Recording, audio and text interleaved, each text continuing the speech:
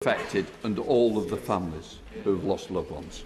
Before we come to Prime Minister's questions, I want to welcome Nick Munting and his family to the gallery. Nick has worked in Parliament for over 30 years, primarily as a sous chef, but also as an Associate Sergeant-at-Arms. Unfortunately, Nick has had to leave his role because of ill health, and he is much missed by his colleagues. I know all members, particularly the member for Croydon Central, Nick's constituency MP, will wish to join me in thanking Nick for his long service to the House and in sending good wishes to Nick and his families. I would also like to point out that the British Sign Language interpretation of proceedings is available to watch on Parliament Live TV. We now come to questions to Prime Minister Anthony Brown. Question number 1, please. Minister. Mr. Speaker, I want to begin by echoing what you've just said about the reports of the fatal shooting in a Texan primary school. Our thoughts are with all those affected by this horrific attack. Mr. Speaker, yesterday I welcomed the Emir of Qatar to Downing Street. It's excellent news that Qatar announced it will invest up to £10 billion into the UK through our new strategic investment partnership. And not only will it boost local economies and support jobs, it will support our green economy and decarbonisation. Mr. Speaker, this morning I had meetings with ministerial colleagues and others. In addition to my duties in this House, I shall have further such meetings later today. Anthony Brown. Thank you, Mr. Speaker. Cambridge is one of the most expensive places to live in the country, but unlike many cheaper places, NHS workers in the city get no high cost of living supplement. So NHS workers in Cambridge pay higher rents than NHS workers in outer London boroughs like Redbridge and Croydon and Bexley and Barking, and yet they get paid 15% less. This makes it very difficult for the NHS in Cambridge, including Adam Brooks Hospital, to retain and recruit staff. Will my right honourable friend, the Prime Minister, work with me to make sure that NHS workers in South Cambridgeshire and Cambridge get paid fairly? Prime Minister. My honourable friend is a fantastic champion for his constituents and for Adam Brooks, and we're very proud of our NHS, and that's why we're putting record investment in, Mr. Speaker, and I hope that the independent NHS pay review body will listen carefully to what my honourable friend has just said. We now come to the Leader of the Opposition, Keir Starmer.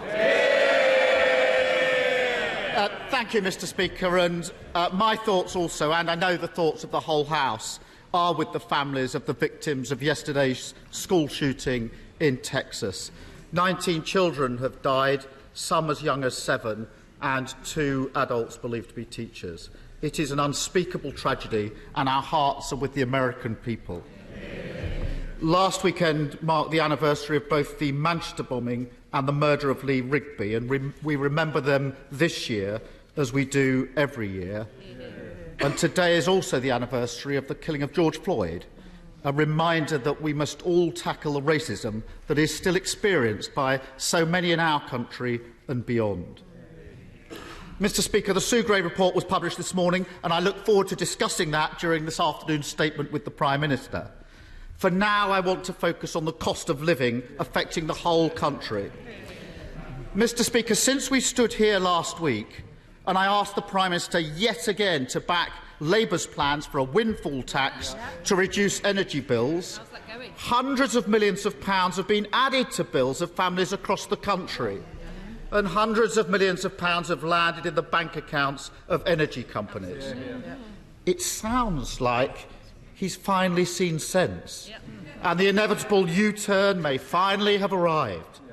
So when can people across the country expect him to use those oil and gas profits to bring down their bills? Prime Minister. Well, Mr. Speaker, there's nothing original about a Labour plan to tax business. There's nothing remarkable. They want to tax business the whole time, every day. Labour wants to put up taxes on business. And what we're doing is we're helping people. He asks when we're going to help people. We're helping people now, Mr. Speaker, and we're putting £22 billion into people's pockets already, cutting council tax by £150, cutting fuel duty, cutting national insurance contributions by an average of £330 for people who pay NICs.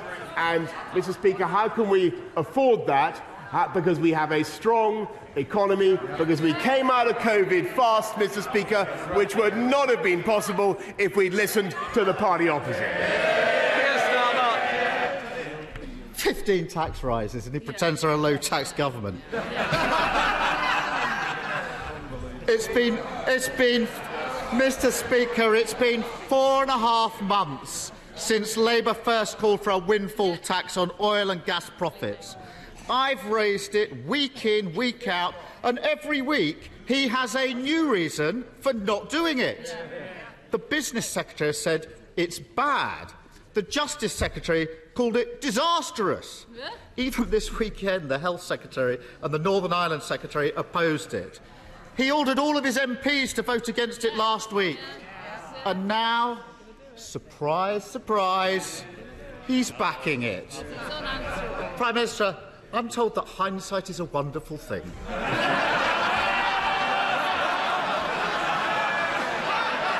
But, Mr.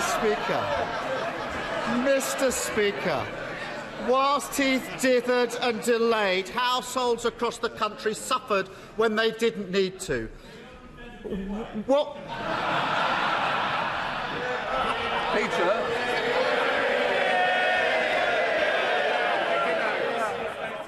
Mr. Bone, a man who always wants to catch my eye is not going the best way to do so. Keir Starmer. Mr. Speaker, whilst he dithered and delayed, households across the country suffered when they didn't need to. What is it about the Sue Gray report that first attracted him to a U-turn this week? Mr. Speaker, there is no surprise about Labour's lust. There's no surprise about Labour's lust to put up taxes. There's nothing original about his thought. They get off on it. They absolutely love to confiscate other people's assets. What we prefer to do, Mr. Speaker, is make sure that we have the measures that are in place to drive investment in our country and drive jobs. And it's thanks to the steps that we took, thanks to the fact that we came out of COVID faster than any other European country, which would not have been possible if we'd listened to him, that we now have unemployment at the listen to this. They used to care about this, Mr. Speaker. Unemployment at the lowest level since 1974. Put that in your pipe. Keir Starmer. Mr. Speaker, I actually thought with his U-turn he might actually get his head out of the sand, but obviously not. The reality is that every day of his dithering and his delay, £53 million has been added to Britain's household bills. Whilst he's distracted trying to save his own job, the country has been counting the cost. But complacency is nothing new for this government. Back in October, the Chancellor delivered a mini-budget that has to be reread to be believed. With inflation already climbing, he said that he understood people were concerned about it and the government was ready to act. Since then, inflation has risen to a 40-year high, the highest rate of any G7 country. If the government was so ready to act 6 months ago, why hasn't it? Mr. Speaker, the government has acted, and my right honourable friend, the Chancellor, continues to act. This is the government that not only put in the living wage, Mr. Speaker. It was a Conservative institution, but we've now raised it by a record amount. We've raised it by £1,000, Mr. Speaker, a record amount. We've helped families on universal credit have another £1,000, Mr. Speaker. Thanks to the measures, the £9.1 billion we've already put in to support people's costs of heating. We're abating the costs of fuel for people up and down the country. And of course, we're going to do more, Mr. Speaker. We're going to put our arms around the people of this country, just as we did throughout the COVID pandemic. But the reason we can do that is because we took the tough decisions to drive the fastest vaccine rollout in Europe, which wouldn't have been possible if you listened to him, Mr. Speaker, and that's why we have, let me take another statistic, youth unemployment. They used to care about it. Youth unemployment at or near a record low. Mr. Speaker, it wasn't just the Chancellor back in September. The Prime Minister called fears about inflation unfounded. He was the last person to spot the cost of living crisis, just as he's the last person to back Labour's plan to help people through it. And, Mr. Speaker, it wasn't just on inflation that they got it badly wrong. In the same speech, the Chancellor boasted about growth. The Prime Minister does today. How we were going to do better than all our major competitors. It was obvious that he was being complacent. And lo and behold, Britain is set to have the lowest growth of any major country except Russia. Despite our brilliant businesses and all we have to offer, why has his government inflicted on Britain the twin-headed hydra of the highest inflation and the lowest growth? Mr. Speaker, he loves running this country down.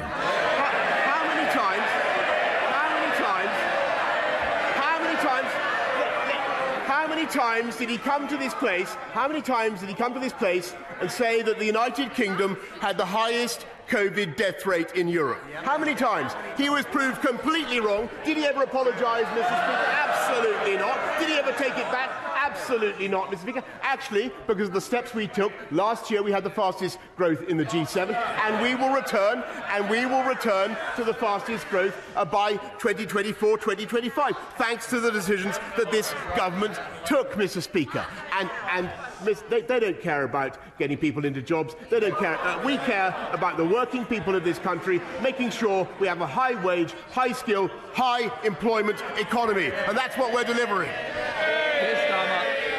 He talks about running this country down. He is running this country down. And it wasn't just complacency on Labour's windfall tax, which he's now backing. It wasn't just complacency on inflation, which is now through the roof. And it wasn't just complacency on growth, which is now spluttering along at the back of the pack. Because his Chancellor also claimed that people should keep more of the rewards of their efforts. And then he put their taxes up. So does the Prime Minister want to explain to hard-working people whose wages are running out sooner and sooner each month and who are facing astronomical bills and prices just how his 15 tax rises since taking office have helped them to keep more of their rewards in their pocket?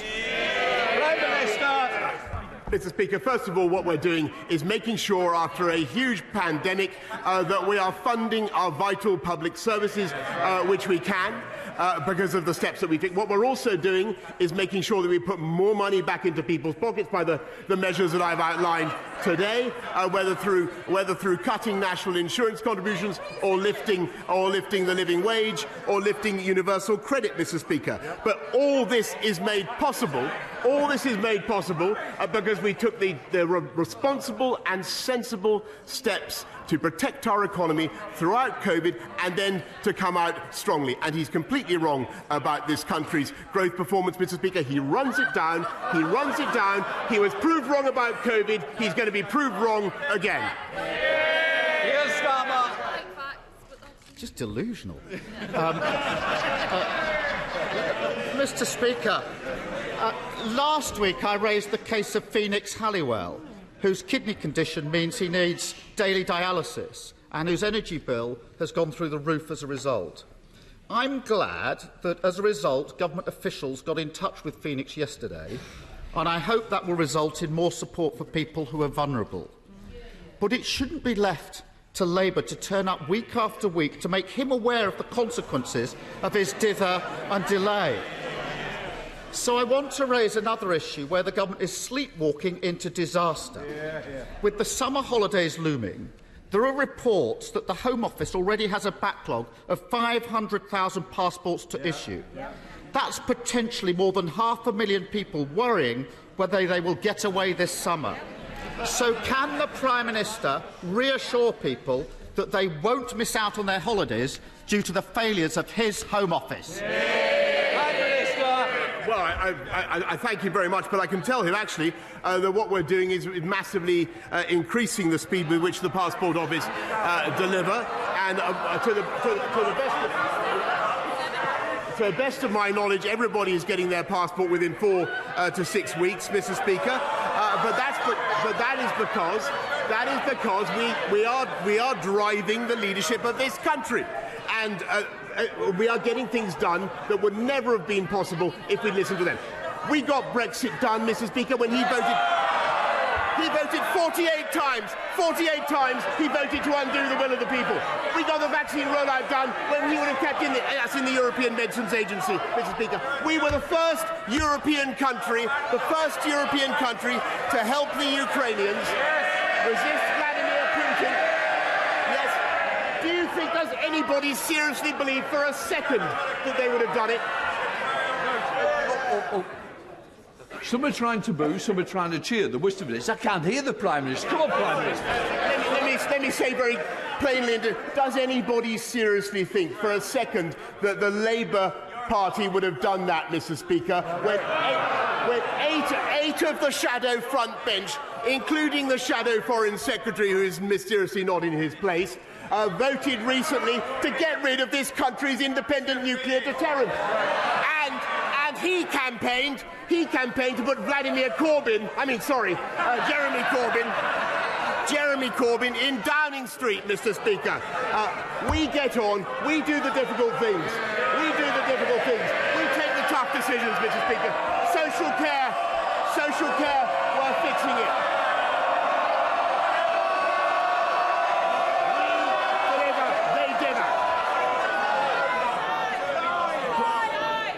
Prime Minister, we both can't be on our feet. I'm trying to help you. You've got to help me as well.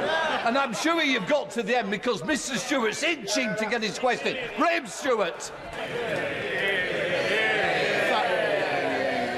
Thank you, Mr. Speaker. When the Prime Minister gets passionate, things get done. Brexit is done.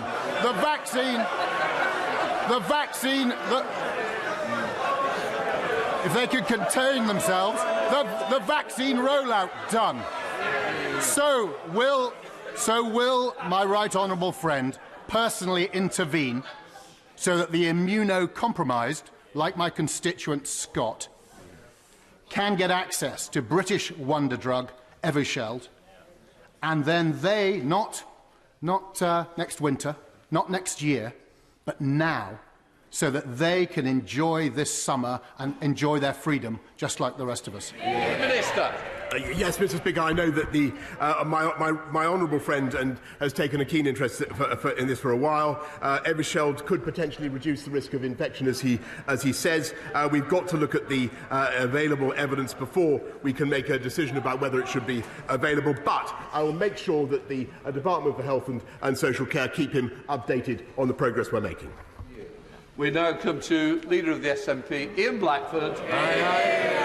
Thank you, Mr. Speaker. I want to join others today to express my deepest sorrow at the horrific events in Texas yesterday. 19 children and 2 teachers have needlessly lost their lives. Many of us in Scotland will be remembering the tragic events that took place in Dunblane 26 years ago. The thoughts and prayers of the SNP are with the families suffering today, but also our hope that lawmakers will finally act to bring the scourge of gun violence that plagues the United States to an end.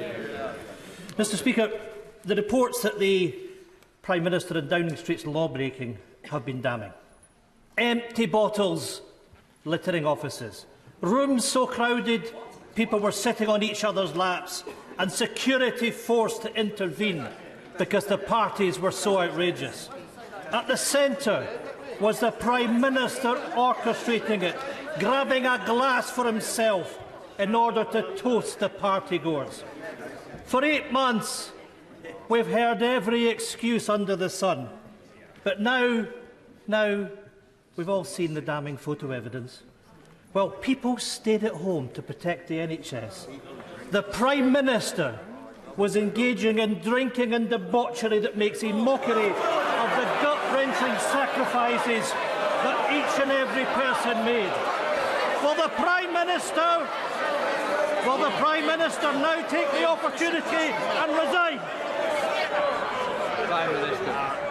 Mr. Speaker, I can tell the right honourable gentleman that much as I appreciate his advice, he'll have a further opportunity, which I'm sure he will take with his customary length to debate that matter in the course of the statement which will follow directly after PMQs. I'm not happy. Ian Blackfoot. Matters, Mr. Speaker, but it's all a joke to the Prime Minister. The Prime Minister has lost the trust of the public. He has lost what little moral authority he had left. The Prime Minister has apologised many times, not because he feels any genuine remorse. He still refuses to even admit that there were parties and that he presided over them.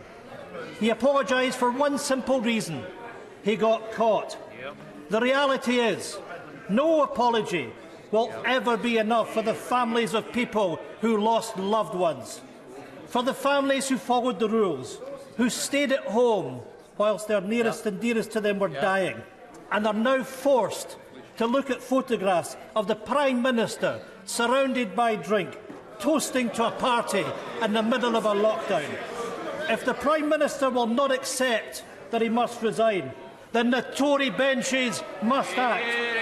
This Prime Minister, who has broken the law and shown a cavalier attitude to the truth, cannot be allowed to remain in office. Prime Minister, time is up. Resign. Resign. Resign before this House is forced to remove him. Prime Minister. I thank him very much, and I would just direct him again. I think it would be to his advantage to look through the report, and then I think we should return to it after PMQs. We now come to Jonathan Gillis. Thank you, Mr. Speaker. High streets and heritage means a lot to the people of Stoke-on-Trent North, Kidsgrove and Tork. Burslem and Tunstall, two of the great 6 towns of Stoke-on-Trent, are plagued with rogue and absent landlords who are too happy to let shops sit empty and historically important buildings such as Price and Kensington Teapot Works fall into ruin, which is why I introduced my proper maintenance of land bill to increase fines on these ruinous owners. Can my right honourable friend confirm that, as part of the government's planning reform, he will adopt my bill which imposes a new unlimited fine so these reckless reprobates can be held accountable? Up the veil for Saturday, Mr. Speaker. Prime Minister. Here, Mr. Speaker. Up the veil, but on his, I want to thank him, by the way, for his campaign. I think he's entirely right, and that's why we've adopted the measures that he proposes in the bill. Those who leave properties derelict unreasonably could face an unlimited fine, Mr. Speaker. Sir Geoffrey Donaldson. Thank you, Mr. Speaker. I was pleased to meet the Prime Minister last week in Royal Hillsborough in my constituency. We welcome his commitment to introduce legislation to deal with the protocol on the Irish Sea border and to protect the Belfast Good Friday Agreement. That will take some time.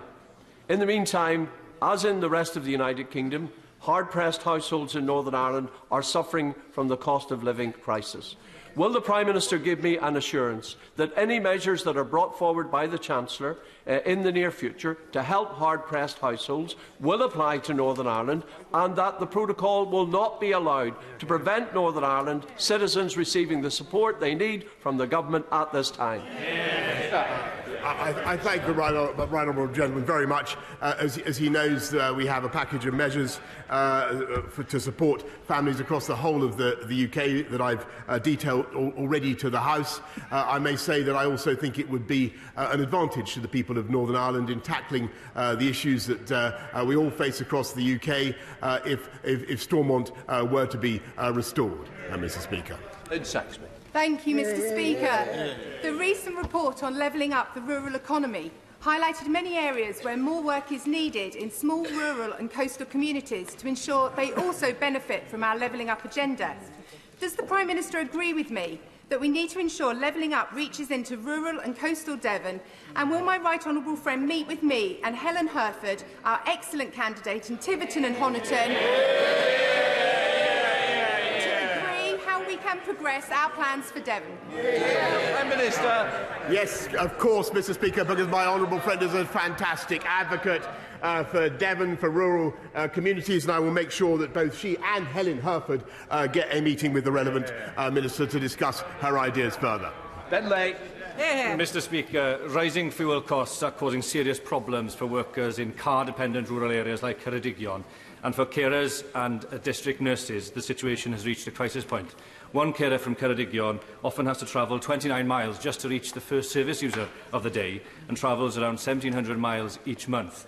Would the Prime Minister therefore consider extending the Rural Fuel Duty Relief Scheme to areas like Ceredigion to help my constituent and many like her to continue their invaluable work? Well, I thank him for his excellent question, and I can tell him that fuel duty relief is there to compensate motorists by helping retailers in some more remote rural areas where pump prices can be significantly higher. It currently operates on a geographical basis, but Mr Speaker, I'm very happy to ensure that the honourable gentleman gets a meeting with the relevant minister as fast as possible. Stevenson. Prime Minister, Labour and Socialism has failed this country because they have followed policies which interfere too much in people's lives, over-regulate, spend too much taxpayers' money, borrow too much and raise taxes. Could the Prime Minister tell the House what policies his government are going to follow to ensure we don't have a similar fate? Yes, Mr Speaker, I can. And I'm grateful to my honourable friend, and he's absolutely right, that Labour's instinct everywhere and always is to put up tax with all its that's what they're bragging about it today, Mr Speaker. It's ludicrous. And what we are doing is not only cutting people's contributions under national insurance, but also helping businesses to invest with the 130% super deduction that my right honourable friend put in. And what that is doing is helping us to have a high-wage, high-skill economy with unemployment, unless I said this before, Mr Speaker, at the lowest since 1974. Jill Furness. Thank you, Mr Speaker. Days before the election of disgraced former Conservative MP Imran Ahmad Khan, his victim warned the Conservative Party of the abuse he had suffered.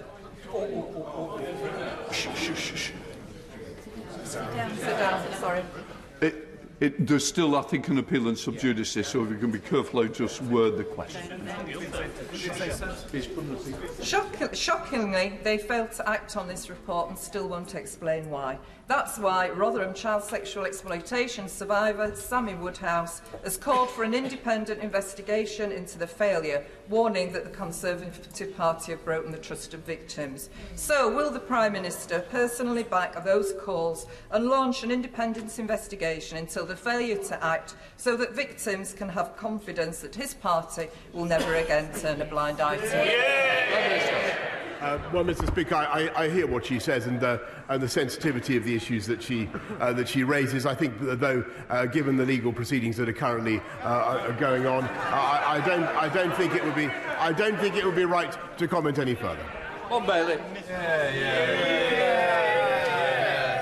Mr Speaker, while the politics of politics often gets all the attention, back in the real world, millions of parents are being held back by issues with childcare schemes that have been a muddle over governments of all political colours, and I declare a quite obvious interest. The taxpayer is spending 5 to 6 billion quid a year, but we have some of the highest costs in the world during a cost of living squeeze, and Stroud parents and early years educators are really stuck with the bureaucracy. I know my right honourable friend has personally asked ministers to investigate options to reduce the cost of childcare.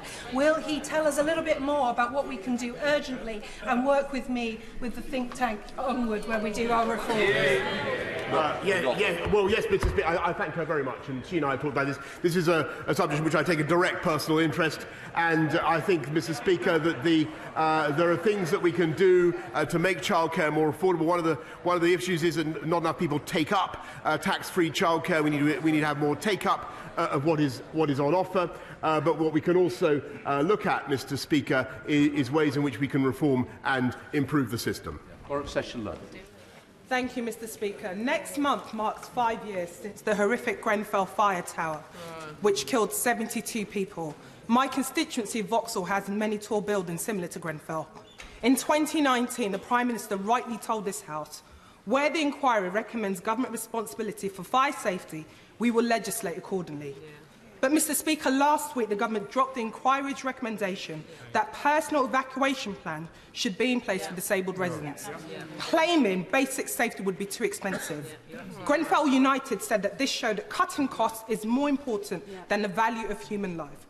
So will the Prime Minister urgently reverse this deeply inhumane decision and not break another promise to this House? Prime Minister.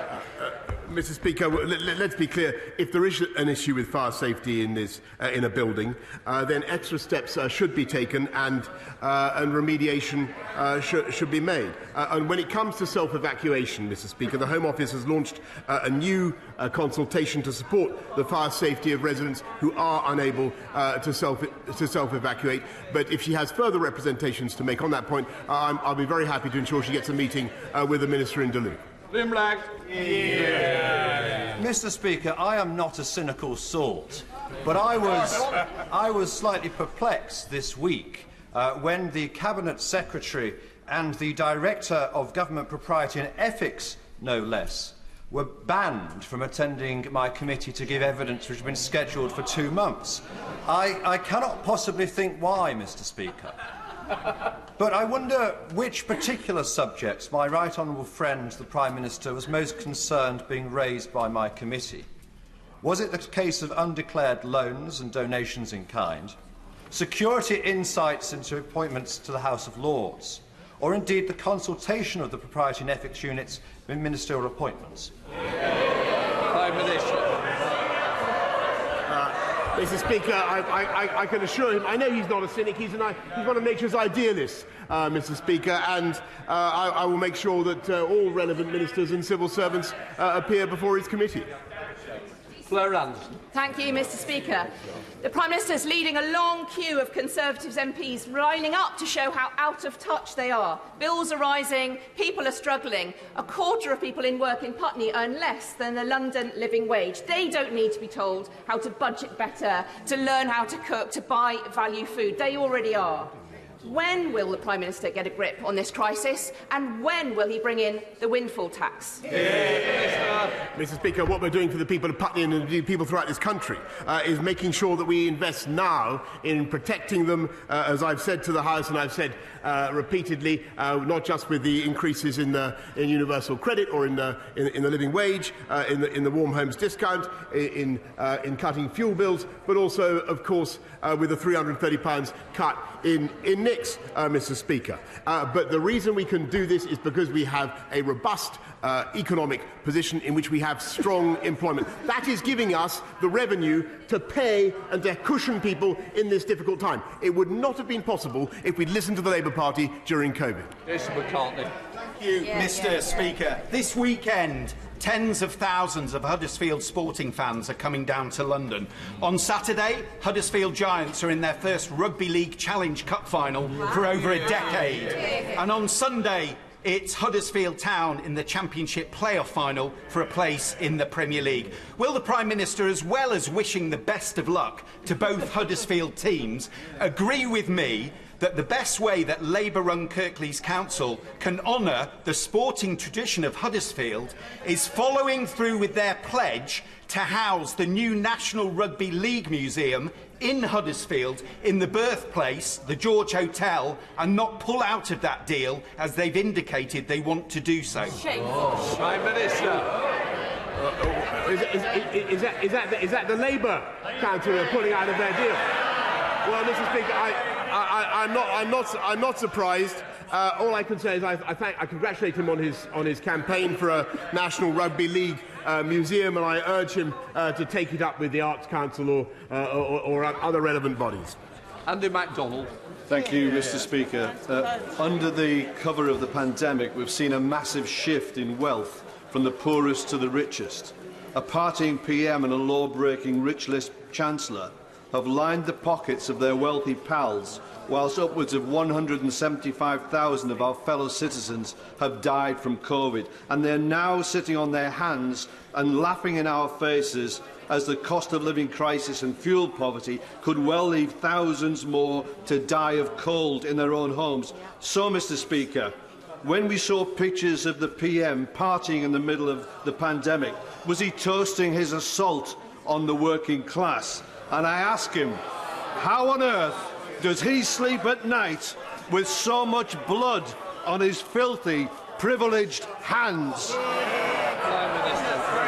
Mr. Speaker, from furlough onwards, everything we have done since the pandemic began has been to get money into the pockets of the working people of this country, and those are the people, time and again, that we have prioritised. And I do not for a moment, doubt, Mr. Speaker, that things are tough. I do not doubt it for a moment, but it is our intention to get this country through it, and we will get through it very well by putting our arms around people as we can and as we will because of the fiscal firepower that we have, Mr. Speaker, but also by making sure that we continue with the high-wage, high-skill, high-employment economy that we have. And the best thing to get money into people's pockets, Mr. Speaker, is to have a job. Jill Mortimer. Does the Prime Minister agree with me that when the right honourable member opposite spins his myth of a low-tax Labour Party, he clearly needs a memory job? Because, can I just remind you all that in 2019, you all stood on a manifesto that would have inflicted the highest tax burden on the people of this country in peacetime. That's probably why there's so few of you over there. Yes, Mr. Speaker, they campaigned to put up taxes on business to the highest level this country has ever seen. That was his ambition, Mr. Speaker, and that is what they would do again. Be in no doubt, that's what they love to do. You can feel the lust for tax rising off those benches opposite, Mr. Speaker, and that is why there's never been a Labour government that left office with unemployment lower than when they came in. Mr. Wakeford. Thank you, Mr. Speaker. Yesterday, the head of Ofgem advised MPs that the energy cap is due to increase to £2,800 in the autumn, more than double from last year. And I know the Prime Minister has been busy drafting and redrafting his half-assed apologies rather than helping the people of Bury South. But at which work event? Thank you, Mr. But at which work event did he realise Labour's call was the right thing to do, considering he and his party voted against it last week? Is it just to save his own neck? I couldn't either hear the question or the advice I was being given. It might be helpful I could hear both. Prime Minister, did you manage to hear it? Very much more. I heard enough, Mr. Speaker, to have a rough idea of the nonsense that he was talking. And what we're doing, Mr. Speaker, is not only supporting people now, but we will continue to put our arms around the people of this country as we did during the pandemic and beyond. Can I just say, moderate language is what we normally use. I don't find it. It doesn't suit the chair, and I don't think it suits the country, so please. John Barron. Thank you, Mr. Speaker. The Prime Minister will recall I've previously raised with him the plight of 170 British Council contractors who remain in Afghanistan in fear of their lives, 85 of whom are deemed to be at very high risk. I met the Refugee Minister last week. It was a positive meeting, but we face bureaucracy which is preventing the FCDO from cutting through that bureaucracy and helping these people now, courtesy of the ACRS scheme. Will he help us cut through that red tape and help these people? We owe them a debt of obligation, and time is running out. Well, I thank him very, very much. I'll see what we can do to help those particular people, but I just remind the House that we've not only evacuated 15,000 people under Op Pitting, which I think was a great credit to this country, we've supported since then 4,600 more have come to this country, and we'll do what we can to help the people that he mentions. Morris. Thank you, Mr. Speaker. Jubilee Lead Academy in my constituency, working with Nottingham citizens, recently asked me to visit the school to hear about their low pay campaign. They're tired of seeing people in our community working hard but living in poverty. And now bills are rising, inflation's at 9%, and yet the government seems incapable and, frankly, a little disinterested in doing anything to help out. Mr. Speaker, our children can see the need for emergency action. Why can't our government? Prime Minister. Mr. Speaker, everybody in work, 30 million workers will get a tax cut in July, on top of everything that we're already doing. But that is not the end of what this government is going to do to look after people. And I've told the House before this afternoon, that we will continue to use our fiscal firepower to look after the British people through the COVID aftershocks and beyond. Craig Williams. Thank you, Mr. Speaker. On Monday at 3:25, a school bus crashed into a group of school children in Llanfachronion. 3 children were airlifted to hospital, with another child and the bus driver taken by ambulance, and a 5th child was discharged at the scene. Everyone is in a stable condition. Clearly, this is a tragic accident that will stay with the community for some time. Will the Prime Minister join me, and I'm sure the whole House, in sending our love and prayers to those in hospital? And will he also praise the teaching staff of both the primary and high school, the Welsh Air Ambulance, Dyfed Powys Police, for their heroic response and their continuing response to the community? I thank my honourable friend for raising this very, very sad incident, and I'm sure the whole House, his thoughts, Mr. Speaker, will be with those who have been affected, and I want to join him in particular in paying tribute to the emergency services, but also, of course, the teachers and the staff of the school who did so much to help. Tony Antoniazzi. Thank you, Mr. Speaker. Prime Minister, my constituent Robert Walker sadly died last year. He worked for MI6 and as such disclosed in confidence that he was a gay man. This confidence was breached by the HR department at the Foreign Commonwealth Office. Recently unearthed paperwork showed that this breach largely accounted for his well-being and enforced early retirement. Would the Prime Minister offer Bob's partner, Stephen Honeyman, a posthumous apology and commit to ask the Foreign and Commonwealth Office for a formal response to his treatment while he worked at MI6? Prime Minister. Well, Mr. Speaker, I want to begin by saying how grateful I am to the honourable member for raising this case, but I have to tell her I'm afraid I don't know directly about the events that she describes. What she says is very concerning. I'll make sure that she gets a meeting with the relevant minister as soon as possible. That ends Prime Minister's questions. For those who wish to leave.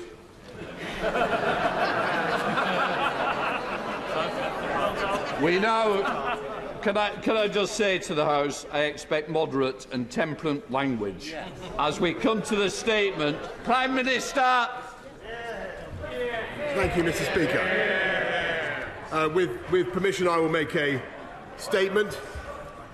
I'm grateful to Sue Gray for her report today, and I want to thank her for the work that she's done. I also thank the Metropolitan Police for completing their investigation. And I want to begin today by renewing my apology to the House, to the whole country, for the short lunchtime gathering on the 19th of June 2020 in the Cabinet Room, during which I stood at my place at the Cabinet table and for which I received a fixed penalty notice. And I also want to say, Mr. Speaker, above all, that I take full responsibility for everything that took place on my watch. Sue Gray's report has emphasised that it is up to the political leadership in Number 10 to take ultimate responsibility, and, of course, I do. But since these investigations have now come to an end, this is my first opportunity to set out some of the context and to explain both my understanding of what happened and also to explain what I have previously said to this House. And it's important to set out that over a period of about 600 days, gatherings on a total of 8 dates have been found to be in breach of the regulations in a building that is 5,300 metres square across 5 floors, excluding the flats. Mr. Speaker, I do think it is important because this is the first time chance I've had to set out the context. Hundreds of staff are entitled to work, and in the Cabinet Office, which has thousands of officials and now is the biggest it's been in any point in its 100-year history. And that is in itself one of the reasons why the government is now looking for change and reform.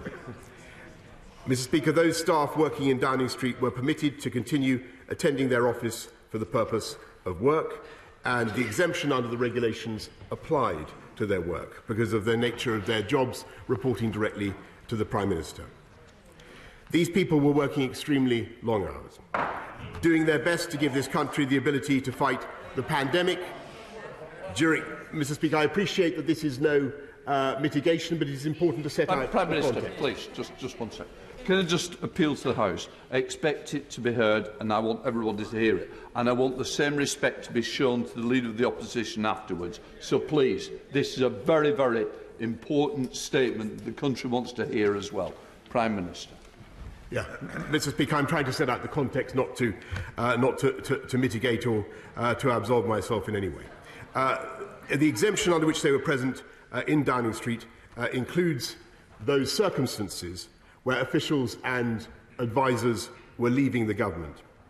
And it was appropriate to recognise them, to thank them for the work that they have done. Let me come to that, Mr. Speaker. I briefly attended such gatherings to thank them for their service, which I believe is one of the essential duties of leadership, and particularly important when people need to feel that their contributions have been appreciated and to keep morale as high as possible. I'm trying to explain the reasons I was there, Mr. Speaker. And it's clear from what Sue Gray has had to say that some of these gatherings then went on far longer than was necessary. And they were clearly in breach of the rules, and they fell foul of the rules. I have to tell the House, because the House will need to know this, and again, this is not to mitigate or to extenuate, I had no knowledge of those subsequent proceedings because I simply wasn't there. And I have been as surprised and disappointed as anyone else in this House as the revelations have unfolded. And frankly, Mr. Speaker, I have been appalled by some of the behaviour, particularly in the treatment of the security and the cleaning staff. And I would like to apologise to those members of staff. And I expect anyone who behaved in that way to apologise to them as well. And I'm happy to set on the record now that when I said, I came to this House and said in all sincerity that the rules and guidance have been followed at all times, it was what I believed to be true. It was certainly the case when I was present at gatherings to wish staff farewell, and the House will note that my attendance at these moments, brief as it was, has not been found to be outside the rules. But clearly this was not the case for some of those gatherings after I had left, and at other gatherings when I was not even in the building. So I would like to correct the record, to take this opportunity, not in any sense to absolve myself of responsibility, which I take and have always taken, but simply to explain why I spoke as I did in this House. Mr. Speaker, in response to her interim report, Sue Gray acknowledges that very significant changes have already been enacted. She writes, and I quote, "I am pleased that progress is being made in addressing the issues I raised."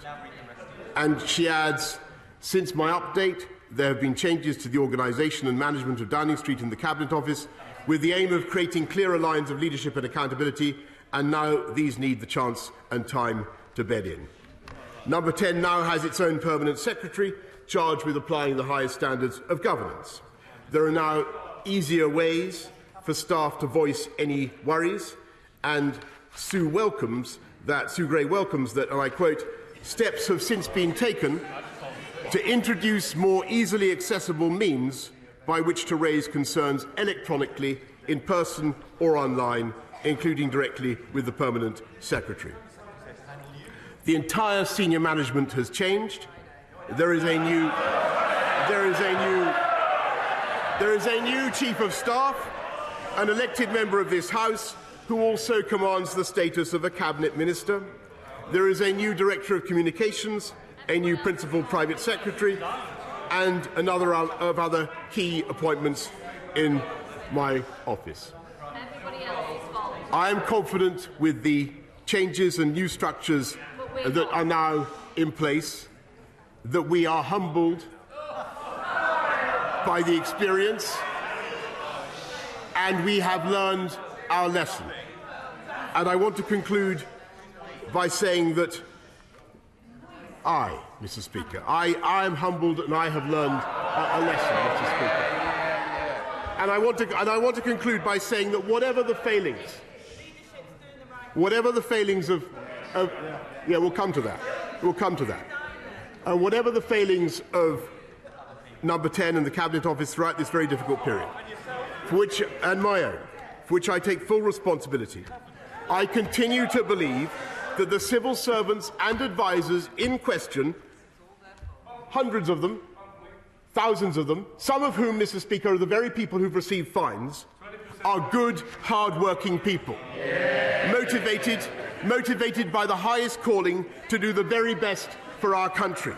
And I will always be proud of what they achieved, including procuring essential life-saving PPE, creating the biggest testing programme in Europe, and helping to enable the development and distribution of the vaccine which got this country through the worst pandemic of a century.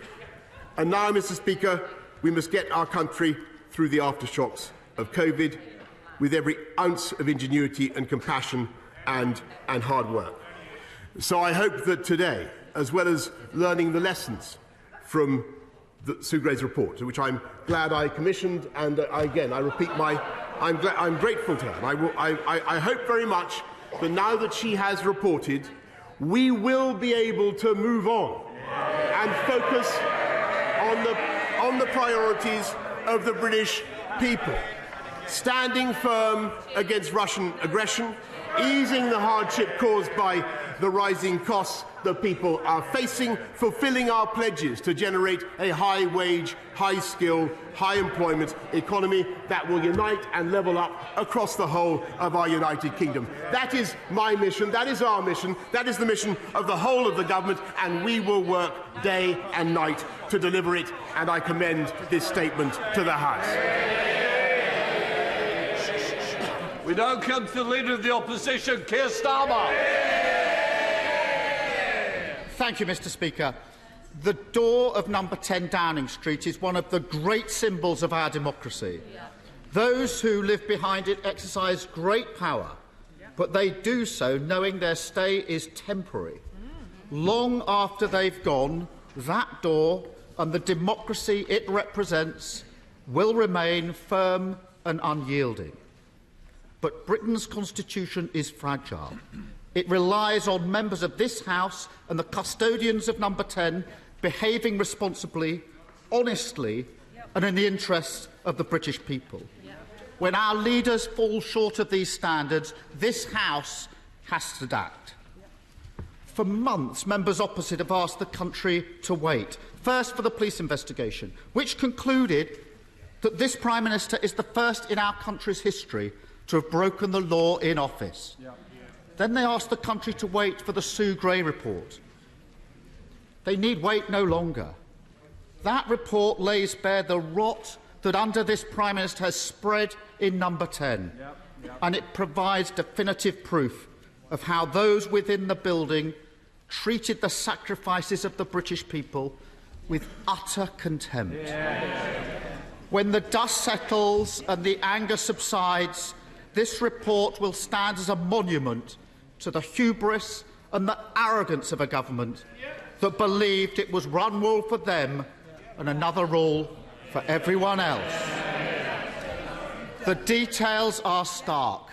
5 months ago, the Prime Minister told this House all guidance was completely followed in Number 10. Yet we now know he attended events on the 17th of December. At least one of those attending has received a fine for it, deeming it illegal. We know that on the 18th of December an event was held in which staff drank excessively, which others in the building described as a party, and that cleaners were left to mop up the red wine the next day. On the 20th of May, as a COVID press conference was taking place, one of his senior officials was told, "Be mindful, cameras are leaving, don't walk about waving bottles." It is now impossible to defend the Prime Minister's words to this House. This is about trust. Because during that May 20 press conference, the British public were told normal life as we know it is a long way off. But that wasn't the case in number 10. Even now, after 126 fines, they think it's everyone else's fault but theirs. They expect others to take the blame whilst they cling on. They pretend that the Prime Minister has somehow been exonerated, as if the fact that he only broke the law once is worthy of praise. The truth is, they set the bar for his conduct lower than a snake's belly. And now they expect the rest of us to congratulate him as he stumbles over it. Number 10 symbolises the principles of public life in this country: selflessness, integrity, objectivity, accountability, openness, honesty, leadership. But who could read this report and honestly believe the Prime Minister has upheld those standards? The reason the British public have had to endure this farce was his refusal to admit the truth or do the decent thing when he was found to have broken the law. This report was necessary because of what Sue Gray describes as failures of leadership and judgment for which senior political leadership must bear responsibility. It is that failure of leadership that has now left his government paralysed in the middle of a cost of living crisis. The government has turned the focus of his government to saving his own skin. It's utterly shameful. It is precisely because he cannot lead that it falls to others to do so. I've been clear what leadership looks like.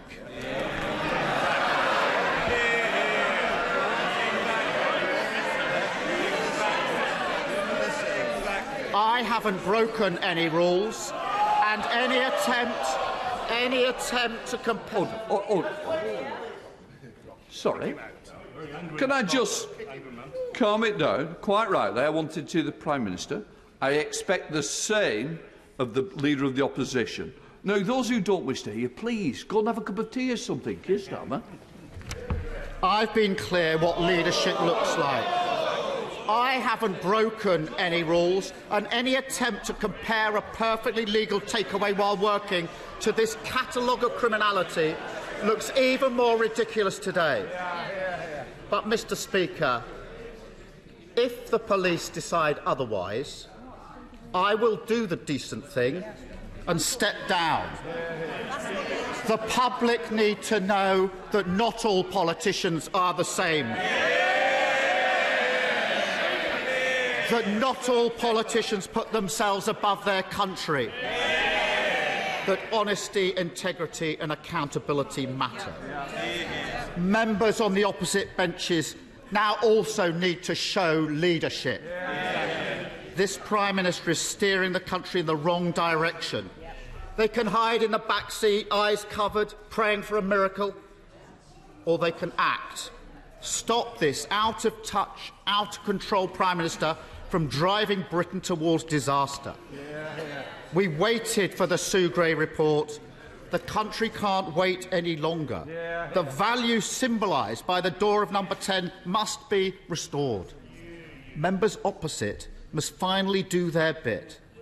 They must tell the current inhabitant, their leader, that this has gone on too long.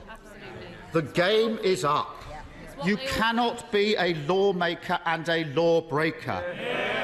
And it's time to pack his bags. Only then can the government function again. Only then can the rot be carved out. Only then can we restore the dignity of that great office and the democracy that it represents. Prime Minister.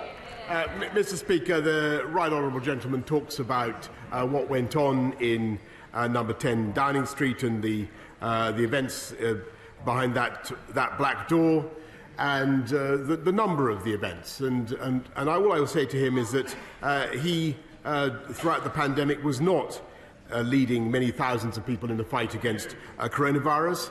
He was sniping from the sidelines and veering from one position to the next.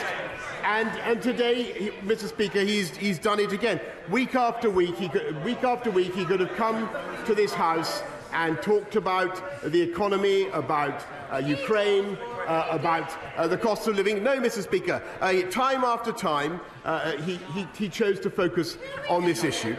He could have shown some common sense, Mr. Speaker, and recognised that when people are working very hard together, day in, day out, that it can be difficult to draw the boundary, Mr. Speaker, between work and socialising.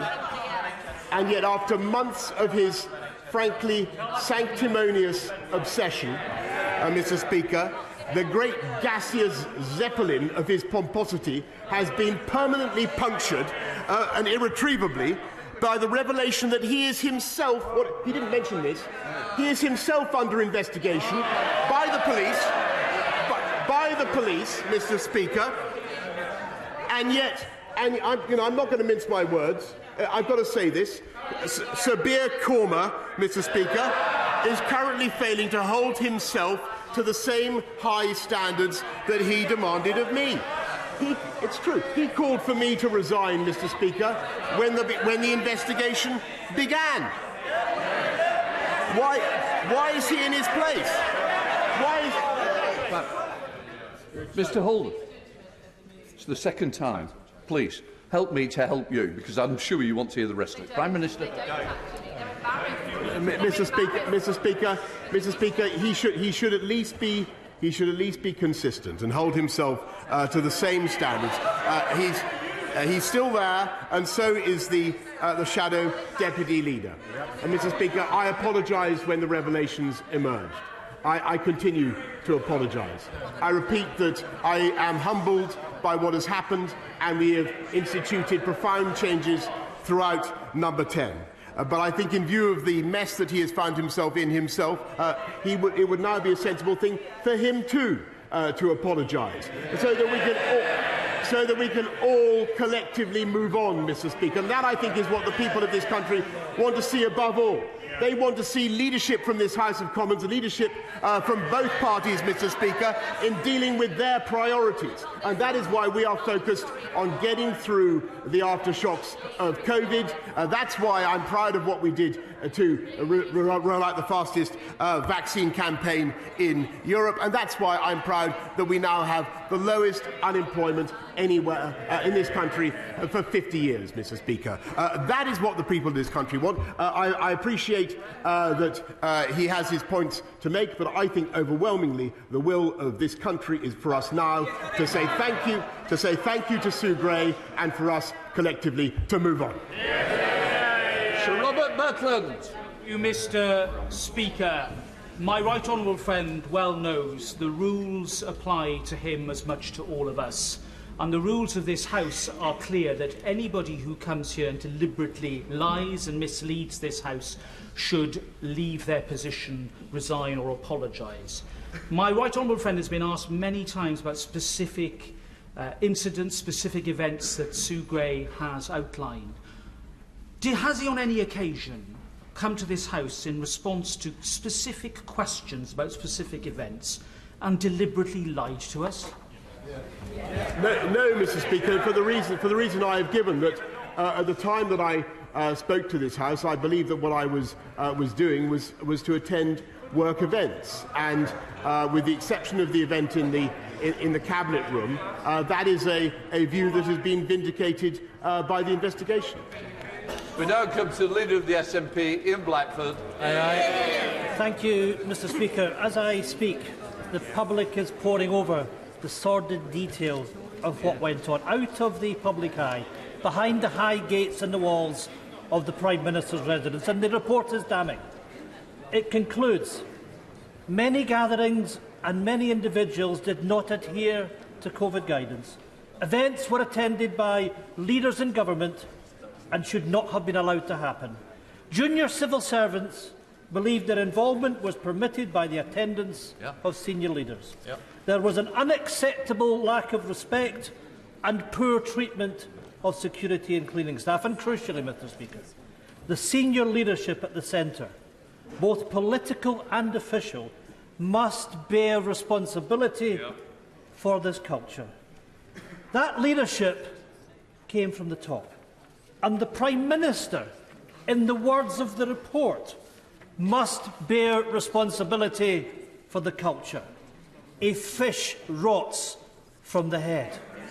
Mr. Speaker, the Prime Minister's dispatch box denial of a party taking place on the 13th of November is now proven to be untrue. He was there on the 13th of November, photographed, raising a toast, surrounded by gin, wine and other revellers. The charge of misleading Parliament is a resignation matter. Will the Prime Minister now finally resign?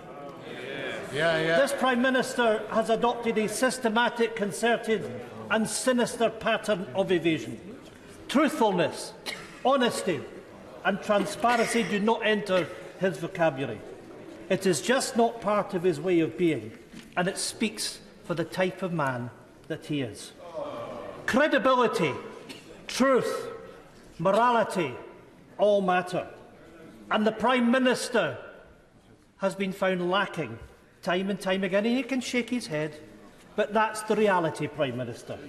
Ethics have to be part of our public life, and ethical behaviour has to be at the core of the demeanour and the response of any Prime Minister. The Prime Minister brings shame on the office and has displayed contempt not only to the members of this House, but to every single person who followed the rules. They stayed away from family, those who missed funerals, those who lost someone they loved. So when the Tory members opposite retire to the 1922 committee this evening, I hope they will bear in mind the now infamous government advert featuring a desperately ill COVID patient. It said, "Look into her eyes and tell her you never bend the rules." If they don't submit a letter, if they don't remove this Prime Minister, how will they ever look at their constituents in the eye ever again? Mr. Speaker, I think that the right honourable gentleman should look closely at her Sue Gray's report, and I repeat my thanks to her. I stress that the nature and length of my involvement in these events is very clear from what she says, and I take full responsibility for what happened, and that is why we've taken the steps that we have to reform and improve the way Number 10 works. We are humbled by what has happened, and we have changed it. Peter Byrne. Thank you, Mr. Speaker. Since I've been elected to this House, I've been running a campaign called Listening to Wellingborough and Rushden. And you may recall on one occasion that group asked me to present a letter at PMQ calling for a previous Prime Minister to resign. What they're telling me today, Mr. Speaker, is their concerns are the terrible war in Ukraine, the illegal immigrants crossing the Channel, and the economy. And their message to the Prime Minister is to get on with the job. Does he agree with the Listening to Wellingborough and Rushden campaign? I agree with it. I agree with them profoundly and passionately, Mr. Speaker, and that's exactly what I'm going to do. Catherine West. Thank you very much, Mr. Speaker. The Prime Minister said that on the 13th of November 2020, the ABBA party he attended briefly, his defence was a job interview. Can he confirm he was only in his flat and he met Henry Newman to discuss a job? And can he confirm what the other special advisers were doing? Were they part of the job interview as well? Mr. Speaker, that evening was extensively investigated, to the best of my knowledge, and I don't believe I can improve on what Sue Gray has had to say. Tobias Elwood. Thank you, Mr. Speaker. This is a damning report about the absence of leadership, focus and discipline in number 10, the one place where you expect to find those attributes in abundance. I made my point and my position very clear to the Prime Minister. He does not have my support.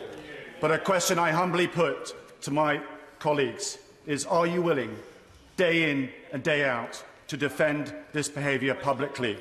Can we continue to govern without distraction, given the erosion of the trust with the British people? And can we win the general election on this current trajectory? The question I place to the Prime Minister is now, Mr. Speaker, I'm being heckled by my own people. If we cannot work out what we're going to do, then the broad church of the Conservative Party will lose the next general election. But my question to the Prime Minister is very clear on the question of leadership. Can he think of any other Prime Minister who would have allowed such a culture of indiscipline to take place under their watch? And if it did, would they not have resigned? Mr. Speaker, I think to answer the question that he put to all of us on these benches, I think the answer is overwhelmingly and emphatically yes, we are going to go on and win the next general election because we're going to get on with the job, Mr. Speaker. Ed Davey. Mr. Speaker, the Prime Minister says he's sorry, but he's only sorry he got caught. He didn't care then, as he parted during lockdown, when people couldn't see their dying loved ones. He didn't care last year when he insisted that no rules had been broken. And he doesn't care now when families across our country are struggling to heat their homes, fill their cars and put food on the table, with a cost of living crisis that has only deepened while the Prime Minister has been scrambling to save his own skin. So, Mr. Speaker, can the Prime Minister look the British people in the eye and name one person, just one person, he cares about more than himself? Mr. Speaker, I can tell him that there are people in number 10 Downing Street, including me, who cared passionately about making sure that we had the PPE that we needed, we had the fastest vaccine rollout in Europe, and that we protected this country from COVID. And that is what people were doing. And I may say that the abuse that has been directed at civil servants and officials is, I think, wholly unwarranted. Robert Gentry. Thank you, Mr. Speaker. When I think of civil servants and advisers during that period, I think of the brilliant civil servants who helped move mountains to create the shielding programme within a matter of days. I think of the brilliant civil servants and advisers that got 90% of homeless people off the streets within days. Would my right honourable friend agree with me that these achievements and others should mean that nothing in this report is a stain upon the character of the thousands, if not hundreds of thousands, of civil servants, whether in number 10, other government departments, or across the country, who helped steer this country through the pandemic? And secondly, difficult though this is to say for many, with a war in Europe, with an economic crisis, with the challenges this country faces, is it not really true that it is now time to turn a page, and for this country, our politics and this House to move forwards? I agree with him absolutely passionately, Mr. Speaker. I think the best thing, I think we can study the report, we can draw the conclusions that we want. The best thing now for our country is to move forwards together, and that's what we're going to do. Dame Angela Riddle. Mr. Speaker, we all understand, and the Prime Minister understands, that not being truthful on the floor of this House requires a resignation. My honourable friend, the member for Hornsey and Wood Green, asked the Prime Minister a point-blank question on the floor of this House when he was at that dispatch box. She asked him if he had been to a party on the 13th of November in 10 Downing Street. He said he hadn't and that no party had happened. There are 4 pictures of it. There are 4 pictures of it, Mr. Speaker, featured in the Sue Gray report. Will the Prime Minister account now, on the floor of the House, for his answer to that very specific question? Yes, of course, Mr. Speaker, and I tried to do it in what I said earlier on. And the answer is that it's part of my job to say thank you to people who work in government. That's what I was doing. I believed it was a work event, and indeed there has been no fine issued to me as a result of my attendance at that event, because that is what I was doing. Continue. Mr. Speaker, I commend Sue Gray for the report, and I do understand why people are angry. Having looked at the pictures of the birthday party in the Cabinet Office, I think the opposition are going to be quite hard-pressed to explain why they have such moral outrage about that, but not about the late-night beers that happened just down there. However, one of the things I was very troubled by was the language that was used towards the custodian. Would the Prime Minister join with me now, and I'm sure the whole House would agree, the level of respect and gratitude that we have to every single cleaner and worker and all the people in the tea room that work in this place? Thank you, sir. I thank her very, very much, and I agree very much with what she has just said. And I think that as I said in my opening statement, Mr. Speaker, I think the behaviour towards any rudeness towards a member of staff is absolutely inexcusable, and I want whoever was responsible to apologise. Tamanji Singh Desi. Thank you very much, Mr. Speaker. I feel as if I have completely let down those who showered me with so much love. Why wasn't I by the bedside of my lovely grandmother during her final few days? Why did I let her die alone in that hospital? Why did I not attend the funeral of my uncle because of worries about government restrictions on numbers? And why did I not go to comfort my brother-in-law's father as he was dying in a Slough care home? Why, with all of this context, it is utterly hypocritical for those individuals who were preaching to us ad nauseum about patriotism, the flag and the Queen, for those very people to then be having late-night parties, including 2 on the night before the Queen had to sit all alone during her husband's funeral when the country was in a state of national mourning. Absolutely shameless. So, Prime Minister, given that the Prime Minister is not going to do the right and honourable thing, does he agree with me that it is not the support and sympathy of the British people that is keeping him in power, the majority of whom want him to resign? Is the support and sympathy of those concerned... Order! Order! I'm sorry, but it's meant to be a question, and also we don't normally bring monarch into proceedings. And I'm sure that the Prime Minister will have got the gist, and quite really, I understand the emotions behind it, but it's going to be short of Prime Minister. Mr. Speaker, I'm very sorry for the honourable gentleman's loss, and he has a perfect right to speak with the passion that he does. All I can say is that I take full responsibility for what happened. I do, and we have made extensive changes. John Barron. Mr. Speaker, I believe both leaders have a lot to answer for with regards to this issue. The British Army teaches you, or certainly believes at its very core, that you serve to lead and you lead by example. Given the extent of rule-breaking in Number 10, does my right honourable friend believe that what he has said to the House since about there being no rule-breaking passed the test of reasonableness? I think he's asking exactly the right question, and I understand why he asks it. But I've tried to give my answer to him and to the House, which is that I believe that I was attending work events. Those are the ones of which I had knowledge, and with the exception of what took place in the cabinet room in June of 2020, that view has been sustained by the investigation. Janet Charry. Speaker, neither I nor my Edinburgh South West constituents would wish to live in a state where the government of the day could influence the police in the exercise of their duty to investigate without fear or favour. So we're puzzled as to why the Prime Minister didn't receive questionnaires in respect of 3 gatherings where other people in Number 10 received questionnaires, and we're also puzzled as to why the ABBA party in the Prime Minister's flat has never been investigated either by Sue Gray or the Metropolitan Police. So can I ask the Prime Minister what can be done by way of an independent investigation to assure me and my constituents that the Metropolitan Police have not been nobbled?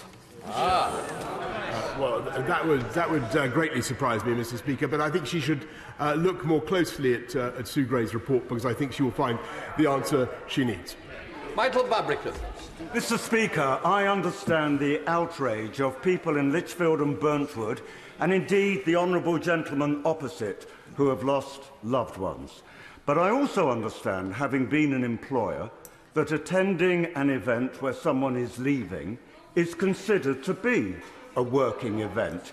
And my right honourable friend clearly got guidance that turned out to be wrong. So can he now explain how the appointment of a new permanent secretary at number 10 will make a difference in the future? I thank him very much. And what we're doing is not only the structure of number 10 has changed, so there's more direct command and control for the whole building, which was a little bit unclear before. And so there is a new permanent secretary with direct responsibility for the whole office, as it were, hundreds and hundreds of people, as opposed to that function being nominally to be addressed by the principal private secretary. And the lines of, as Sue Gray said, the lines of command were not clear. Sue Gray. Coulter. Thank you, Mr. Speaker.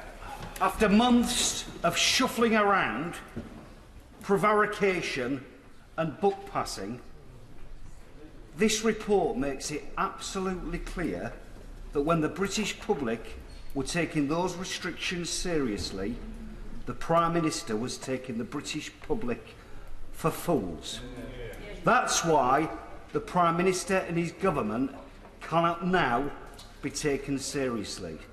Isn't it time he said goodbye so that the rest of us could say good riddance? Mr. Speaker, I really don't think that the government can be blamed for the delay that he complains of. It took a long time for the Met to do their work. It was exhaustive, and I don't believe that it sustains the conclusion that he has drawn. Not at all. Aaron Bell. Thank you, Mr. Speaker. Mr. Speaker, when I asked the Prime Minister about Sue Gray's interim findings on the 31st of January, he asked me to wait for the inquiry report. He asked many members that day to do the same thing. Subsequently, he has asked the media to wait for the findings of the report, and he knows that many colleagues on these benches have told their constituents they're waiting for the inquiry report.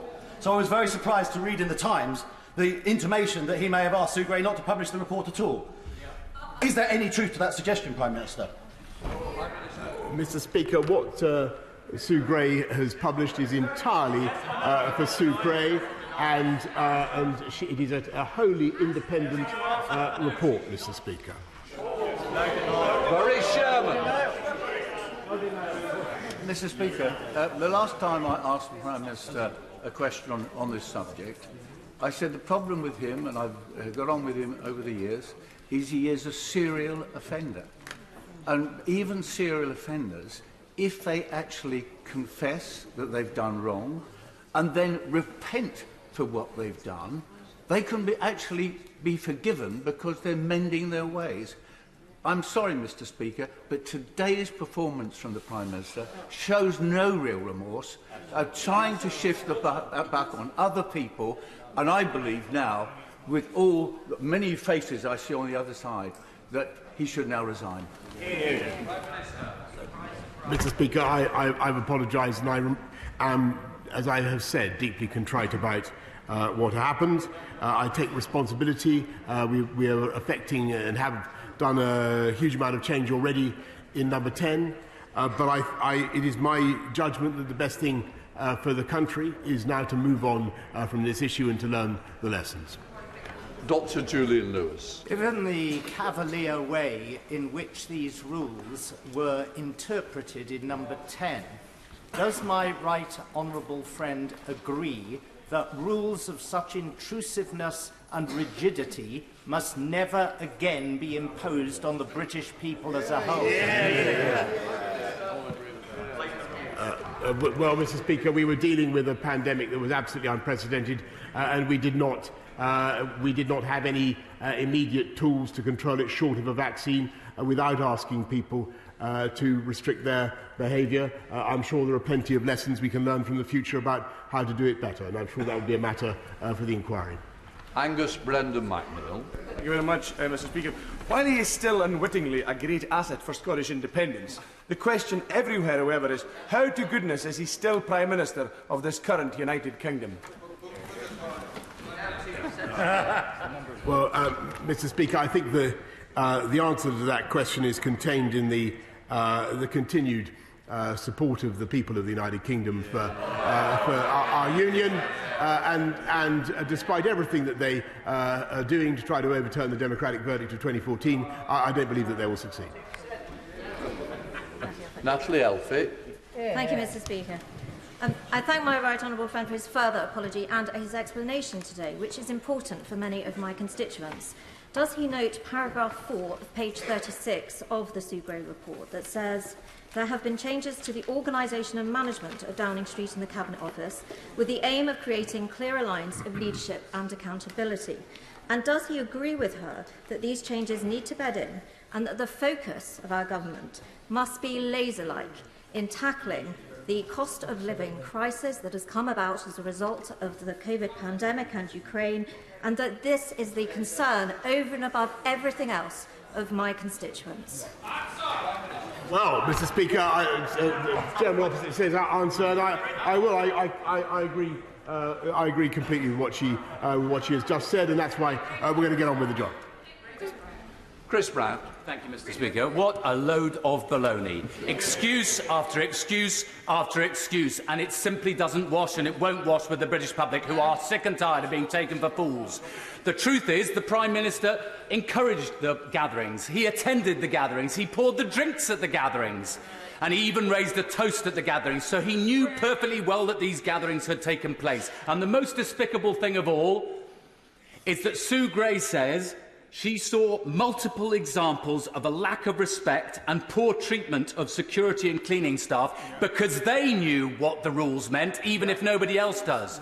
Does he show no contrition, no sense of shame that Downing Street under him has been a cesspit full of arrogant, entitled narcissists?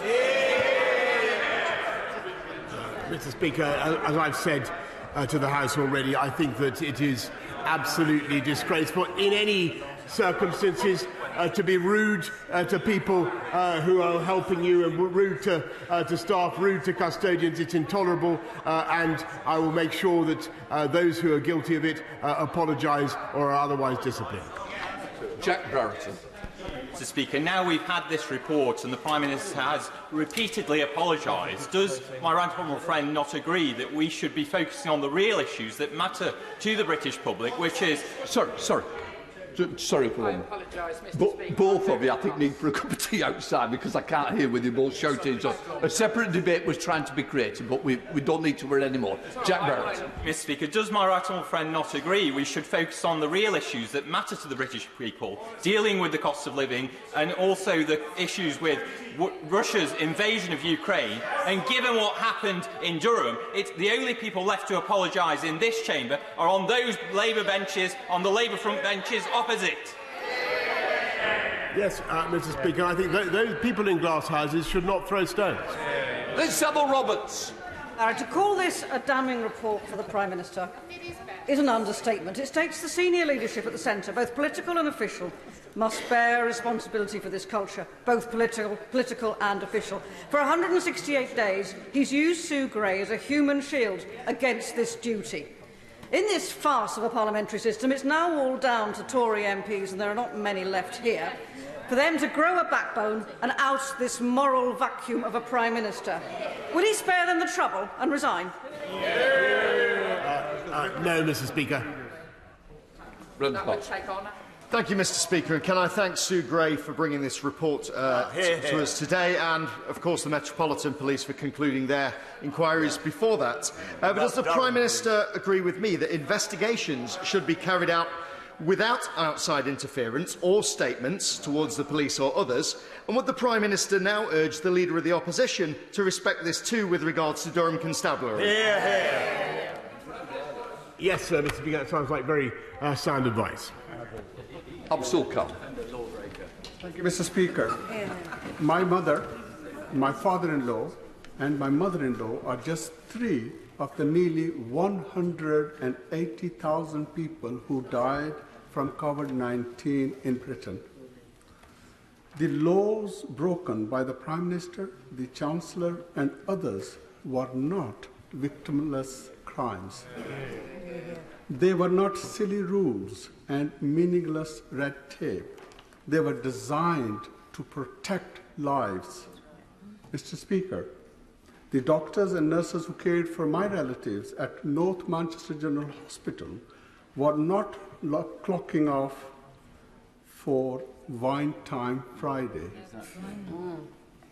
So for the first time in his life, will the Prime Minister do the right thing and resign? No, Mr. Speaker, but I want to assure him that I understand the reasons why he feels as he does, but I also want to say that everybody in Number 10 took the pandemic with the utmost seriousness. I agree for his loss. We were doing our best to contain a very, very difficult situation. Craig McKinley. Speaker, my right honourable friend will be aware that I voted against much of this COVID legislation over the last couple of years because I felt a lot of it was pettifogging, ridiculous and unnecessary. I think an apology should be paid by this entire House to the British people to allow a lot of this nonsense legislation to be in place. Whereas I have great comfort and respect that the courts tend to come to the same conclusion for the same offences, it would seem that the legislation that we passed allowed an individual police force to come to different conclusions, and certainly different police forces. Because of the photos I've seen, I'd much rather have been at the curry and beer than the birthday party that the Prime Minister had in the Cabinet room. I thank him very much, and all I can say is that those matters are for the relevant forces. Mr. McGovern. Mr. Speaker, I don't believe that the Prime Minister has any credibility left because my constituents tell me that they don't believe what he says. So I want to ask the Prime Minister about what I think to be the bare minimum in this situation. When it comes to the cleaning staff and the security staff in Number 10 treated with a lack of respect, has the Prime Minister personally apologised to them? I thank her. This is the first that I've seen of the detailed criticisms of civil servants for that abuse. I've said that I think it's intolerable, and I will make sure that staff, custodians, cleaners who are treated disrespectfully get a proper apology. I've apologised to them today. I've apologised to them today already from this dispatch box. Rarely in my 21 years in this House have I heard such utter drivel than what we've been presented to today. I've tried to find words to capture what the Prime Minister said. Disingenuous, delusional, slippery, self-serving, and I know I can't say this one is in this place. No attempt at remorse, all somebody else's fault. Surely if he was half the man that he thinks he is, he would summon that self-respect and just go. I direct him to what I've already said. Barbara Keeler. Speaker, I want to quote the following to the Prime Minister and all those on his side. We've just heard one that want to suggest the COVID rules didn't matter. It's from palliative care doctor, Dr. Rachel Clark. To NHS staff, it was abundantly clear that the way you survive a pandemic is together. In 2020, collective compliance was all NHS patients had to protect them. Basic, selfless public decency mattered. Rules were hated but obeyed because we care about each other. And that glass of wine in the PM's hand, it's been thrown in the face of all of us. How does he reply to that? Mr. Speaker, I wish things could have been handled better, and I wish things we got things right in number 10 in the way that we didn't. And I apologise again for things that got wrong, but we've already changed the way we work, and I really think it's time that the country moved on. Wendy Chamberlain. The Prime Minister has previously stated that Partygate investigations would be fully complied with, but today there are reports that senior staff simply didn't answer the questionnaires and as a result have avoided being fined. Can the Prime Minister therefore confirm whether all senior staff at number 10, including himself, met their obligations and replied to the Metropolitan Police in full? As she knows, those are a matter for the Met. Nasha. Thank you, Mr. Speaker. The Prime Minister said, "I briefly attended such gatherings to thank them for their service, which I believe is one of the essential duties of leadership." He wouldn't need no leadership if it hit him in the face from where my constituents stand. And I'll tell him why. Because there's doctors who gave their lives. Their families weren't allowed to attend their funerals. I was on the phone when the trust I work with had to make decisions of leadership to separate people from not being able to see their dying relatives. I was on the phone to somebody whilst they died, begging me to let them see him. That's what leadership is, when those were difficult decisions they had to make, when nurses couldn't go home and had to book into hotels so they didn't spread infections. So if he had an ounce of leadership, he'd resign, so why doesn't he? I refer her to what I've already said.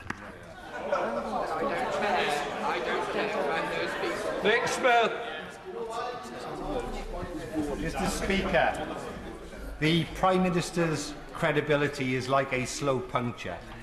He reinflates it occasionally, but isn't the truth? His party needs a new front wheel. Mr. Speaker, I think they really need to ask a new question. Kate Land. I have to say, I'm absolutely appalled by the behaviour of some members in this chamber today. They're refusing to accept responsibility. They're jeering and cheering and saying, let's move on. Well, can I tell you, Prime Minister, there's a young man in Blackburn who can't move on because due to a wart on his head, rather than get an appointment with the doctor, he was asked to send in a picture. 3 months later, he was actually told he had stage 4 cancer. So the impact is widespread, the damage is long-lasting, and this young man cannot even get the treatment because they say they won't fund it. Does the Prime Minister feel no shame that he just totally trashed rules that he made, expected other people to live with? He wants to move on and other people are left with the consequences. Surely the Prime Minister must resign. No, Mr. Speaker, we want to get on with addressing the COVID backlogs, which is what we're doing. Hello. Thank you, Mr. Speaker. I sometimes wonder if the Prime Minister has a neck of pure brass. Does he understand and recognise the words honesty, integrity and accountability? No. Because from my position, I don't think he does.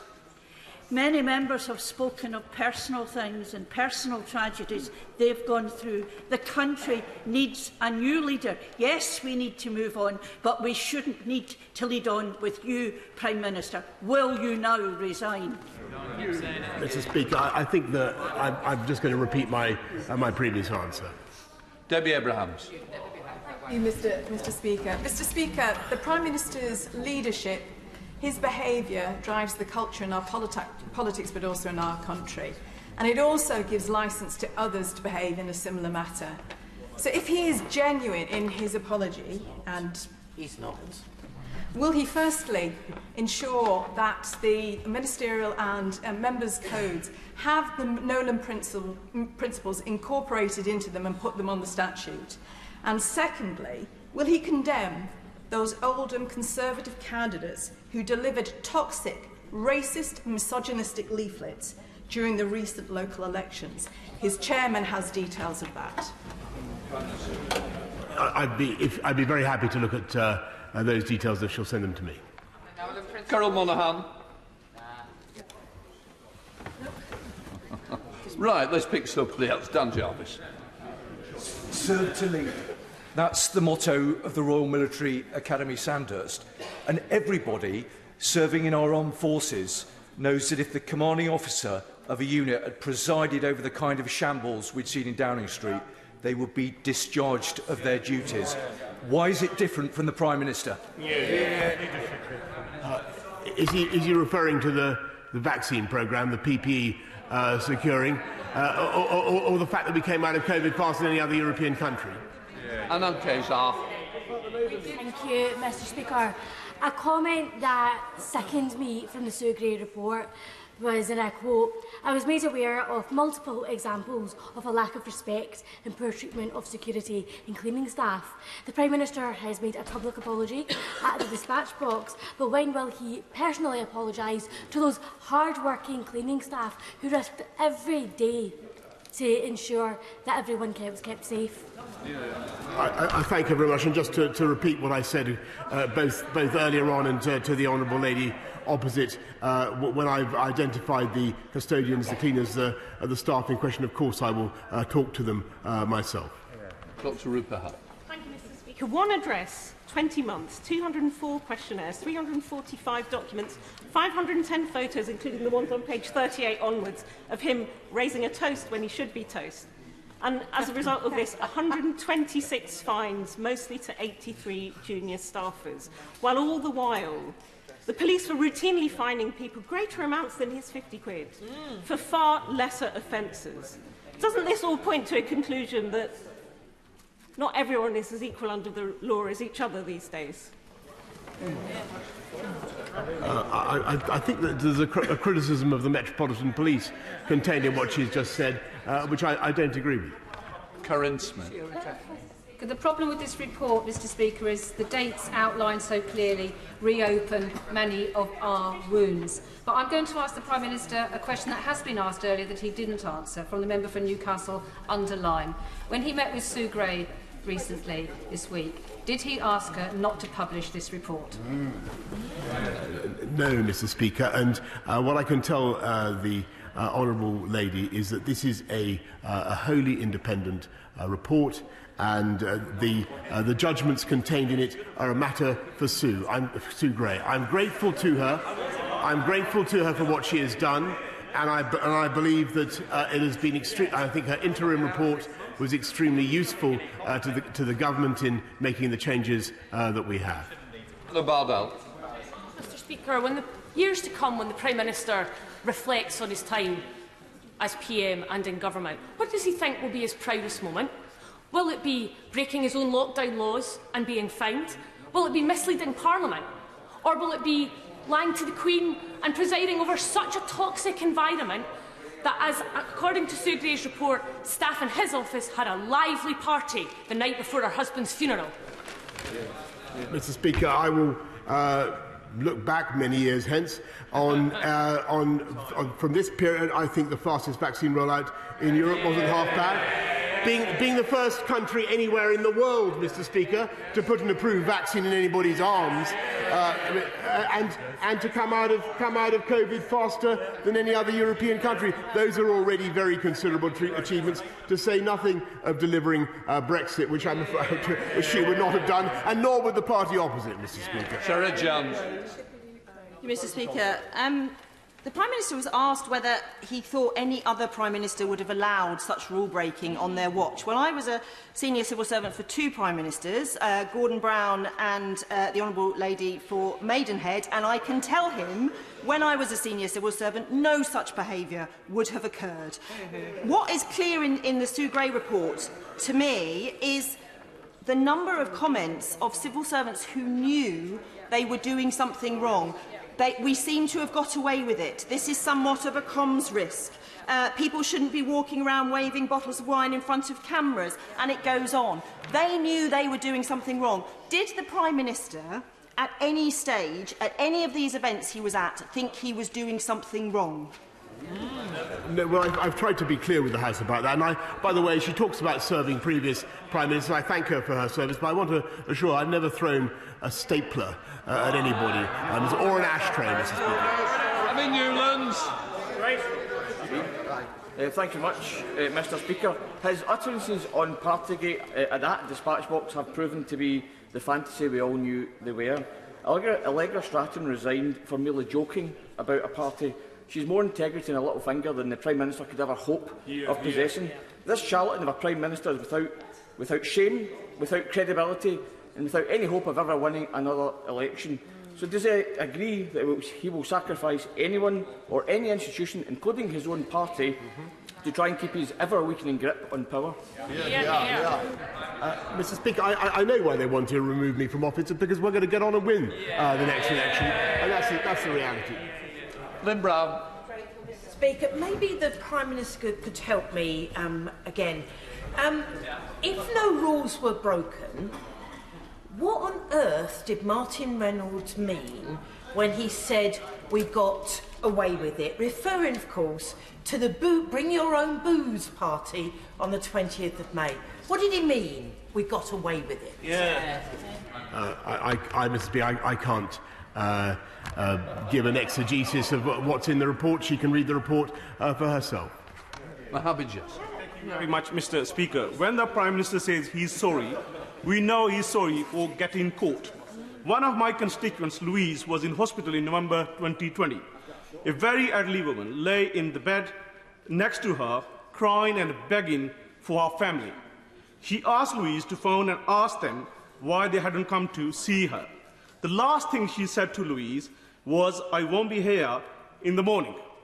She died with a student nurse holding her hand, which haunts Louise to this day. Does the Prime Minister agree with Louise when she says he's a liar and must resign? I have every sympathy for Louise and all those who have suffered, but no, Mr. Speaker, for the reasons I've given, I don't agree with what he's just said. Stephen Farrell. Thank you, Mr. Speaker. The Prime Minister has presided over a culture of law-breaking, entitlement and privilege in Downing Street. He cannot credibly plead ignorance on that point. In his statement, he has sought to try to rationalise this by saying that the staff in Downing Street were working long, pressurised hours battling COVID. So what does he say to the thousands of doctors, nurses, care workers, the emergency services, cleaners, security staff, and indeed civil servants up and down the country who didn't have alcohol-fuelled work events, parties or leaving dues? Mr. Speaker, I simply say to them what I've said since the pandemic began, which is I thank them from the bottom of my heart. Steve McCabe. When I previously asked the Prime Minister to release the publicly funded photographs of these incidents, he declined because of the police investigation. Is there any conceivable reason, Mr. Speaker, why the full publicly funded catalogue of these incidents should not now be released so that the public can see and judge for themselves? Mr. Speaker, what I can tell him is that, to the best of my knowledge, I think all the evidence has been seen by Sue Gray and by the Metropolitan Police. There may be issues about what else can be released more generally, but he has, I believe, a representative. The public has, I think, a representative sample of the images. Speaker, 5 times in a 5-page report, the Prime Minister indicates that he takes responsibility. But in actual fact, he hasn't, not once. During the pandemic, all MPs asked our constituents to adhere to the guidelines to protect themselves, their family, their friends, their colleagues and the wider community. Prime Minister, with the benefit of hindsight, do you believe you set a good example, one that you can look back with pride? Mr. Speaker, where I fell short and where we fell short, I apologise. I want to thank all colleagues who asked their constituents to follow the guidelines. And I think, actually, yes, the government can be very proud of a lot of what we delivered during COVID. Dr Caroline Johnson. Well, thank you, Mr. Speaker. I've waited for this report, and looking through this report, it's clear to me that the Prime Minister did break the rules on one occasion when he was surprised by a birthday greeting between meetings in the Cabinet room. This is a rule breach, clear rule breach, but one for which he has apologised, and I accept his apology. It is also clear from this report that there was other examples which he was not present at and which he did not break the rules at, but which others did, that occurred repeatedly during the period of the lockdown. So I'd like to ask the Prime Minister, what has he learned from this, and how do the changes that he's put in place at number 10 make sure that such examples and the attitudes that allow them to occur will not persist now on? I thank her very much, and I think that my honourable friend from Lichfield asked substantially the same question. It's, I think the lines of command and responsibility in number 10 are now much sharper, thanks to the installation of a new second permanent secretary with direct responsibility for everybody in the building. Mr. Mathers.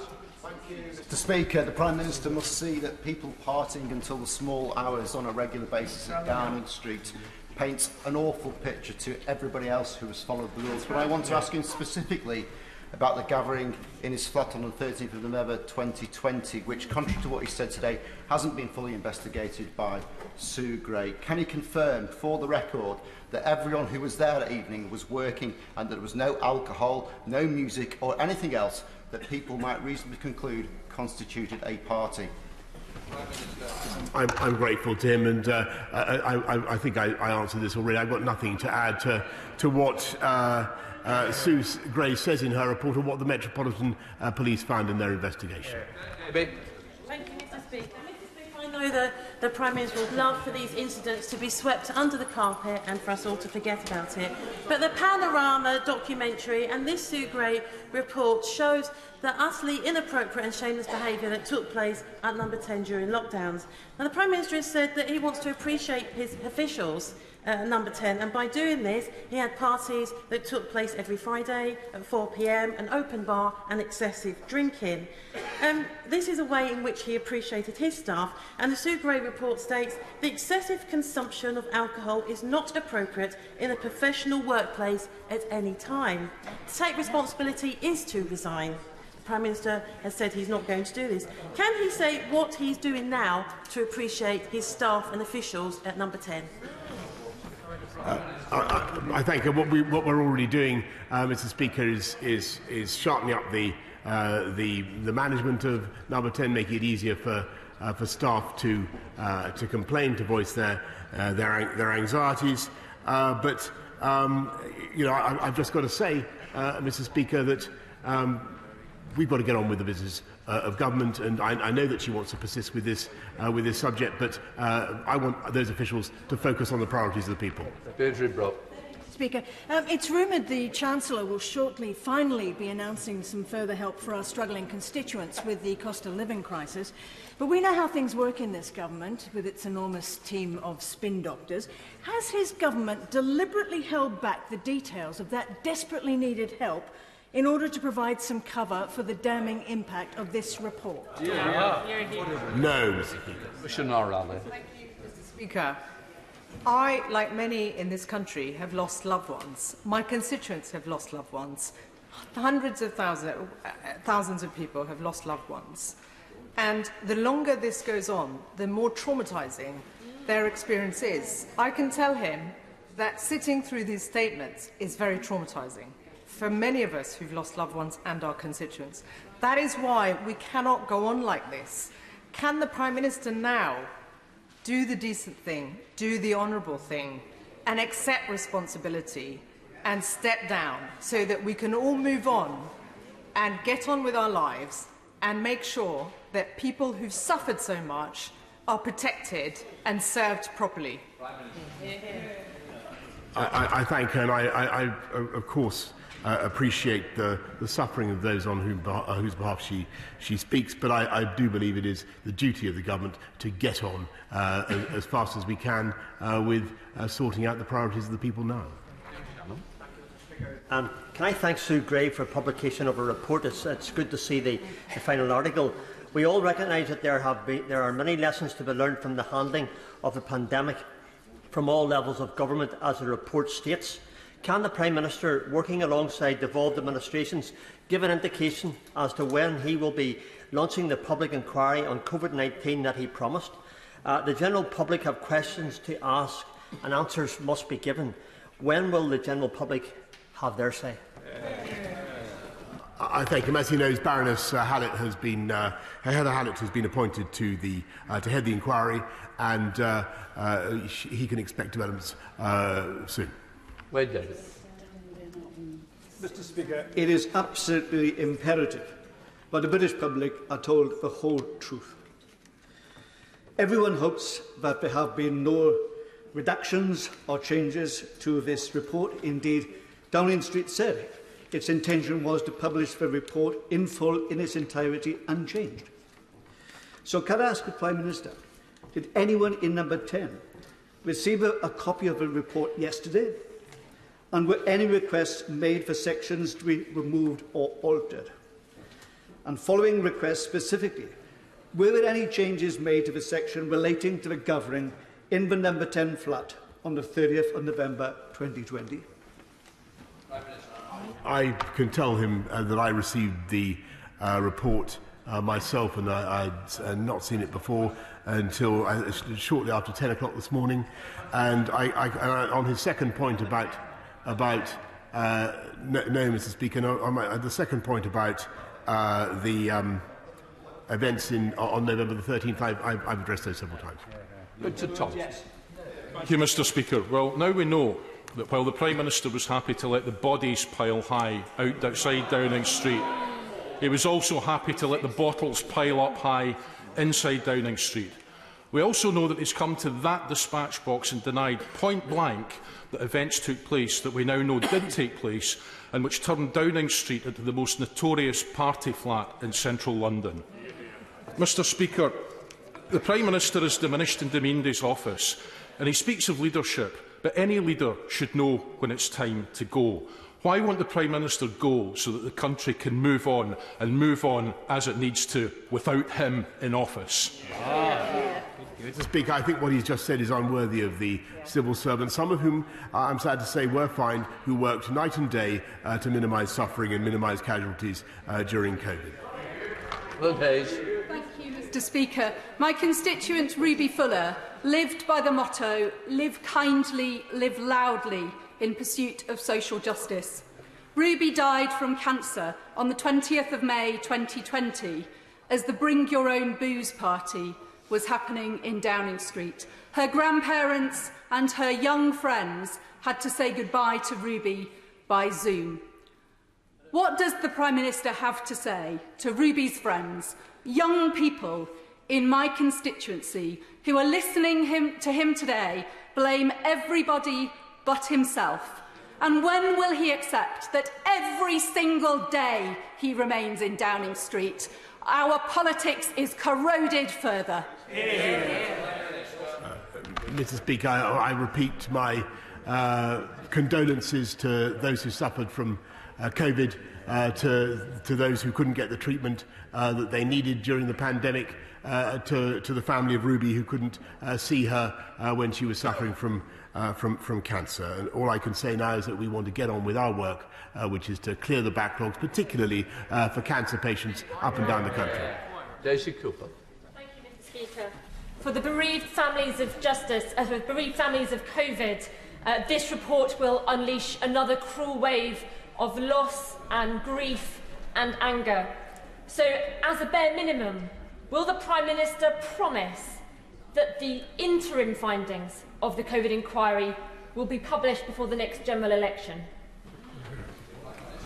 That is a matter for the Chair. Andrew Gwynne. Thank you. To those MPs that have clearly gone for their lunch, can I advise them that the Prime Minister's humble pie is off? But was the Prime Minister at the party on the 18th of December 2020, the so-called wine and cheese evening, which lasted for 5 hours and when, and I quote, red wine was spilled on one wall and the event was crowded and noisy, after which a cleaner was forced to clean this up? Was he at it at any stage of the proceedings? I think you will find the answer to that question in Sue Gray's report. Thank you very much, Mr. Speaker. The conclusion of the report states, Mr. Speaker, the conclusion of the report states that Ms Gray found that some staff had witnessed and being subjected to behaviours at work that are concerning, multiple examples of a lack of respect and poor treatment of security and cleaning staff. For me, that is the most damning, but also the most telling part of the report, Prime Minister. Why is it that people like him and the people that work at Number 10 think that cleaners, security guards, nurses, teachers are beneath them, less important than them? Why, Mr. President? Shame on you. Mr. Speaker, I condemn such behaviour, and actually, when I was running London Transport, for instance, I instituted much tougher penalties for those who abused our staff. And I support tougher penalties for those who abuse shop workers, Mr. Speaker. Those are the values I stand for. Christian Wakeford. Thank you, Mr. Speaker. Wine Time Friday, karaoke, grown men drinking shots of apple sours. How can anyone on the benches opposite honestly describe these as work events? Misleading the House is a very serious issue, as the Prime Minister well knows, but taking the people of this country for fools is far worse. And whilst he's busy trying to defend the indefensible, I'd like to know, Mr. Speaker, how many of my former colleagues does he think will be joining me on these benches after today? That's the priority. Mr. Speaker, the honourable gentleman will find the answers to his questions in the Sue Gray report. I really don't have anything more to add.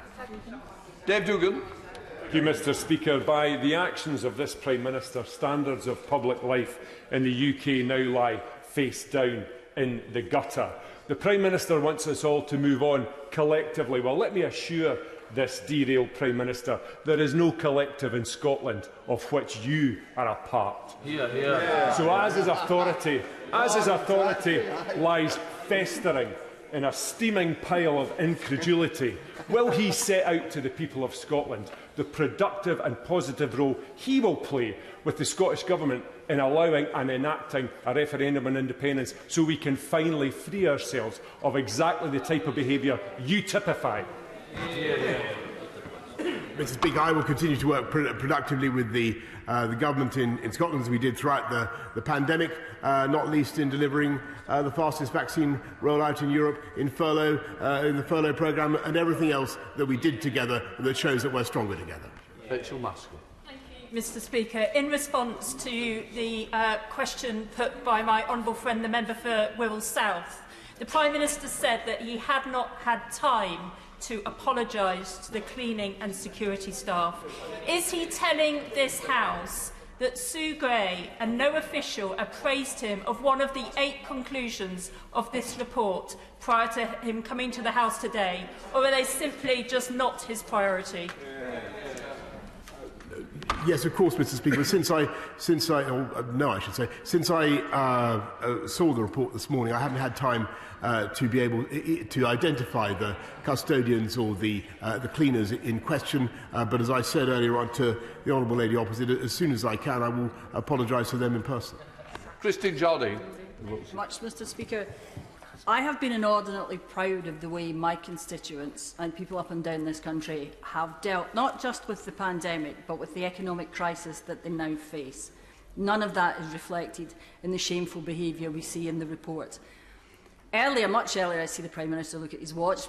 One of his own colleagues suggested that perhaps we should want to turn the page on what has happened. And believe me, I think everybody in this place would like to turn the page and never have to revisit again. But the only way that we can do that is if the Prime Minister accepts responsibility fully and moves on, so we can turn that page. Speaker, I am going to move on with the government's agenda, and that's exactly what we're going to do. Flynn. Mr. Speaker, I appreciate that the Prime Minister struggles with the truth, but can he vouch to me and to this House that he will do everything that he possibly can to stave off his backbenchers and instead lead the campaign to protect his precious union? More of that, please. Listen, Mr. Speaker, I think increasingly the strongest advocates of the union of the United Kingdom are the Scottish Nationalist Party, who, by their incompetence, their overtaxing, their poor educational results, they can't even make the trains run on time, Mr. Speaker. They can't even buy some ferries without totally screwing it up, Mr. Speaker, they are terrific advocates of the United Kingdom. I thank them for what they're doing. Order. Order. Thank you. Presentation of bill. Presentation of bill. Secretary George Eustace. Oh, tell you what. No, just nod. Clerk. Genetic Technology Precision Breeding Bill. Second reading what day? Tomorrow. Tomorrow. Thank you. We now come to the Product Security and Telecommunications Infrastructure Bill Programme number 2 motion. Programme motion, Minister to move? I beg to move. The question is as on the order paper. As many as are of that opinion say aye. Aye. The contrary no. I think the ayes have it. The ayes have it. The clerk will now proceed to read the orders of the day. Product Security and Telecommunications Infrastructure Bill to be considered. Now. We begin with Government New Clause 1, with which it will be convenient to consider the other selected new clauses and amendments as listed on the selection paper. I call Minister Julia Lopez to move Government New Clause 1. Thank you. I beg to move. Thank you, Madam Deputy Speaker. And it's a pleasure to be making such good progress on this bill, which seeks to deliver world-class connectivity to our constituents, but also to improve the security of the devices that we all rely upon. If I may, I shall start by explaining the need for the government amendments tabled in the name of the Secretary of State. Since those amendments are very straightforward, I shall then move on to the more substantial matter of the remaining amendments, which I suspect the honourable members and right honourable members are keener to discuss. I shall begin with New Clause 1. As I explained at second reading, some operators with apparatus on land are currently unable to follow an existing statutory process to renew their agreement once it comes to an end. These operators also cannot use the code to get an entirely new agreement because only the occupier of land can grant code rights. An operator already occupying land clearly cannot enter into an agreement with itself. Clause 57 of the bill, as originally drafted, was intended to make sure operators could obtain code rights from another party in these circumstances. However, subsequent engagement with stakeholders has made clear that the clause as drafted would not cover all scenarios and that a more focused approach is required. Some operators would still find themselves effectively stuck once their agreements ended, with no means of renewing their agreement and no reasonable or practical means of obtaining a new code agreement. This can have negative consequences for consumers, and as such we think it's unacceptable. New Clause 1 therefore replaces Clause 57. The new clause will ensure all operators in exclusive occupation of land who don't have a statutory renewal option can still seek a code agreement. The person who can grant those code rights will usually be the owner of the land, although the new drafting makes provision for less straightforward situations. As well as resolving the problem of stuck operators, this new clause also assists operators with existing ongoing agreement. Where such operators need additional code rights not already provided by their current agreement, this new clause ensures they can seek such rights. Currently, some such operators cannot do so because they're in occupation of the land. To be certainly. Will she confirm that they still need to get the agreement of the landowner or someone else who is empowered in order to grant that right, so that there is no muddle or confusion? Yes, that is the case. It's just that they will be allowed to take out a new agreement, but they will still have to be under the existing regime. So, to be clear, this will not let an operator, to his concern, unilaterally change or ask the court to impose a change to the terms or duration of their current agreement. It allows an additional code right to be conferred on the operator via a new separate code agreement. And as with the initial... I'm grateful to the Minister for giving way. I think we all accept the need to be able to protect the continuity of service, but my constituent, Mr Ramsey, is being under the receiving end of some very, very strong tactics from Telefonica, and they're looking to reduce his lease agreement to the value of about 90%, from £5,000 down to about £7,000, and he feels he has no option under the weight of that corporate might. What does she suggest my constituent does? It's a David and Goliath situation. Thank him for raising the case of his constituent. I'd be very grateful if he might take it up with my offices. I'd be very keen to look into it. Throughout the course of this legislation passing through the House, individuals have raised particular cases with me. It's fair to say that the numbers of those cases has reduced substantially in the passage of this bill. I am content that things seem to be getting in a much better position, but if there are outstanding cases where there is a situation that an MP feels is unfair, then I should be grateful if it could be brought to my attention. Now, to return to the case that I was just setting out, as with an initial agreement, if a consensual agreement cannot be reached about the additional right needed, operators will be able to ask the court to impose an additional agreement conferring the additional right. Of course, in those circumstances, an operator would still have to satisfy the court that its application meets the requirements of Part 4 of the Code, including the public interest test. Now, as an example of how the government intends this to work, an operator may have an existing agreement which contains a code right to install a 3-metre high mast. Subsequently, the operator realises it needs to install a 5-metre high mast on the same piece of land. That could enable the operator to install 5G technology or to improve or expand its network. The original agreement allowing the 3-metre mast will continue to run for its remaining term, and the operator will ask the site provider to enter into a second agreement which contains a code right allowing it to install the 5-metre high mast. Advancements in technology occur at pace, whereas a code agreement can last for a number of years. If an operator has to wait until the term of its code agreement is about to expire before being able to obtain additional code rights, it will be unable to install the latest technology on its apparatus, meaning our constituents will be deprived of faster, more reliable services like 5G and, in time, 6G. We think this amendment is also vital to give UK businesses access to the technology they need, enabling our economy to thrive, and I hope honourable members will therefore agree that it must be made. Turning now to new Clause 2. We want to make sure that disputes relating to the Electronic Communications Code can be dealt with as quickly and efficiently as possible.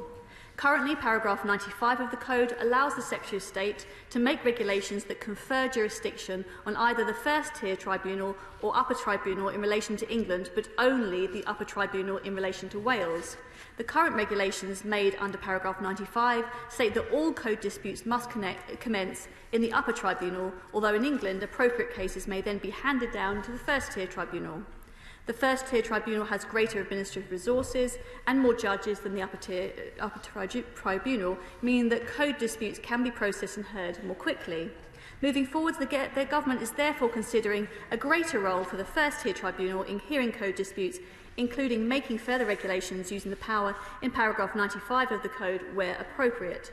This amendment provides the necessary power so that we can do just that, and in future the Secretary of State will be able to make regulations conferring jurisdiction on both the upper tribunal and the first-tier tribunal in Wales. The final set of government amendments are numbers 4 to 7. These amendments have been tabled just to make a minor clarification to the text of Clause 68 of the bill to avoid any unintended interpretation of the legislation. Clause 68 currently makes clear that an operator can, at any time, give a notice in writing to a person from whom they are seeking code rights, stating that the operator wishes to engage in alternative dispute resolution, often known as ADR. However, nowhere is it set out that such a notice can be sent from that person to the operator. These amendments clarify that when an operator seeks code rights from a person, either the operator or that person may give notice to the other expressing a wish to engage in ADR at any time. I certainly shall. I certainly welcome the movement she's made. I went to table exactly those amendments and was very pleased indeed that to find that she'd beaten me to it.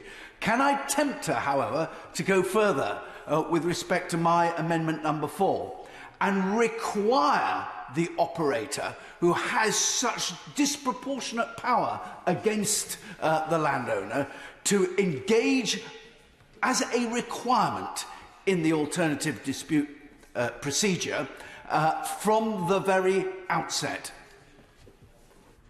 I thank my right honourable friend for his intervention, but I'm afraid he cannot tempt me. I shall say why shortly. Now I shall turn to amendments 14 to 17, tabled by the Honourable Lady for Hackney South and Shoreditch. I thank her for bringing forward these amendments to clauses 59 and 60. They seek to expand retrospective rights to upgrade and share apparatus in buildings owned by private landlords, such as a block of flats, also known as multiple dwelling units or MDUs. I should like to begin by saying that this is an issue I've considered very, very carefully. I've been lobbied extremely heavily by one operator in particular, and I've attested the proposition with my officials, legal advisers and also other operators. Now, I should not like to preempt what the Honourable Lady may say as to why she tabled these amendments about the perceived need for them, but I should like to reassure her and any others considering supporting that amendment that as a fellow London Member of Parliament with many MDUs in my seat, I am concerned about the dangers of a digital divide emerging, and I'm doing what I can to avoid that circumstance. If I thought that this amendment genuinely helped on that front, I should do all I could to incorporate it. But I have to say that there is a glaring lack of consensus among the telecoms industry about the need for these amendments. Indeed, only one operator, as I've suggested, has contacted me in support of it, while 4 separate operators and representative bodies have strongly opposed the amendment, arguing that it is anti-competitive. And I shall talk a little bit more in a minute on that. Amendments for... Certainly. I welcome her rejection of that amendment. In my area, we have KCOM, who are a very strong local performer. And had it not been for KCOM, most of my constituents who are on the dual network, where it could be KCOM or Openreach, wouldn't be anywhere near to getting gigabit broadband. And therefore, we don't want to see any changes that will give BT Openreach an advantage or a preference over other providers such as KCOM, who have actually got their acts together and actually got us gigabit to the gigabit broadband delivered to our homes. I thank him for raising the great work of KCOM and the importance of competition and how it really is driving rollout. It's really changing the dynamic in the market, and I think that's much for the better. And so I'm very, very mindful of how we drive extra competitiveness in this particular field, because I think that is what is getting us the rollout and the digital connectivity that our constituents need and demand. Amendments 14 to 17 are, I think, identical to the proposals tabled during committee, and as I explained at that time, upgrading and sharing electronic communications apparatus offers substantial benefits. Now, we specifically recognise this in our 2017 reforms and in the new upgrading and sharing rights that clauses 59 and 60 of this bill will create. However, as I also explained, any legislation concerning work affecting private land has to take very careful care of striking the right balance between public benefit and individual rights. The automatic rights introduced in 2017 were developed to maintain that balance. Even more careful consideration is needed for legislation that applies retrospectively. It's for that reason that clauses 59 and 60, which do have retrospective effect, include tighter restrictions on the rights they confer on operators. Clauses 59 and 60 mean operators will only have automatic rights to carry out limited activities that will not have adverse impacts on the land in question or impose any burden on anyone with an interest in the land. However, conferring these rights will facilitate activities like crucial upgrading work to cables installed underneath land. Industry stakeholders have confirmed this has significant potential to provide homes and communities with gigabit-capable connections at pace. The public benefits are therefore substantial, with little to no impact on private individuals. To further expand these retrospective measures as proposed by these amendments requires us to revisit 2 fundamental points. First, what would the public benefit be? And also, second, what would be the impact on individual landowners' rights? We've considered this very carefully, as I've suggested, and we don't think the case has been made for the changes that this amendment proposes. Looking firstly at the impact on landowners' rights, if apparatus can be upgraded or shared without material alteration to land or property, for example, works carried out solely on or within apparatus, like a duct, any impacts on the land can be negligible. Upgrading equipment in a building almost always involves some direct impact, however small, on the building itself. We think works that have an impact on property should require either agreement from the landlord or imposition by the courts through the existing processes already provided for in the code. And in any event, if an automatic right of the kind envisaged was introduced, operators would still have to successfully engage with the landlords for logistical purposes, such as to arrange for access to the property and also to discuss any potential health and safety issues or need for repairs. If these conversations must take place, and we think they ought to, it seems sensible that at the same time the operator simply asks permission to carry out the works. That brings us again to the question of whether the expanded automatic rights, as proposed by these amendments, really are proportionate. There are other ways operators can upgrade equipment in MDUs. They can already ask for the rights to do so, and measures are being introduced that will enable them to resolve matters quickly and cheaply. Finally, what of the public benefit? Now, honourable members have made the point during committee that residents of blocks or flats urgently need gigabit-capable connections, particularly if we're going to meet our levelling up ambitions within urban areas as well as rural communities. But I've explained that the code already contains provisions that would enable operators to seek rights to upgrade apparatus in buildings. In contrast, an automatic right could have adverse impacts that have not perhaps been fully explored. Honourable members have suggested there is consensus in industry that these changes are needed, but that is not the case. I've received direct representations from many fire providers who strongly oppose these proposals, and they say that they believe it would create an unfair advantage for operators with equipment already inside buildings with potentially anti-competitive effects. And I hope that that gives the Honourable Lady for Hackney South the assurance that the provisions regarding retrospective rights to upgrade and share in the bill, as drafted, represent a balanced approach, and that there are substantial measures in place and underway to connect residents of multi-dwelling units. I therefore hope that she may consider withdrawing her amendments. Now, finally, I'd like to address the amendments tabled by my right honourable friend, the member for the New Forest West. First, Amendments 12 and 13 seek to remove clauses 61 and 62 from the bill in their entirety. Now, this is another matter that I'm familiar with. Indeed, as I've suggested in my response to one of the interventions, I've had conversations with my right honourable friend, but also with other members about particular cases, as well as with the campaign group that represents landowners on this very issue. Now, we recognise as a government that since 2017 there have been problems between some landowners and telecoms operators, and a level of discontent about the result of the valuation regime change. But we want to bring that more in line with other utilities, and we believe that there are significant benefits to doing so. I must say that I found little evidence in recent weeks and months to suggest that the regime requires a radical overhaul, and I've encouraged more collaborative discussions between operators and landowners and looked into specific cases. I conclude that the measures we are introducing to encourage more collaborative negotiations will help tackle many of the problems that I have seen. Significant information about cases has not always been forthcoming when asked for, but if honourable members would like to discuss constituency cases, I'm always happy to receive the details of them. Fundamentally, we need a legislative framework that keeps costs low so that we encourage investment and protect consumers from price increases. The Code Valuation Framework to calculate the sums payable to landowners by operators, which was introduced in 2017, aimed to achieve that. We maintain that the overall framework creates the right balance between the public need for fantastic digital infrastructure and making sure that landowners receive a fair payment for allowing their land to be used. The purpose of clauses 61 and 62 is to make sure the valuation framework applies consistently across the UK and to all agreements the Code applies to. Certainly. I'm certainly support the Minister in the belief that the more competitive the industry, the better results we're going to get. Has she also had representations from people who might like to enter the market about whether this would make it more likely for them to do so? Most of the people that I have spoken to, and I thank him for his intervention, are people that are already in the market who believe that this will make a big difference in how they roll out. I mean, it's a very competitive market with a lot of new entrants. I'm not aware of anybody that is sort of, just dipping their toe in the water. Because it's so competitive, people are aggressively already in the market, and we think that this can really help accelerate the rollout to our constituents of fantastic, as I say, digital infrastructure of the kind that we all understand is absolutely fundamental to driving productivity gains and also to getting to reducing any divide between areas that have got that connectivity and areas that don't. From his contribution to the debate at second reading, I understand that my right honourable friend for New Forest West or East is the effect these clauses will have on landowners who already host telecoms apparatus on their land.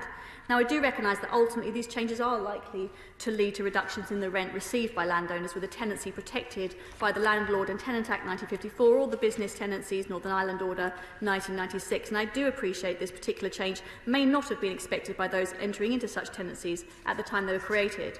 But it's also fair to say that market values do change over time, and there is never any guarantee that rents received by a landlord will remain constant or increase. We've also given very careful consideration to the effect of these clauses, again balancing the impact they would have on landowners with the wider substantial public benefits that we are pursuing. It's also important to recognise these changes will not happen until any ongoing agreement expires and comes to be renewed. Furthermore, clauses 63 and 64 of this bill introduce separate provisions allowing the landowner to recover compensation for any damage to their land, reduction in its value or reasonable expenses resulting from an operator exercising their code rights. Clauses 61 to 64 ensure that the 2017 framework will apply to all future agreements. It must be remembered that the Code has an underlying purpose, which is to support the delivery of robust digital networks. Our constituency increasingly rely on these networks for critical digital services, and only recently the NFU's Digital Technology Survey found that poor mobile signal and unreliable internet access are hampering farming businesses. We know that rural connectivity is a problem for many organisations, and addressing it is one of our priorities as a government. This bill, including clauses 61 and 62, aims to address those issues. My right honourable friend, I'm sure, had only noble intentions when tabling his amendments, but while they may benefit some individual landowners, they do have the potential to penalise entire communities by keeping network costs unacceptably high. Clauses 61 and 62 will help to reduce the digital divide between different parts of our country, as it helps prevent deployment being cheaper in one area than another. Finally, I turn to my right honourable friend's amendments 9 to 11, which would require a party to use alternative dispute resolution processes before making certain applications to a court under the Electronic Communications Code, including where an agreement granting rights under the code is being sought. The provisions in this bill on ADR processes aim to create more collaborative discussions between landowners and telecoms operators to make sure that litigation is only used as a last resort, and I suspect this is what these amendments seek to do as well. I sympathise with the intention of the amendments. The government opposes them first on the grounds they are unnecessary, second because ADR is not appropriate in every situation, and third because they would be counterproductive to the amendment's overall intentions. The bill as drafted requires operators, when requesting rights under the code, to inform the landowners of the availability of ADR. Crucially, it also creates a requirement that if an application is made to a court, the court will be required to take into account any unreasonable refusal to engage in ADR when awarding costs. These requirements strongly incentivise the use of ADR without the need to make it mandatory. Due to this, we believe the amendments are unnecessary. It's also important to note that ADR may not be suitable in certain cases, such as where a disagreement is based on differing interpretations of the law. Such points of law must be resolved in the courts, and mandatory ADR would add cost and time to this process without offering, we think, any benefit. Finally, the government believes the amendments would be counterproductive for their own goals. If ADR were compulsory, some parties would be compelled to participate in an ADR process that they do not want to be involved in, and so would be less inclined to actively engage in the process. This would increase the risk that ADR would fail, meaning the parties would have to go to court anyway. If that were the case, all that compulsory ADR would have achieved is to add an additional layer of time and costs for landowners like charities, sports clubs and farmers. It should also be noted that when consulted, a clear majority of stakeholders were not in favour of compulsory ADR. I hope I have given my right honourable friend assurance that the provisions regarding ADR in the bill as drafted already represent the most effective way of encouraging its use, and I hope that he will withdraw his amendments. New Clause 1. Persons able to confer code rights on operators in exclusive occupation. Question is that new Clause 1 be read a second time. Shadow Minister Chris Elmore. Thank you very much, Madam Deputy Speaker. You'll be aware I've spent at least the last 5.5 years encouraging brevity as an opposition whip, so I do not intend to keep the House for too long. And therefore will keep my remarks short and hopefully to the point. I will not, as I've been right the way through Bill Committee and second reading, pretend that the official opposition doesn't support the principles of the wider bill, and I thank the Minister from the outset for the constructive way in which she and I have been able to engage in this. And to come to each new clause and amendment, with regards to NC1, this is an improvement on the Government's first attempt at changing the definition of occupier. However, the changes put forward are still not watertight to unintended consequences in our view. The Government's new amendment does not address the underlying issue in that operators could theoretically use this clause in situations other than when existing agreements have expired, leading to financial consequences for small site providers who have already been hard done by since the ECC reviews in 2017. More work is needed to ensure that this bill does not unintentionally punish site providers even further when it moves to the other place. In regards to NC2, we have no issues with the proposal and that grants the Secretary of State power to make regulations for a function conferred by the Code on the Court to the accessible in relation to Wales for first-tier tribunal. In relation to Amendment 14 and the consequential amendments, Madam Deputy Speaker, I move them on behalf of my honourable friend. She does send apologies to the House. She's chairing the Public Accounts Committee, and we had checked with clerks and indeed Mr Speaker's office to deem that this was appropriate. Amendment 14, together with Amendments 15, 16 and 17, looks to apply a different regime under the ECC to provide landlords allowing for automatic upgrade rights to operators owned by private landlords, subject to strict condition, and that the end upgrading imposes no additional burden on the other party to the agreement. As well as moving this amendment in the name of my honourable friend, the member of Hackney South and Shoreditch, I would like to speak in support, as I've explained, because she isn't available to be in the chamber. There is a growing digital divide in our towns and cities that have only been exacerbated by the pandemic. The government's own broadband target has been downgraded twice, and there are doubts from the DCMS Select Committee that the current 85% gigabit target will not be met. The current backlog is due to the difficulty in accessing a high number of properties, with these properties disproportionately being flats where absentee landlords have little to no incentive to respond to requests to upgrade and improve connectivity. For example, Gladly. I thank the honourable gentleman for giving way. I have complete sympathy with the intention of these amendments and what he's trying to do, but I am very aware that many providers that we've spoken to throughout the process of the bill oppose them on the grounds that they will give an advantage to the incumbent provider. Is he not concerned that there might be an unintentioned consequence in his amendment and that it would make it more difficult for new competitors to enter the market and provide our constituents with the services they need?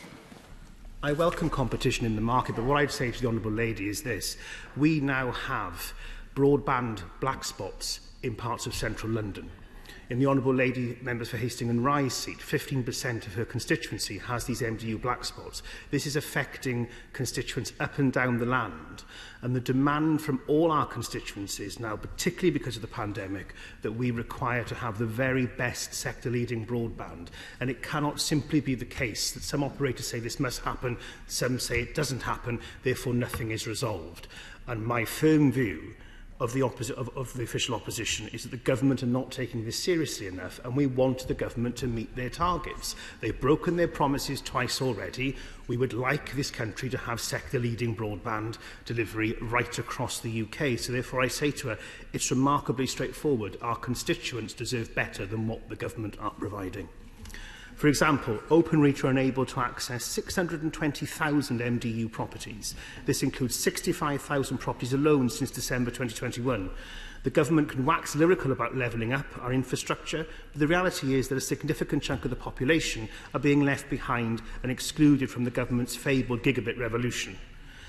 And I can just assure members that this amendment does not give operators carte blanche to do as they want when they want. The strict conditions mean that automatic upgrade rights can only be granted if sharing and upgrading of apparatus has no adverse effect on a person's enjoyment of the land, and that there is no loss, damage or expense incurred for the person who is receiving the upgrade.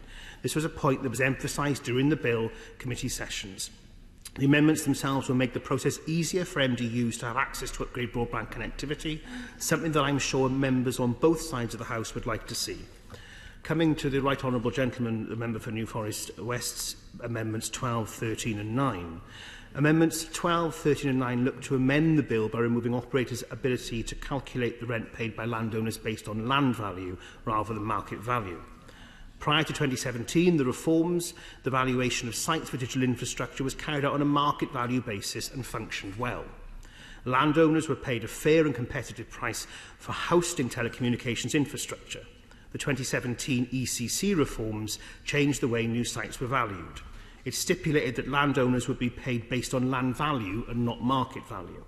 The Law Commission voiced clear concerns at the time, arguing that it would lead to a fall in rent for landowners and therefore a slowdown in the number of agreements being reached. As we hear during oral evidence, some landowners have seen their rents dwindle by as much as 90% in some cases, and as a consequence, livelihoods have been turned upside down. These are welcome amendments, as it would mean small tenant farmers, sports clubs and community organisations would get a fairer deal for the land they are renting out.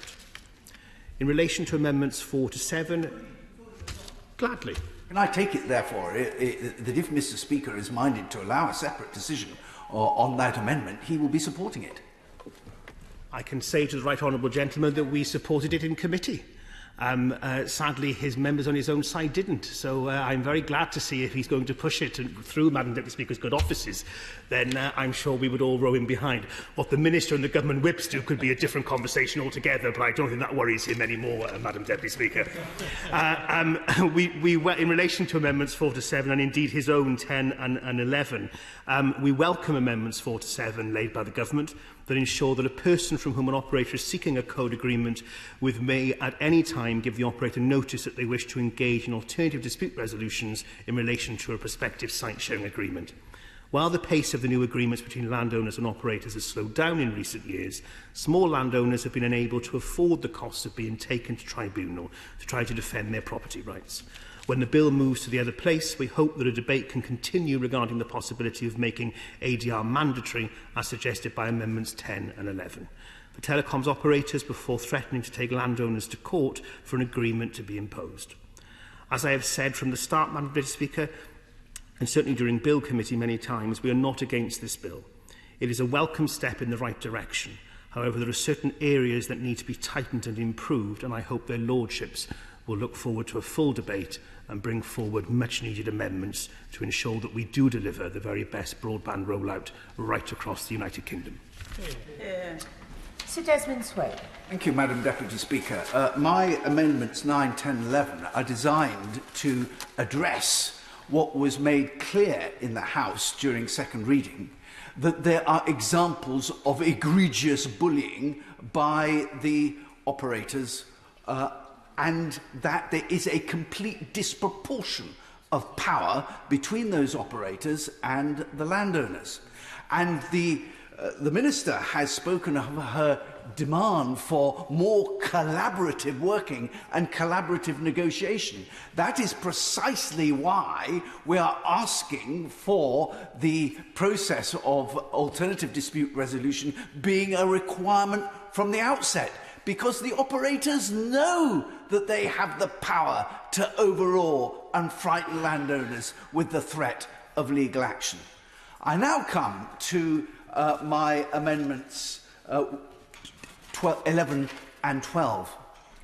The purpose has been spelt out very well from the front bench. The purpose of this is to return to the status quo ante 2017. Until 2017, compensation was based on market value.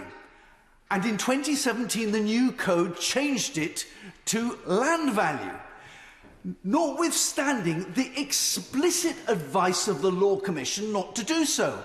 And as was entirely predictable and was predicted, the market dried up as a consequence, and there were far fewer agreements. One of the purposes of this bill is, of course, to address that problem of the reduction in agreements. And therefore, the obvious remedy is to restore the position as it was and return to market value. But far from that, far from seizing this opportunity to remedy the situation, the government compounds its error by wanting to make those agreements previously made under the old regime renewable under land value, actually making the problem significantly worse as a consequence. Now, I don't know, Madam Deputy Speaker, why the government has appeared to adopt the anarchist principle that property is theft. On the contrary, these measures, by denying landowners proper compensation, market value compensation, compensation arrived at by a free and open market, by denying them compensation on that basis and coercing them accordingly to give up their property rights, that strikes me as theft. And this bill is, in effect, in these provisions, a conspiracy to promote theft. It is stealing. I just cannot understand how a Conservative government has brought itself to bring this measure before the House, changing the law retrospectively and so damaging property rights. I just assume that ministers simply haven't realised the enormity of the change that they're making. Accordingly, I believe that these amendments are vitally necessary for the bill. SNP spokesperson Owen Thompson. Thank you, Madam Deputy Speaker. I think it's worth saying from the start that this bill is certainly taking aim at some of the key gaps in how we regulate product security. So I'm genuinely grateful that the Minister is seeking to address some of the issues that have been raised. I'd also put on record my thanks to my honourable friend, the member for Oakhill and South Perthshire, for leading this through the second reading of the bill and through the committee stages, and for also getting the phrase malevolent toaster into Hansard. I've personally warned the Chamber a number of times of the various threats from technology and online spaces. For instance, campaigning for tougher action against the so-called cyber troops, organised malevolent forces that weaponise misinformation against our democracy.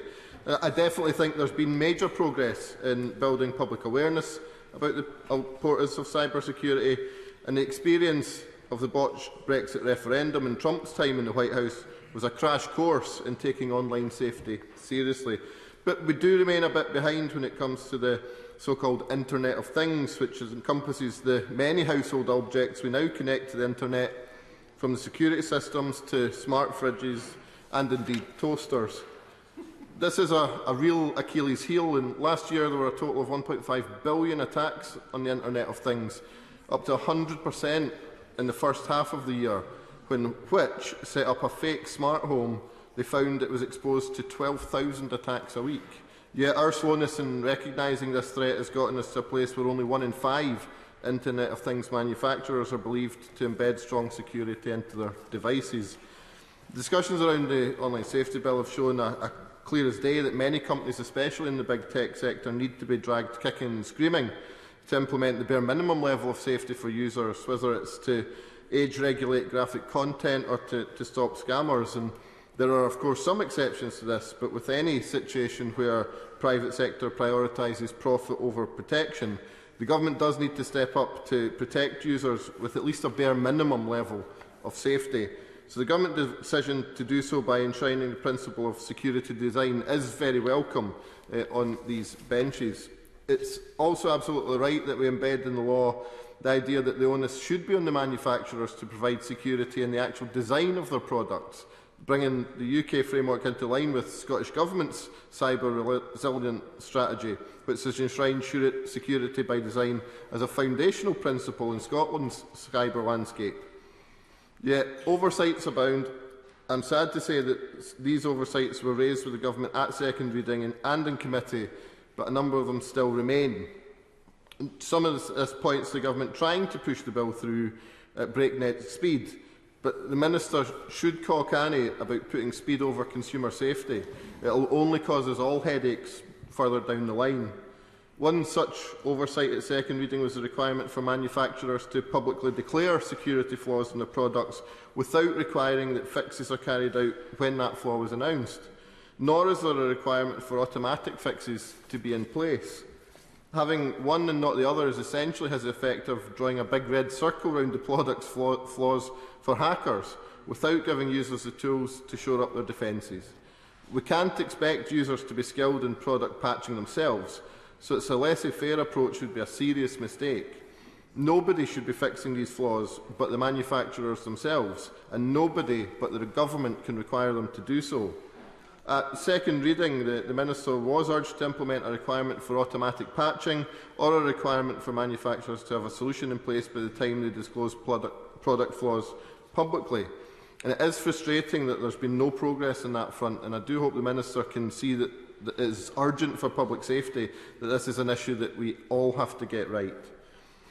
I have to say, Madam Deputy Speaker, there has also been no progress in plugging the gaps of products left out of scope in the bill, such as internet-connected ovens, medical devices, routers and second-hand products. On top of this, the Government has justified the exclusion of laptops and desktops by arguing that there is already a developed security software market. This may be the case, but only 58% of people in the UK use antivirus software. With home working on the rise, it's crucial the Minister recognising the growing risk of laptops and desktops. The somewhat unclear definition of distributors in the bill also means that online marketplaces such as Amazon and eBay could argue that they're actually platforms or services. This would leave them out with the bill's scope, which is a major oversight considering the number of unsafe products found on these sites. Closing this loophole is a simple case of tightening up the language and including online marketplaces explicitly. One other point, although welcome, that the future regulations will require manufacturers to provide transparency on how their products will receive security updates, leaving this up to the regulators feels like a bit of a cop-out. The government's given no clarity on exactly what level of transparency is going to be required, so why not give us the details where we can debate them fully in this place? And without those details, how can we expect enforcement to be in any way achievable? Which has been campaigning heavily on the two previous points, and I applaud their efforts to keep consumer protection at the top of the government's agenda. But I would urge the Minister to heed Tech UK's calls on the government to undertake work to communicate the new framework to consumers. We risk causing a surge in electronic waste if the bill causes consumers to perceive that their old devices are obsolete, so an effective comms strategy is needed to prevent an adverse environmental impact. And before I wind up, Madam Deputy Speaker, I would like to repeat the point made by my honourable friend, the Member for Oakland and South Perthshire, regarding the bill's enforcement mechanisms. Section 26(5) makes clear that the Secretary of State will not be able to bring proceedings in Scotland, but the bill will still establish enforcement mechanisms and a body to carry out enforcement under the bill. As the Scottish courts and legal system will have to manage enforcement action brought in Scotland, and oversight of the Scottish legal system is devolved, it's only right that the Scottish Government should have a role in developing the enforcement mechanism.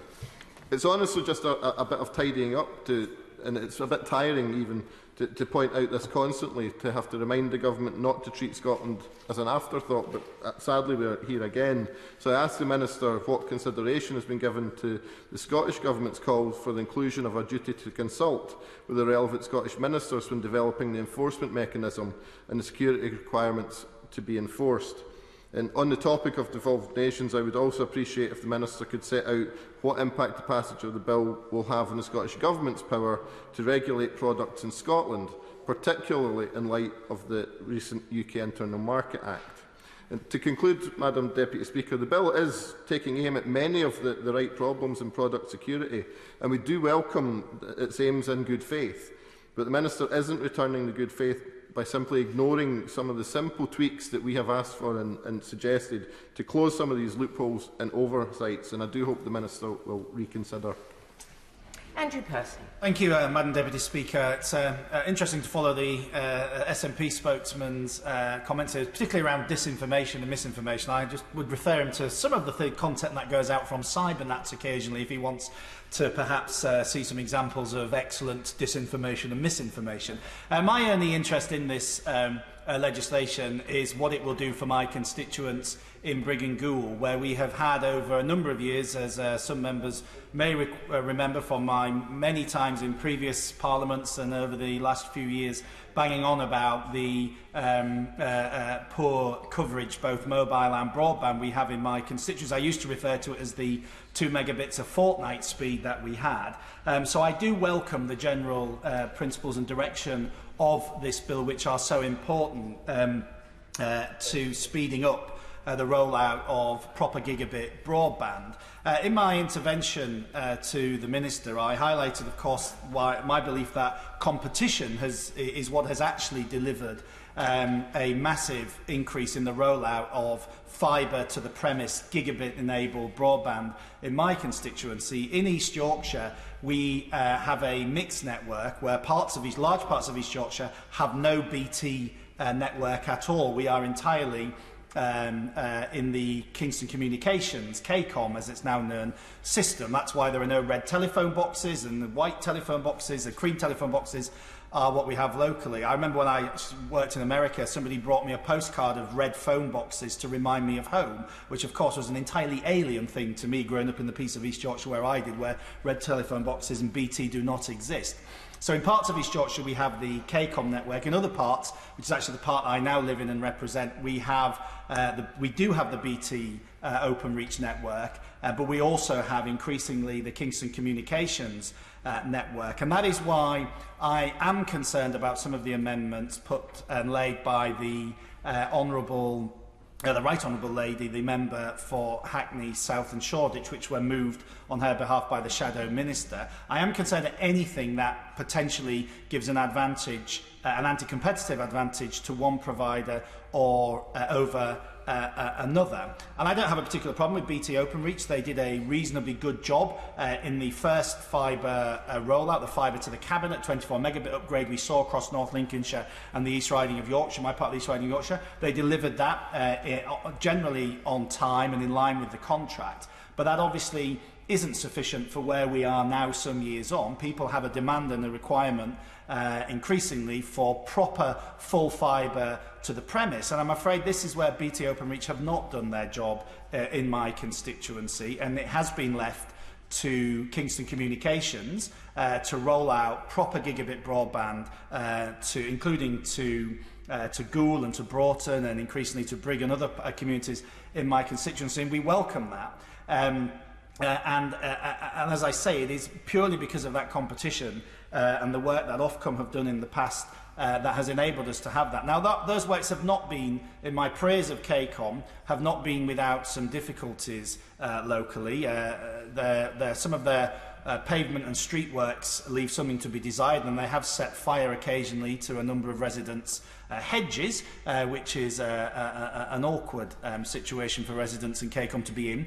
But those problems and tribbles aside, we have been in a position where we now have significant rollout of gigabit broadband to the premises as a result of the competition, and indeed that's why the UK, which has languished at the bottom of the league tables for fibre to the home league tables for some time, has now begun to rise to a more respectable position. That is why I do have, as I said in the intervention to the Minister, some concerns about the amendments which seem to give a preference to BT Openreach in some place. And I have no problem with BT Openreach. I think the Minister does need to look at some of their behaviour, though, about where they make investment decisions. For years, they have refused to do full fibre broadband to most parts of my constituency, including in Goole. KCOM come along and do one part of it, leaving Old Goole. We put a town deal bid together to try and get rollout of full gigabit to the premise broadband to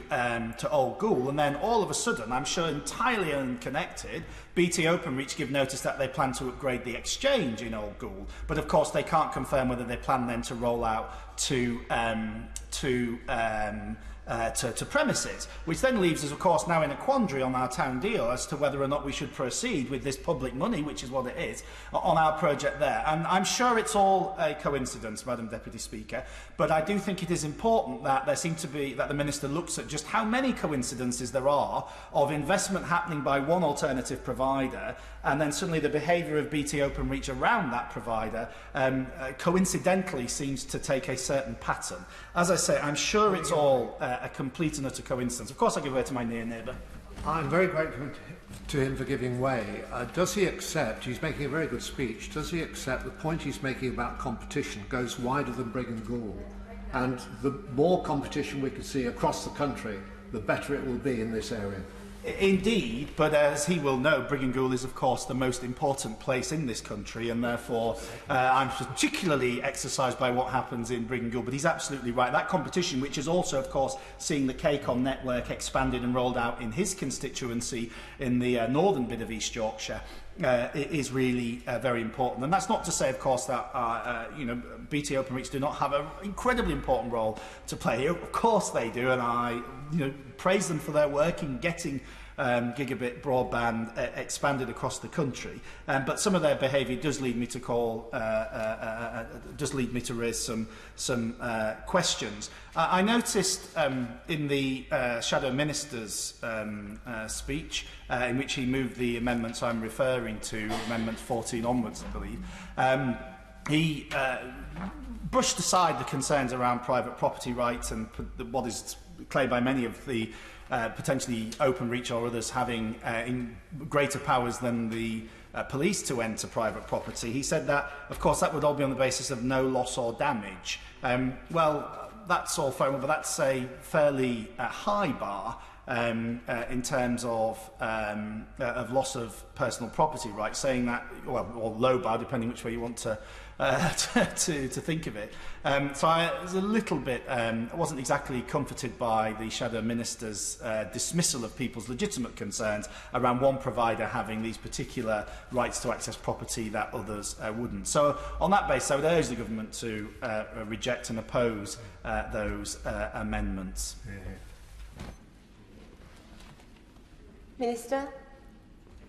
Thank you, Madam Deputy Speaker. I'm grateful to all those members who have spoken in this debate for the opposition's support for this bill, to the honourable gentleman, the member for Ogmore in particular, for the very collaborative approach that he's taken throughout, and for the acknowledgement of the improvements we've made. And I shall test officials on the further points he makes. I'm also grateful for the comments by the honourable member for Midlothian for highlighting the product security parts of this bill. Some of the details that he seeks will be in the secondary parts of this legislation. And when it comes to goods sold on online marketplaces, for instance, these are not out of scope because manufacturers, importers and distributors are covered. I'm happy to go back to him on some of the other points that he raises. On some of the criticisms made of our rollout, we are making substantial progress on our gigabit rollout. We're now up to 68% coverage, up from 9% in 2019. I'm open to any proposal to make rollout go even faster, and I've set out why competition is so important to that dynamic and why I think these amendments on MDUs are not the right way to go and could even slow the rollout. And I note what he says on Openreach. Other providers tell me that they have great teams negotiating way leaves, that this is a straightforward process, and extra help on MDUs of the kind envisaged is simply not needed. And I'm grateful to my honourable friend, the member for Brigg and Goole, for using KCOM as a great example of that and for highlighting some of the good work that Openreach does, but also the interesting example of his town deal, which I shall take away with me. My right honourable friend, the member for New Forest West, has made a typically fruity and passionate speech. We believe our legislation incentivises greater collaboration, and I set out in detail in my earlier words why that is the case. Now, on rents, we believe that rents were too high, and as the need for digital infrastructure increases, we think it needs to become more akin to utilities in terms of rents and the need to reflect that. I should never wish to be accused of seeing property as theft. Indeed, I confess to taking umbrage at this assertion from my right honourable friend for New Forest West at second reading. This is why I have tested his proposition certainly. I withdraw. I thank him. I'm glad that I've convinced him of the case. I've concluded... As I say, I've tested his proposition to death and concluded that there may be a case of creative hyperbole, and I'm glad that he's also acknowledged that. I therefore beg to move the amendments tabled in the Secretary of State's name. Thank you, Madam Deputy. The question is that new clause 1 be read a second time. As many as are of that opinion say aye. Aye. The contrary, no. I think the ayes have it. The ayes have it. The question is that new clause 1 be added to the bill. As many as are of that opinion say aye. Aye. The contrary, no. I think the ayes have it. The ayes have it. We now come to Government New Clause 2. I call the Minister to move Government New Clause 2 formally. Minister. New Clause 2, jurisdiction of first-tier tribunal in relation to code proceedings in Wales. The question is that Government New Clause 2 be read a second time. As many as are of that opinion say aye. Aye. The contrary, no. I think the ayes have it. The ayes have it. The question is that Government New Clause 2 be added to the bill. As many as are of that opinion say aye. Aye. The contrary, no. I think the ayes have it. The ayes have it. We now come to Government Amendments 1 to 3. With the leave of the House, I call the Minister to move Governments 1 to 3 formally. Minister? I beg to move. The question is that Government Amendments 1 to 3 be made. As many as are of that opinion say aye. Aye. Of the contrary, no. I think the ayes have it. The ayes have it. Amendment 14 has been selected for separate decision. I call Chris Elmore to move the amendment formally. I beg to move. The question is that Amendment 14 be made to the bill. As many as are of that opinion say aye. Aye. Of the contrary, no. No! Division, clear the lobby.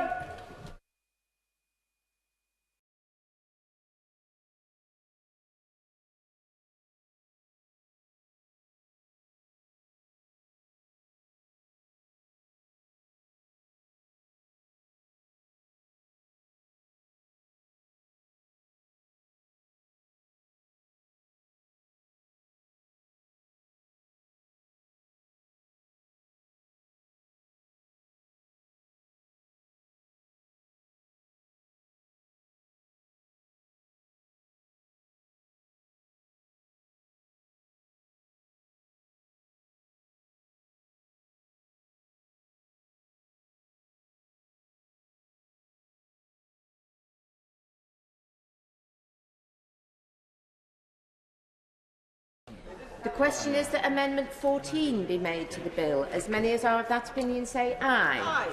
Contrary, no. No. Tellers for the ayes, Colleen Fletcher and Nivendu Mishra. Tellers for the noes, David T.C. Davis and Steve Double.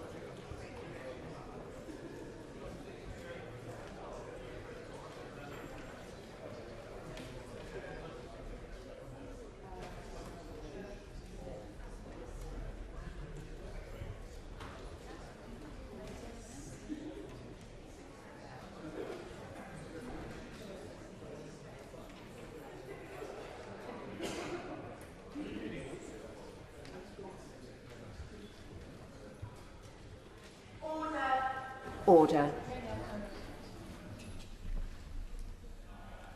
The ayes to the right, 163. The noes to the left, 280.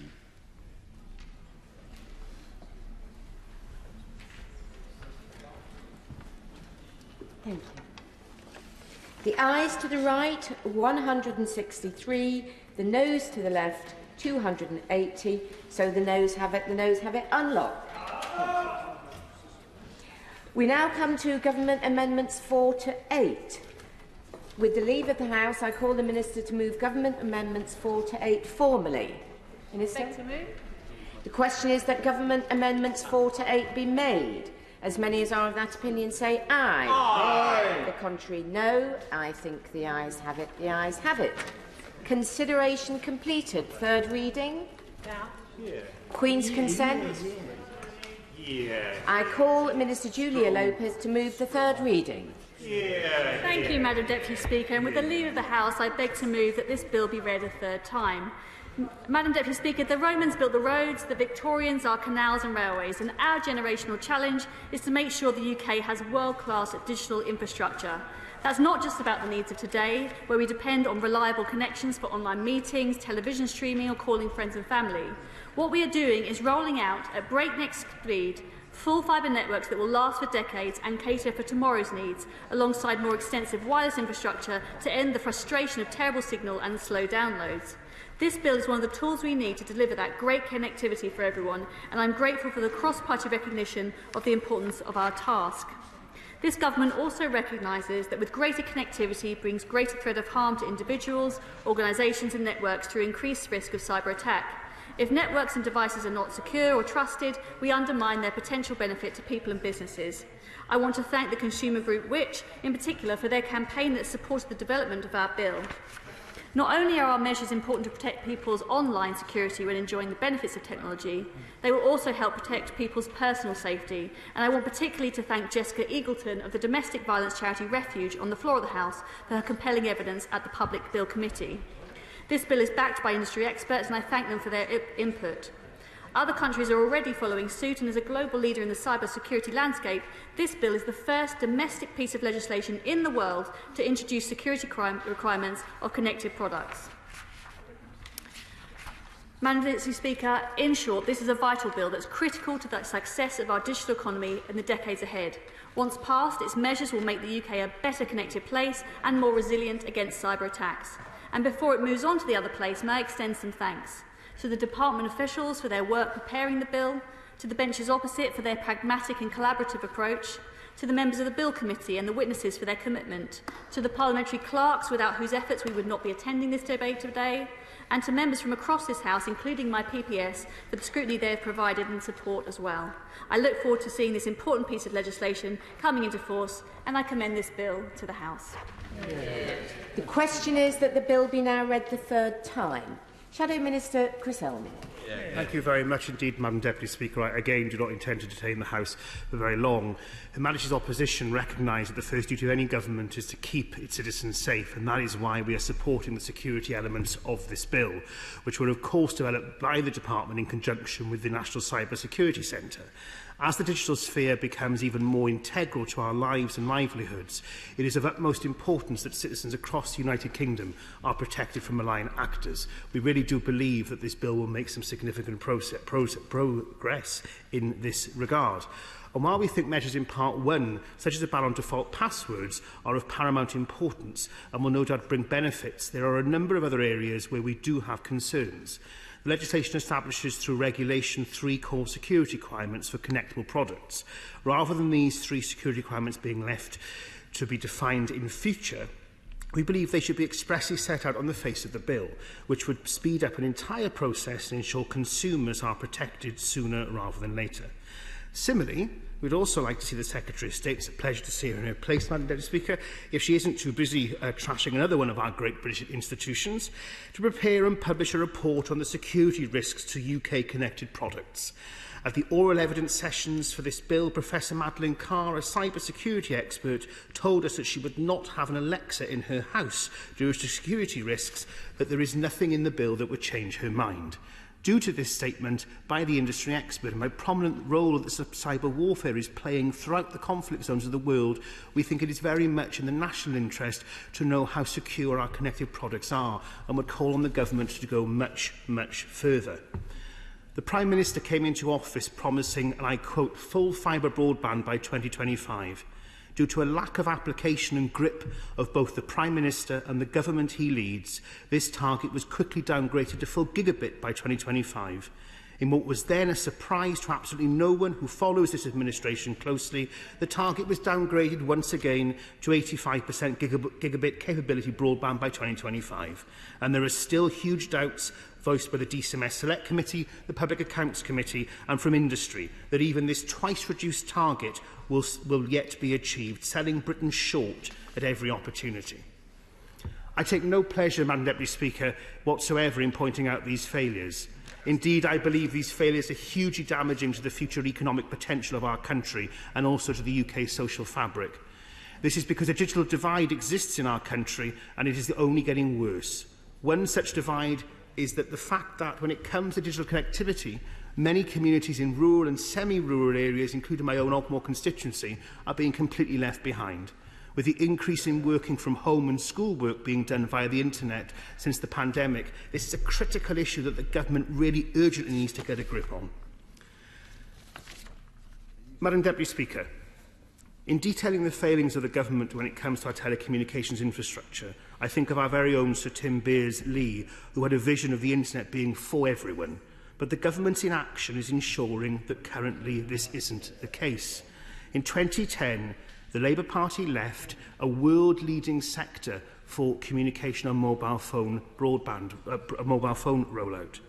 The government have stagnated and stalled over the last 12 years and have failed to build on Labour's success. And in concluding, Madam Deputy Speaker, I repeat that I have said throughout the passage of the bill, I support the bill's aims, both of increasing the security of our connected devices and speeding up the rollout of our telecommunications infrastructure. Our point of contention is that the bill, as currently constituted, does not either, as well as it could, doesn't deliver what people in this country desperately need, which is improved broadband. As this bill now makes its passage to the other place, we hope that issues raised in the bill can now be taken up by their lordships to ensure improvements can be made and hopefully some amendments won, Madam Deputy Speaker. I echo the constructive nature of which the Minister and I have conducted debate. I'm not sure we'll be able to continue that with other bills that she and I may spar over in the months ahead, but we'll try, I'm sure. I thank clerks and all House staff who worked so diligently during the Bill Committee and evidence sessions. I thank the witnesses for their expert advice. It was truly valuable. And I place on record thanks to my own staff, Madam Deputy Speaker. I don't have the luxury of civil servants. Maybe one day soon. Alex Williams and James Small-Edwards, who did an enormous amount of work. Well, the Secretary of State says dream on, Madam Speaker. I think she's certainly been having a few dreams of her own of late that aren't working very well, particularly for the Prime Minister. So I do pay tribute to my own staff who've worked diligently during this process, and I thank all members who've played such an integral part in ensuring this bill passes in civility and good humour throughout. SNP spokesperson, Owen Thompson. Thank you, Madam Deputy Speaker. I'll be very brief, and I echo much of the comments of the Honourable Member for Ogmore. My comments at stage 2 of this bill remain, and I think that the points I made around enforcement in particular, I think are going to need further attention as we go. But as I said all through, we have supported the principles behind this bill, and while there are points of perhaps the requirement for tweaks, if I put it that way, where we would like to see things going a bit further or done in a slightly different way, that doesn't take away from the principles behind the bill, which we are happy to support. The question is that the bill be now read the third time. As many as are of that opinion say aye. Aye. Of the contrary, no. I think the ayes have it. The ayes have it. Thank you. We now come to the general debate on Ukraine.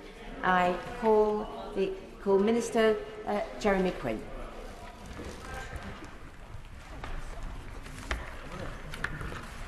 Thank you, Madam Deputy Speaker. And I beg to move that this House has considered the situation in Ukraine.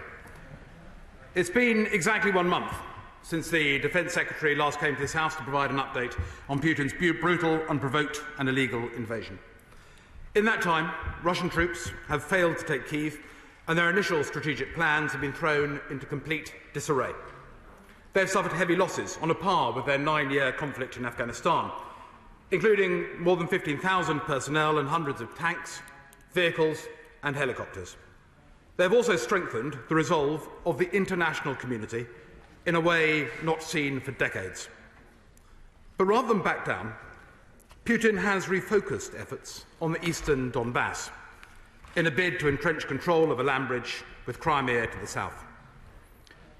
And the people paying the tragic cost of his unrelenting war are still Ukrainian men, women and children, bombed in hospitals, grown up in schools, bombarded in railway stations.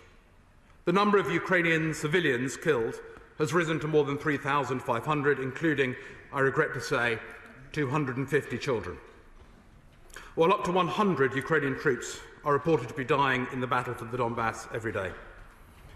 The latest intelligence shows that Putin's troops are currently bombarding and encircling cities, including Severodonetsk, Lyshansk and Rubizny. While in Mariupol, the last Ukrainian fighters have now been evacuated from the steelworks after more than 10 weeks of brave resistance. It is extremely concerning to hear appalling comments about these gallant defenders from certain Russian MPs. Russia must treat these soldiers in full accordance with the Geneva Convention. And in the Black Sea, Russia is continuing to block shipping lanes and reinforce its troops on Snake Island. But it's clear that their momentum has slowed, and in places, Ukrainian forces are beginning to push them back to their borders. In Kharkiv, for instance, the fact that they are, in one moment, the fact that 3/4 of the 1.4 million inhabitants are Russian speakers has not by one iota impacted their resolve. Instead, Putin's forces have been unceremoniously driven out of Ukraine's second city. That is not just a major strategic blow for the Kremlin, but a symbolic one too, having peddled the lie that Russian invaders would be welcomed with open arms. I give way to my right honourable friend. I'm most grateful to my right honourable friend, and he will be aware that the blockade of the Black Sea is one of the contributory factors to rapidly escalating food prices in global markets. And in fact now he may be aware that 26 countries have export bans on various foodstuffs to protect the prices in their own countries for their domestic markets. And this is now blockading some 15% of the world's calorie intake, according to The Economist. Is the government treating the reopening of food supplies from Ukraine as an urgent matter? I appreciate it's a very complex matter and sensitive, but will the government confirm that they're attaching extreme urgency to this? Otherwise we will have more starvation and more famines in some of the poorest countries in the world. It is an acute observation by my right honourable friend. He's absolutely right to draw the House's attention to it. It is a matter of profound concern. We were in a bad situation on food supplies even before war in Ukraine. We are in a worse situation now. My right honourable friend informs me it was discussed at the G7 ministers. Unsurprisingly, I know it's been the subject twice of conversations between the Prime Minister and President Zelensky. It is very much a focus for this government, and we are in discussions with our NATO allies in the Black Sea and others. It is a complex situation, as my right honourable friend reminds us, but it is one on which I can assure him we are very much focused. I will give way to the honourable gentleman and then to my right honourable friend. I mean, given the phenomenal impact on world food supplies and indeed the cost of living crisis here and earlier forecasts that the global economy will shrink by something like 750 billion thanks to this war, and that's rising, why isn't more being done to invest in armoury and defence weaponry to basically kick Russia out of the Ukraine? I understand something like 7 billion of military aid has been put in. Is that enough? And shouldn't the world be doing more in its own self-interests? Remind the honourable gentleman, I started my remarks by saying that the world has never been more united in the last few decades. We have committed over £1.3 billion of military equipment.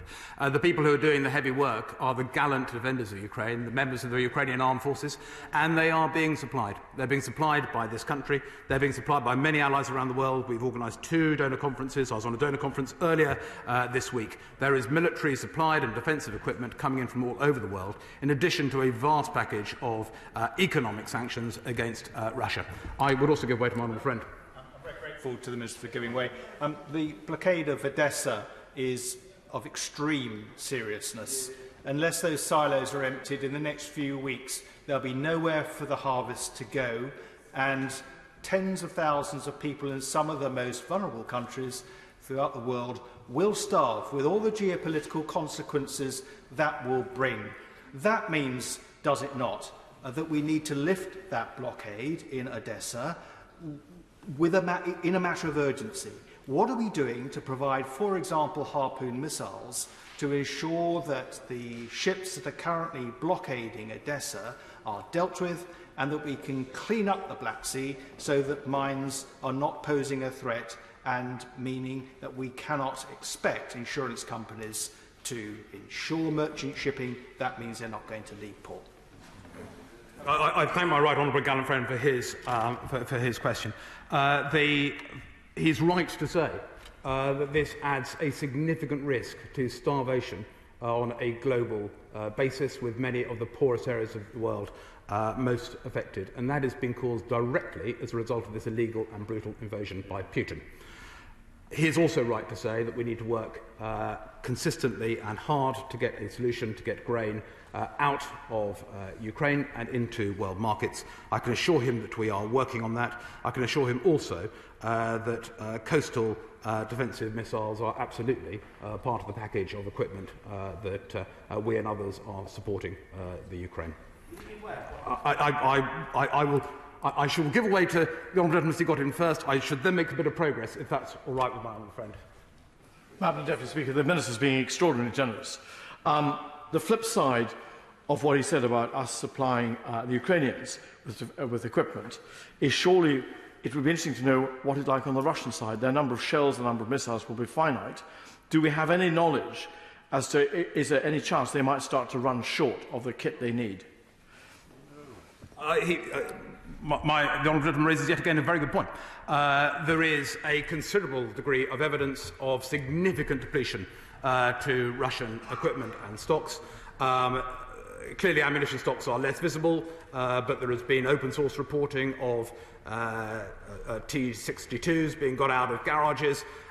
This is a designed 60 years ago tank. Some were upgraded in '83, but there is significant evidence that Russia is suffering a serious depletion, as indeed 15,000 personnel killed in this conflict would suggest. As I'm in a generous mood, I will give way to my honourable friend if he's still keen, but I must make progress. Thank you. He, of course, highlighted the outrages committed by the Russians, one of which has been reports of attacks on ambulances and on first responders. So can I begin by thanking him for his work in helping us secure export licences for the battlefield ambulances which have been produced by the brilliant team at ONH Venari Group Ambulance Factory in Goole. He knows the project very well. These are battlefield ambulances converted out of former British military vehicles.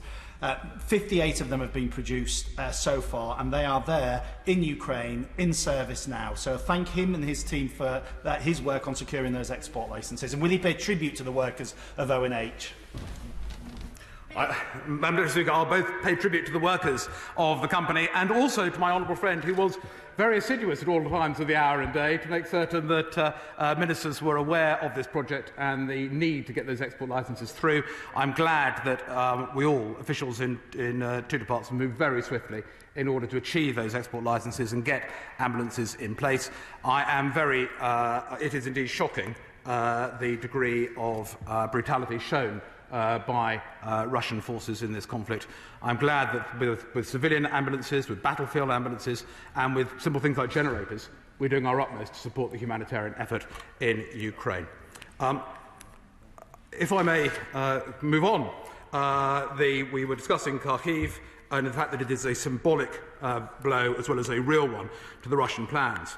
As one has to believe, their plans are coming unstuck. The firing of 7 Russian commanders in recent weeks, including the Lieutenant General who headed up the invasion of Kharkiv, reeks of a culture of scapegoating and cover-ups, with a record of aggression, brutality and incompetence. No wonder the veteran Russian diplomat Boris Bondarev said, as he bravely resigned his post this week, that he had never been so ashamed of his country. So at this critical juncture, our aim remains clear. Russia cannot win. We will continue to support our Ukrainian friends, focusing on 3 key aspects. First, there is the military response, which is about providing a wide range of support to Ukraine so that it can defend itself and its sovereignty. We were the first European country to have supplied lethal aid, and we have now committed to spend at least £1.3 billion in military support. So far, we've delivered in excess of 6,500 anti-tank missiles, many of which have been used successfully to repel columns of tanks, as well as 8 air defence systems, including Brimstone and Starstreak missiles, the fastest in the world, at some 2,000 miles an hour. In 1 second. We have also delivered 15 Wolfhound armoured vehicles, which provide increased protection for essential supplies, as well as a small number of armoured Stormer vehicles fitted with Starstreak launchers to further enhance Ukraine's short-range anti-air capabilities. I give way to the Right Honourable Gentleman. I'm grateful to my right honourable friend, and can I commend the work that he's done personally and indeed the MOD in supporting the Ukrainian forces in their hour of need. There is a dilemma we face, though, that as we empty our QM stores, they need to be replenished. If he needs help in persuading the Treasury to give the money to the MOD to make sure that those Starstreaks, those NLAWs, those Brimstones can be replenished, please can he get in touch? I know the door of the my right honourable friend, the chairman of the Select Committee, is always open to such discussions. The Treasury have been very clear that we need to replenish our stocks and that they will be supporting us in making certain that replenishment takes place. And I can also assure my right honourable friend that we are making certain we remain well within our tolerances that we need. There is a task here for which we always need to be ready, and I can assure him that that also remains the case. In addition to the equipment that we are providing, it needs to be as effective as possible, and therefore we are training specialist Ukrainian units in its use. Last month, for example, Ukrainian troops learned how to use our armoured fighting vehicles on Salisbury Plain, and those vehicles have now started to arrive in Ukraine, building to 120 in total. But our support does not end there. The House will be pleased that the challenge laid down by Putin's brutal war has been one that has been seized by UK industry. I've been delighted by the agility shown by the UK defence sector, working closely with the defence equipment and support in bringing through innovative ideas, in some cases literally from desktop to theatre, in a matter of weeks. I am determined that we maintain this innovative drive as we continue to ensure we capture every idea and support the best to put them swiftly into the hands of our Ukrainian friends. I give way to the honourable gentleman. Grateful to the Minister for giving way. Can he indicate or set out how support for Ukrainian forces is going to be updated or augmented as we see an increased period of intense artillery bombardment from a much better supplied Russian forces as they are retreated much closer to their own borders and their supply lines have clearly opened up to a far greater extent? How can we further support Ukraine to defend itself within this renewed context? I thank the gentleman for the question. I think that the best thing I can say, he knows that we are doing our utmost to support our Ukrainian friends.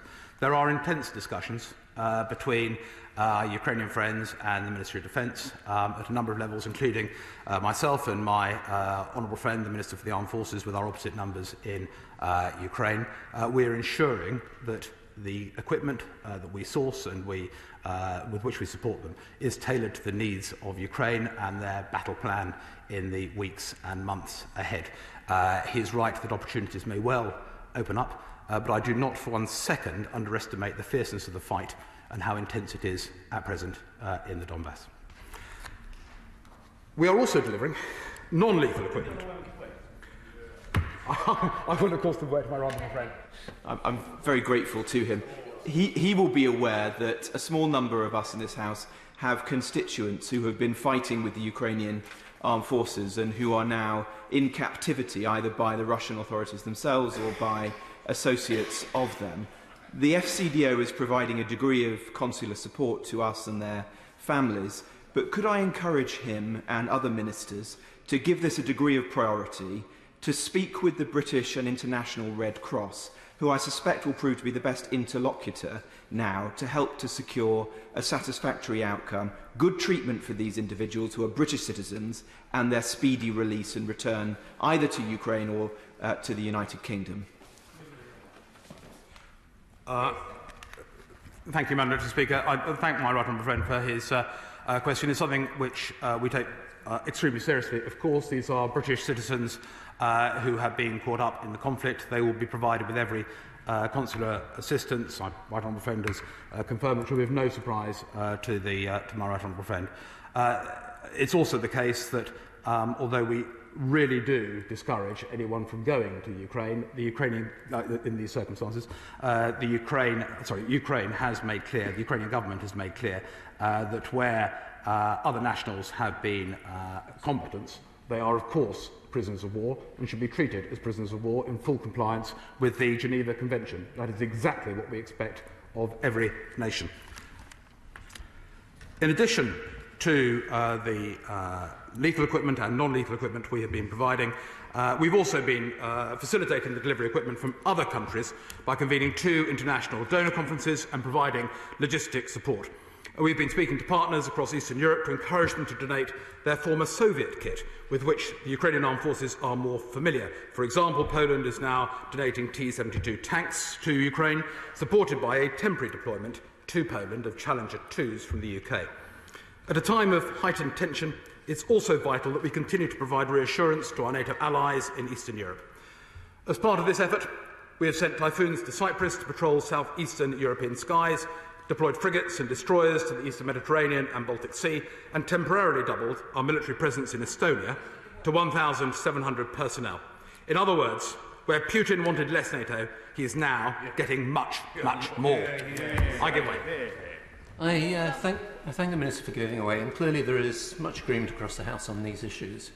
One of the important areas in which we have played our part and should play our part more is in relation to providing refuge for those who are seeking a home away from the conflict. People in Sheffield responded very generously to the Homes for Ukraine scheme, but are expressing enormous frustration at the inability of the Home Office to deliver visas within the time frame that we would expect. At the start of April, the Noble Lord Harrington, for whom I have high regard, when he took over that responsibility, gave a public target of 48 hours from when people, quote, download the application form to when they are given permission to travel. Now, I have constituents who've cases where families applied on the 26th of March and 2 months later they don't have permission to travel. Clearly my experience is shared right across the House. I've had people saying that they are now applying a second time, particularly for children, as they face such long delays and they've no faith in their original application is still being worked on. Now clearly that's only going to cause further complications and congestion in the system. What assurance can the Minister give me that he will take this up with the Home Office and we will do something to meet the obligations and the ambition that we set when we launched the Homes for Ukraine scheme?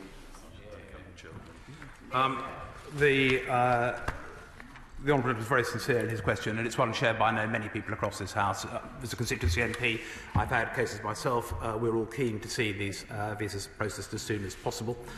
There has been a significant number of visas provided, as the Honourable will be aware, I think over 107,000 now. But I appreciate that makes no difference to individuals who are sitting outside of Ukraine with diminishing amounts of money and wanting to come to this country with a home which is desperate to have them and embrace them. So I know my honourable friend in the Home Office beside me recognises there are particular issues with children in particular. I know that the Home Office is working assiduously to try and get on top of all these issues. They continue to do so. In my personal experience, it seems to be getting faster and better. I know that we're not there yet, and I know that work continues to be done by my friends in the Home Office. I will give way. giving way. And before he moves on to the part of his speech when he talks about the NATO commitments, and in terms of direct support for Ukraine, he knows it is a country with historic debt problems. The invasion obviously is going to have a huge economic impact. The stats are clear to us all. Can he inform the House about the coordination of international direct financial support for Ukraine and how we can keep the country solvent during this very pressing time for them? Indeed, we have provided significant funding ourselves directly to Ukraine in order to assist them through this incredibly difficult period. I haven't got the exact number to lay to hand. You may be blessed with it later in my remarks. But not only that, we are working with the G7 and others. Clearly, Ukraine suffers extraordinary problems at present. The international community recognises that, and they also recognise that Ukraine is standing up for a cause that means so much to us all. So the Honourable Gentleman's point is well made. If I may, Mr. Speaker, I'll move on to the economic response we've made. We are escalating our sanctions regime further still to stymie the Russian war machine and isolate Putin. The UK has now sanctioned more than 1,000 individuals and 100 entities, including oligarchs with a net worth over £100 billion. In recent days, we focused on his inner circle and the shady financial network surrounding him. This is alongside the asset freezes, trade bans and tariffs we and other G7 nations have imposed in recent months. Over time, this economic contraction and the restriction of access to complex components will have an ever-deepening impact on the Russian war machine. And as time goes on, despite their daily dose of propaganda, it will be harder and harder for the Russian people to ignore the evidence that their leaders are betraying them and their interests. Third, and finally, is the diplomatic response. I'm conscious that other honourable gentlemen wish to speak, but I will, of course, allow him. On the issue of sanctions, he should and probably is aware that Putin signed a deal at the Olympics at Beijing for Russia to provide 10 billion cubic metres of gas per year from 2025 compared to 1.25 billion a year now. So wouldn't he, and they're supplying more to Indonesia and to India as well. So wouldn't he accept that, that there's a way by working with China that over time Russia can avoid the sanction impact, and the imperative is to provide the military assistance to get Russia out of Ukraine? Well, I think there is an overall strategy to achieve the objective to which the Honourable Gentleman refers. Part defensive military aid, part economic, part diplomatic. It all has a role to achieve our overall objective. And the economic package that has been delivered by the global community into the Russian economy, analysts are suggesting contraction of 10 to 15% in Russian GDP. That is an extraordinary contraction. It takes the Russian people back to where they were before this Putin regime commenced. And that has to have a direct impact not only on them and the way they think about the regime that is betraying their interests, but it also has an impact on the Russian war machine, which is very, very direct. I will, and if honourable members perhaps excuse me, I should probably make progress. I'm conscious that I'm speaking perhaps for too long for others to have a chance. I am extremely grateful for you giving way. Thank you so much.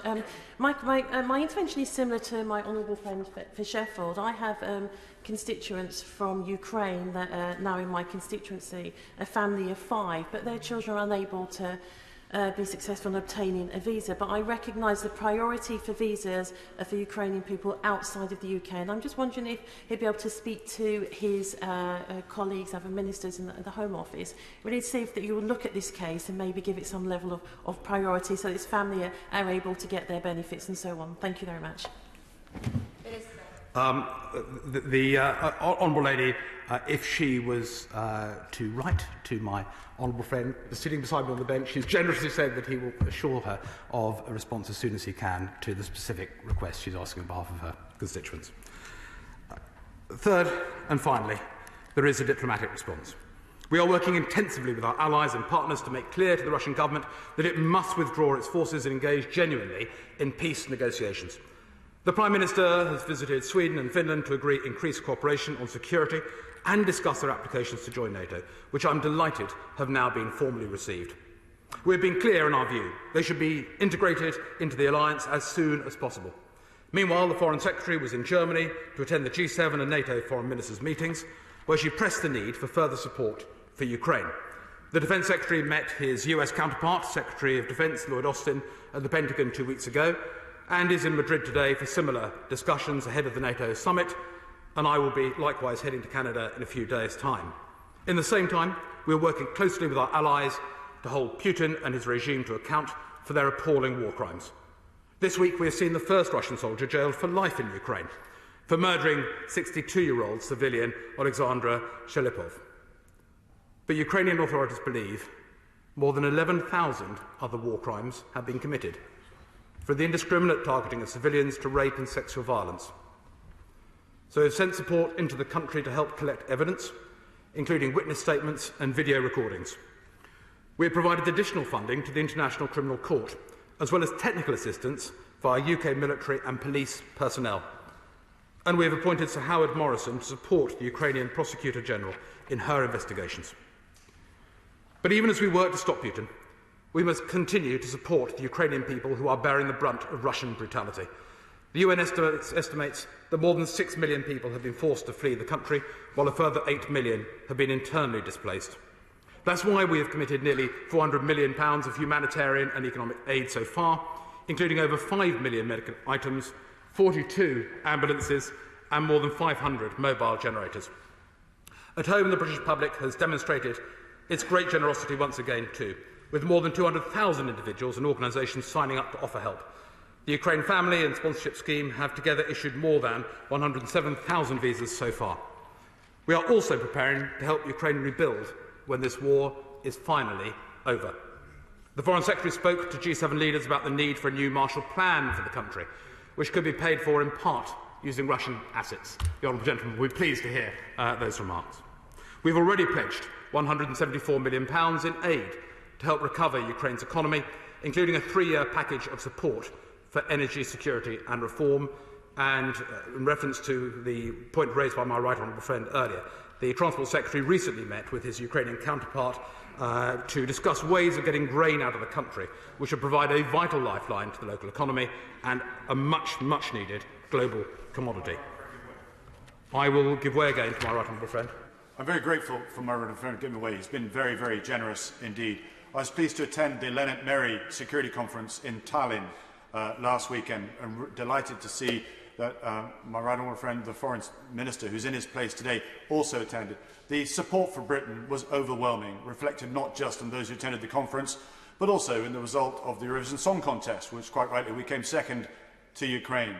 But the Minister is now speaking about what other assistance we can provide. Could he give clarity as to whether there is any truth that we will now be providing hard power support troops to Moldova in addition to our support to Ukraine?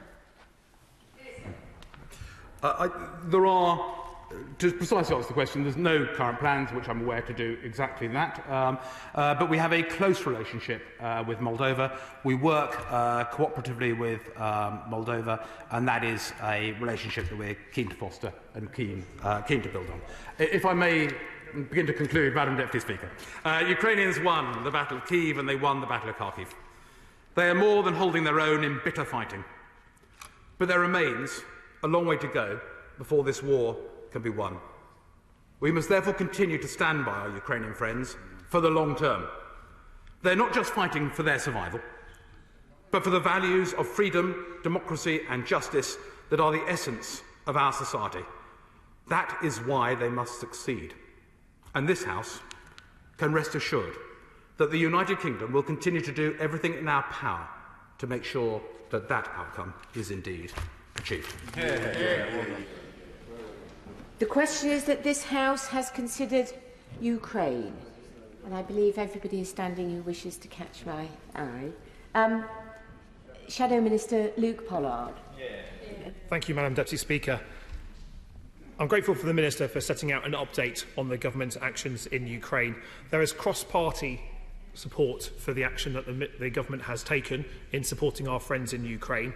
And those watching this debate from the Kremlin will not find disagreement from this side of the House with that side on the very clear thing that Putin's criminal invasion of Ukraine must be resisted, and we will continue to support our friends in Ukraine until we have a free, sovereign and democratic country back in the hands of the Ukrainian people.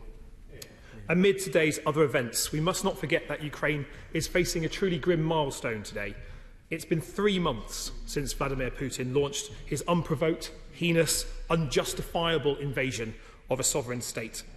Every hour of this conflict has been an hour too long, every family uprooted and forced from their homes, a family too many, and every life lost, a life too many. On behalf of my party, I want to pay tribute to the extraordinary bravery and resolve shown by the Ukrainian people, both civilian and military, during these past 3 months. And we pay tribute also to the British public who have opened their homes and their hearts to those fleeing the conflict. Labour stands with our allies in providing assistance to Ukraine, and we support efforts to provide military, economic, diplomatic and humanitarian assistance. It is right that Britain has provided support to Ukraine to defend itself.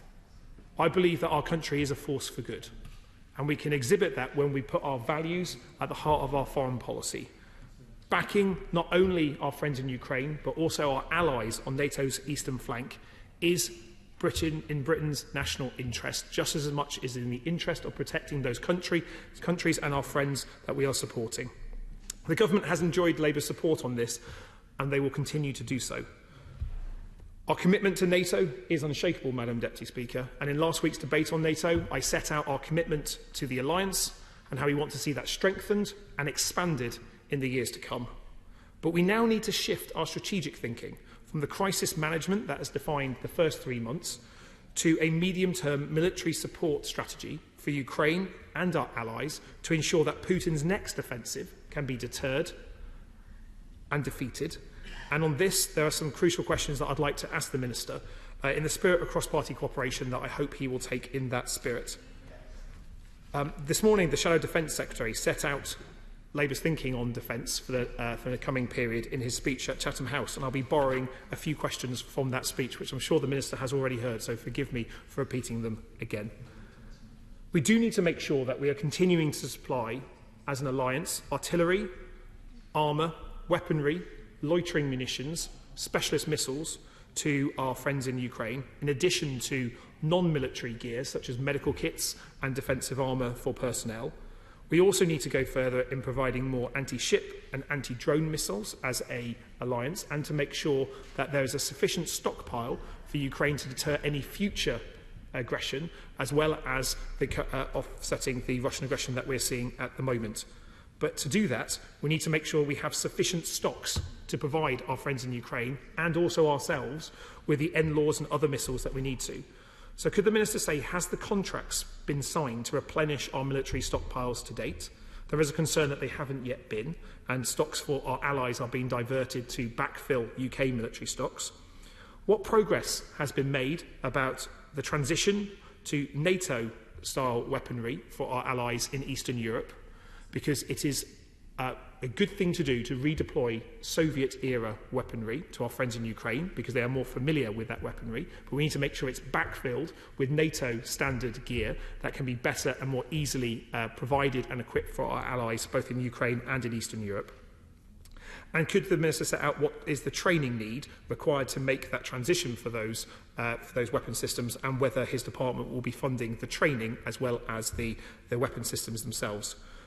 On this side of the House, we believe that we must continue to supply Ukraine with the appropriate weapons and do so in a timely manner.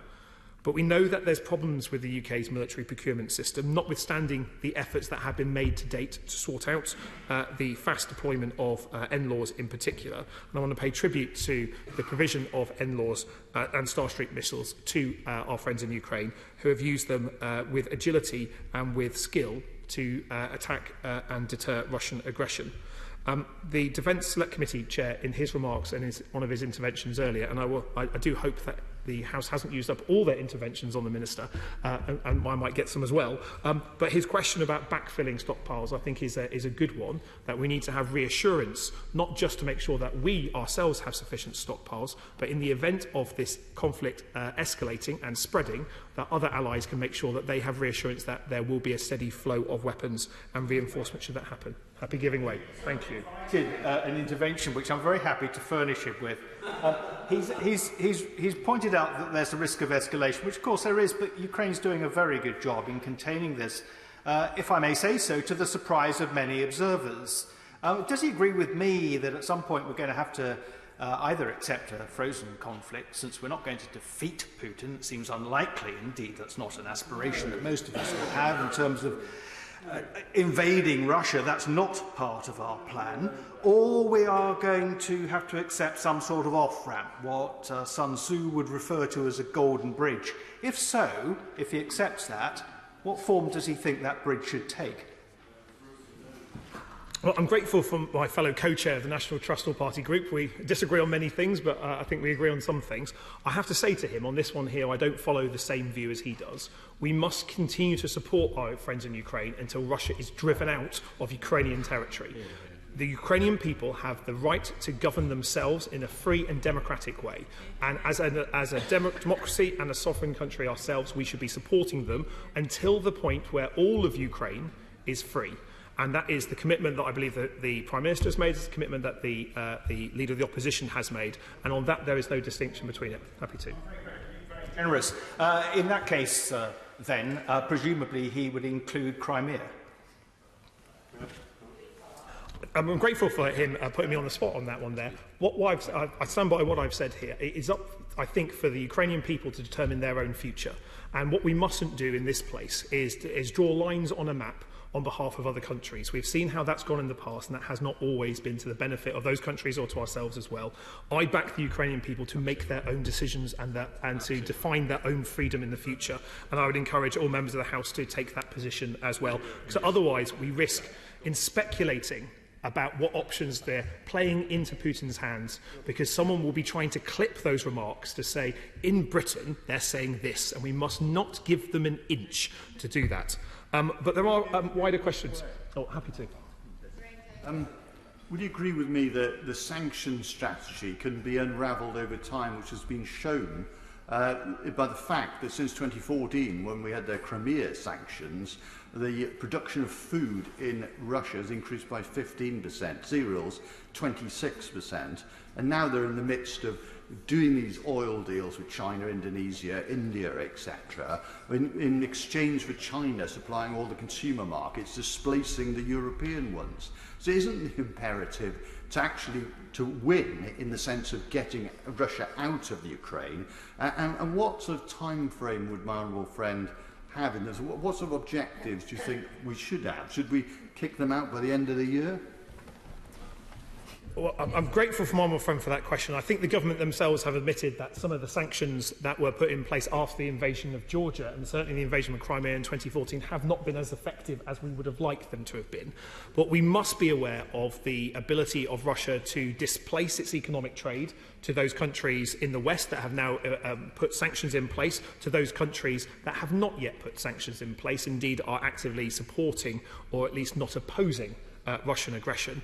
And I think that will be one of the defining challenges of the coming years, is to make sure that not only the values of those in the West and the NATO alliance are shared by more countries around the world, but the consequences of other countries taking steps to take Russian gas, for instance, are discouraged, and that we make the case for their economic measures and sanctions to be supporting the effort to remove Russia from Ukraine in its totality, not offsetting or getting around the sanctions that we are looking at.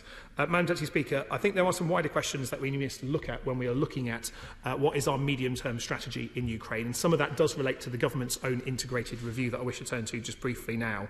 I think it is worth saying that there's much in the integrated review that this side of the House agrees with. The assumptions and the framing, I think, are good, and much of the research that has led into it, I think, is credible and accurate still, notwithstanding the invasion of Ukraine. But there are some elements of the integrated review that I think it is now prudent and wise to revisit. I know in the debates we've had to date, there has been cross-party suggestions to the Minister that elements of the integrated review are updated to ensure it can be a relevant and accurate strategic framing document for the United Kingdom's armed forces and our overall diplomatic approach. And that does mean, I think, updating the integrated review. It means looking at the paucity of Europe within the integrated review. It means looking again, I think, at the strategy of tilting towards the Indo-Pacific, perhaps at the expense of securing our own backyard in the Euro-Atlantic area. And we also need to revisit, I think, the army cuts.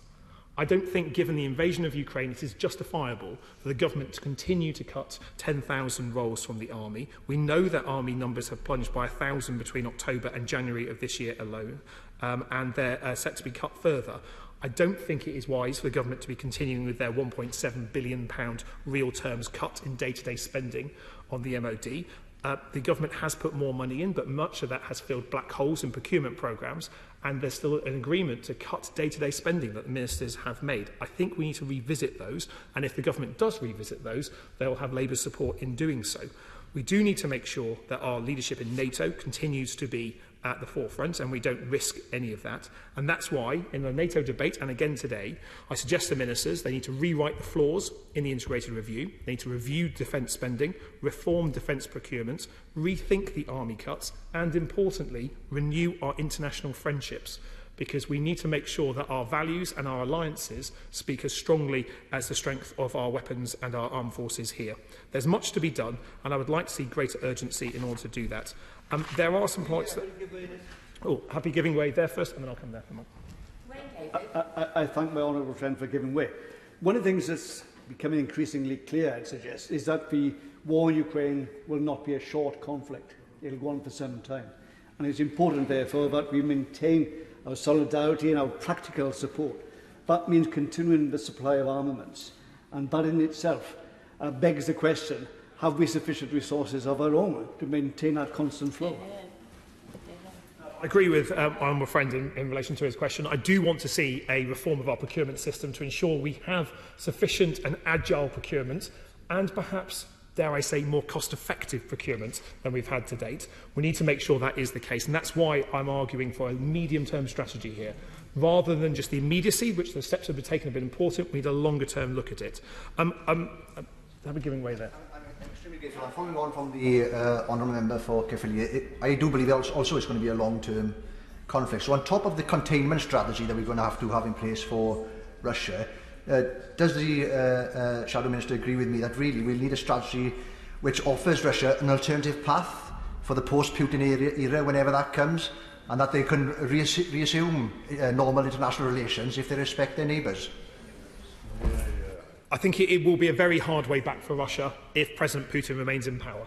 And I think the difficulty is that the off-ramp option that was perhaps spoken about in the early days of the war is now very difficult for President Putin to look at. But we do need to make sure that in discussing future options for how the war can end, we make it very clear that the war will only end when Russia leaves Ukraine in its entirety and returns Ukraine to a peaceful situation where the people of Ukraine can make their own decisions.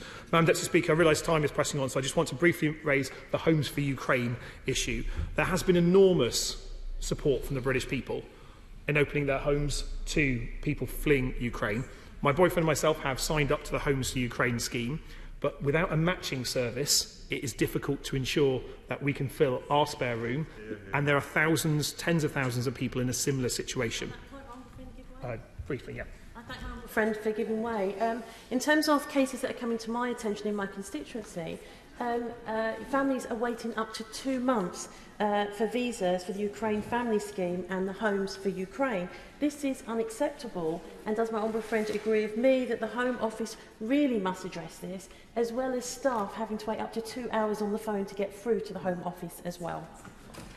I'm grateful for that intervention, and I think, for all honourable members in this place, we will have seen the queues snaking around Portcullis House of parliamentary staff that have an awful lot on their plates, regardless of whichever party MP they work for, who are sitting in a queue to try and get answers out of a Home Office system. It should not take a Member of Parliament to intervene in the system to make the system work properly. It should certainly not take hours and hours and hours of our staff's time to try and get the decent answers. And I know the Immigration Minister is in his place here. He will have heard what I said. I think we wish him all the best of luck to fix this broken system, because at the moment it's not delivering the promise that he and the Home Secretary has made to have a swift, efficient system to help people fleeing conflict to get to a place of safety and get so quickly. There are people now who are questioning how long it will take for the families to get here, especially even those that have contact with the Ukrainian family. I think we do need to make sure that is taking place. I know in Plymouth we've had families across the city who have taken up the offer, and they are waiting for that matching service to take place. I just want to pay tribute not only to those families but also to our schools and our health services, the mental health services across the country who are assisting Ukrainian families and the individuals who have been fleeing such difficult circumstances. Can you give away again? One final time. Can I simply tell him that when I was in Lithuania with an all-party group, in the reception centres there for refugees, women were coming in basically with children and were processed within 12 hours. They were simply given the biometric checks, some checks were made, they were associated with a family, with a kindergarten, with work, and it was simply done, and they were regarded as friends and people helping the workforce rather than Russian spies. Obviously the men were put in another place because they were expected to fight. Intervention. I would just briefly say to the Minister that I think the generosity of the British people needs to be matched with the generosity of an immigration system, especially for our friends fleeing Ukraine at this point, and I don't think they match up as they should do at the moment. In conclusion, Madam Deputy Speaker, Labour stands unshakably with our NATO allies on the eastern flank next to Russia, and we stand unshakably with our Ukrainian friends, and we will continue to do so during this brutal invasion. We need to make sure that we are supporting them in any way we can. And indeed, the support that is required needs to now go much further than just military matters. I'm grateful for the Minister setting out the support that's been provided to deal with the hideous amount of war crimes and the long-term consequences of the Russian military using rape as a weapon of war. There's considerable long-term consequences for women in particular in Ukraine who have been abused by Russian forces, and we must make sure that there is long-term support, not just to prosecute those people responsible, but to provide support for those communities who have been victims of torture, murder and rape. Madam Deputy Speaker, if time had allowed, I would have spoken about the need to provide more humanitarian assistance and the mentions around food security. Food security is national security. And as a parliament, we must do much more to secure our own food security, but realising that Ukraine's grain exports in particular support some of the most vulnerable and fragile countries in the world, we must make sure that there is the ability for Ukraine to export that grain. It is a global priority, not just a Ukrainian priority, that happens, and we must make sure that takes place. Madam Deputy Speaker, on this side of the House, we continue to support the government in their measures to provide Ukraine with the support, but there are improvements that do need to be made if we are to have a successful long-term strategy and continuing support for our friends there. Thank you. Tobias Elwood. Thank you, Madam Deputy Speaker. It's a real pleasure to participate in this important debate. Can I begin by commending the ministers in their place for the regular drumbeat in which they're bringing this matter to the House to allow us to understand what is happening and indeed to take stock and comment on what is clearly a very, very difficult situation in Ukraine. Now, if invading Ukraine was an effort to rekindle Russian superpower status, it has been a complete flop. There was no clear initial strategy, no effective command and control, no logistical support, and absolutely no appreciation of Ukraine's fearless desire to stay and fight. This, in summary, has been a dismal campaign. The body bags returning to Russia have piled up in their thousands. Dozens of wrecked Russian T-72 tanks now litter the Ukrainian roadsides after a failed attempt to take the capital. And with international sanctions starting to bite, and countries like Britain replenishing brave Ukrainian forces with end laws and the like, surely Putin knows he cannot win. But sadly, this is far from over. With little care for the accepted rules of war, and indeed even the loss of Russian life, Russian forces have now regrouped in the southwest of the country and have begun bombing entire towns and cities from afar, carrying out the barbaric war crimes to gain territory, specifically in the Donbass region, and exploiting, I'm afraid, the West's timidity to get directly involved. Now, as NATO leaders head to the Madrid summit in June, there are lessons for the West to learn as well. Step back from the events in Ukraine, and we begin to realise that this isn't just about Ukraine, but another turning point in our history, indeed in European security. Madam Deputy Speaker, we've actually had it quite easy over the last 30 years since the end of the Cold War. But the next few decades are going to be extremely bumpy again indeed. And state-on-state aggression is clearly back. If we don't help put this fire out in Ukraine, it will spread to other parts of Europe. Yet today, it seems that we're only doing enough to ensure that Ukraine doesn't lose, but not enough to guarantee that they can win. Putin may have misjudged Ukraine's resolve to hold ground and fight, but he was spot on in believing that NATO would have no appetite to get directly involved. Putin's invasion did not come out of the blue. His vice-like grip on his own media has over decades convinced the majority of Russians that the West, specifically NATO, is a threat and must be confronted. He's publicly expressed a desire to regain control of those countries that were once governed by Stalin. And now he is siding ever closer to China, who shares Russia's disdain for Western standards and values. This is indeed a dangerous turning point in our history. And the threat picture is certainly beginning to change fast. I put forward to this chamber that how we conduct ourselves, how we regroup, how we choose to stand up to this growing authoritarianism across the world over the next few months could have major implications as to how this plays out over the next decade. I recall speaking in the recall of Parliament when we decided to withdraw from Afghanistan.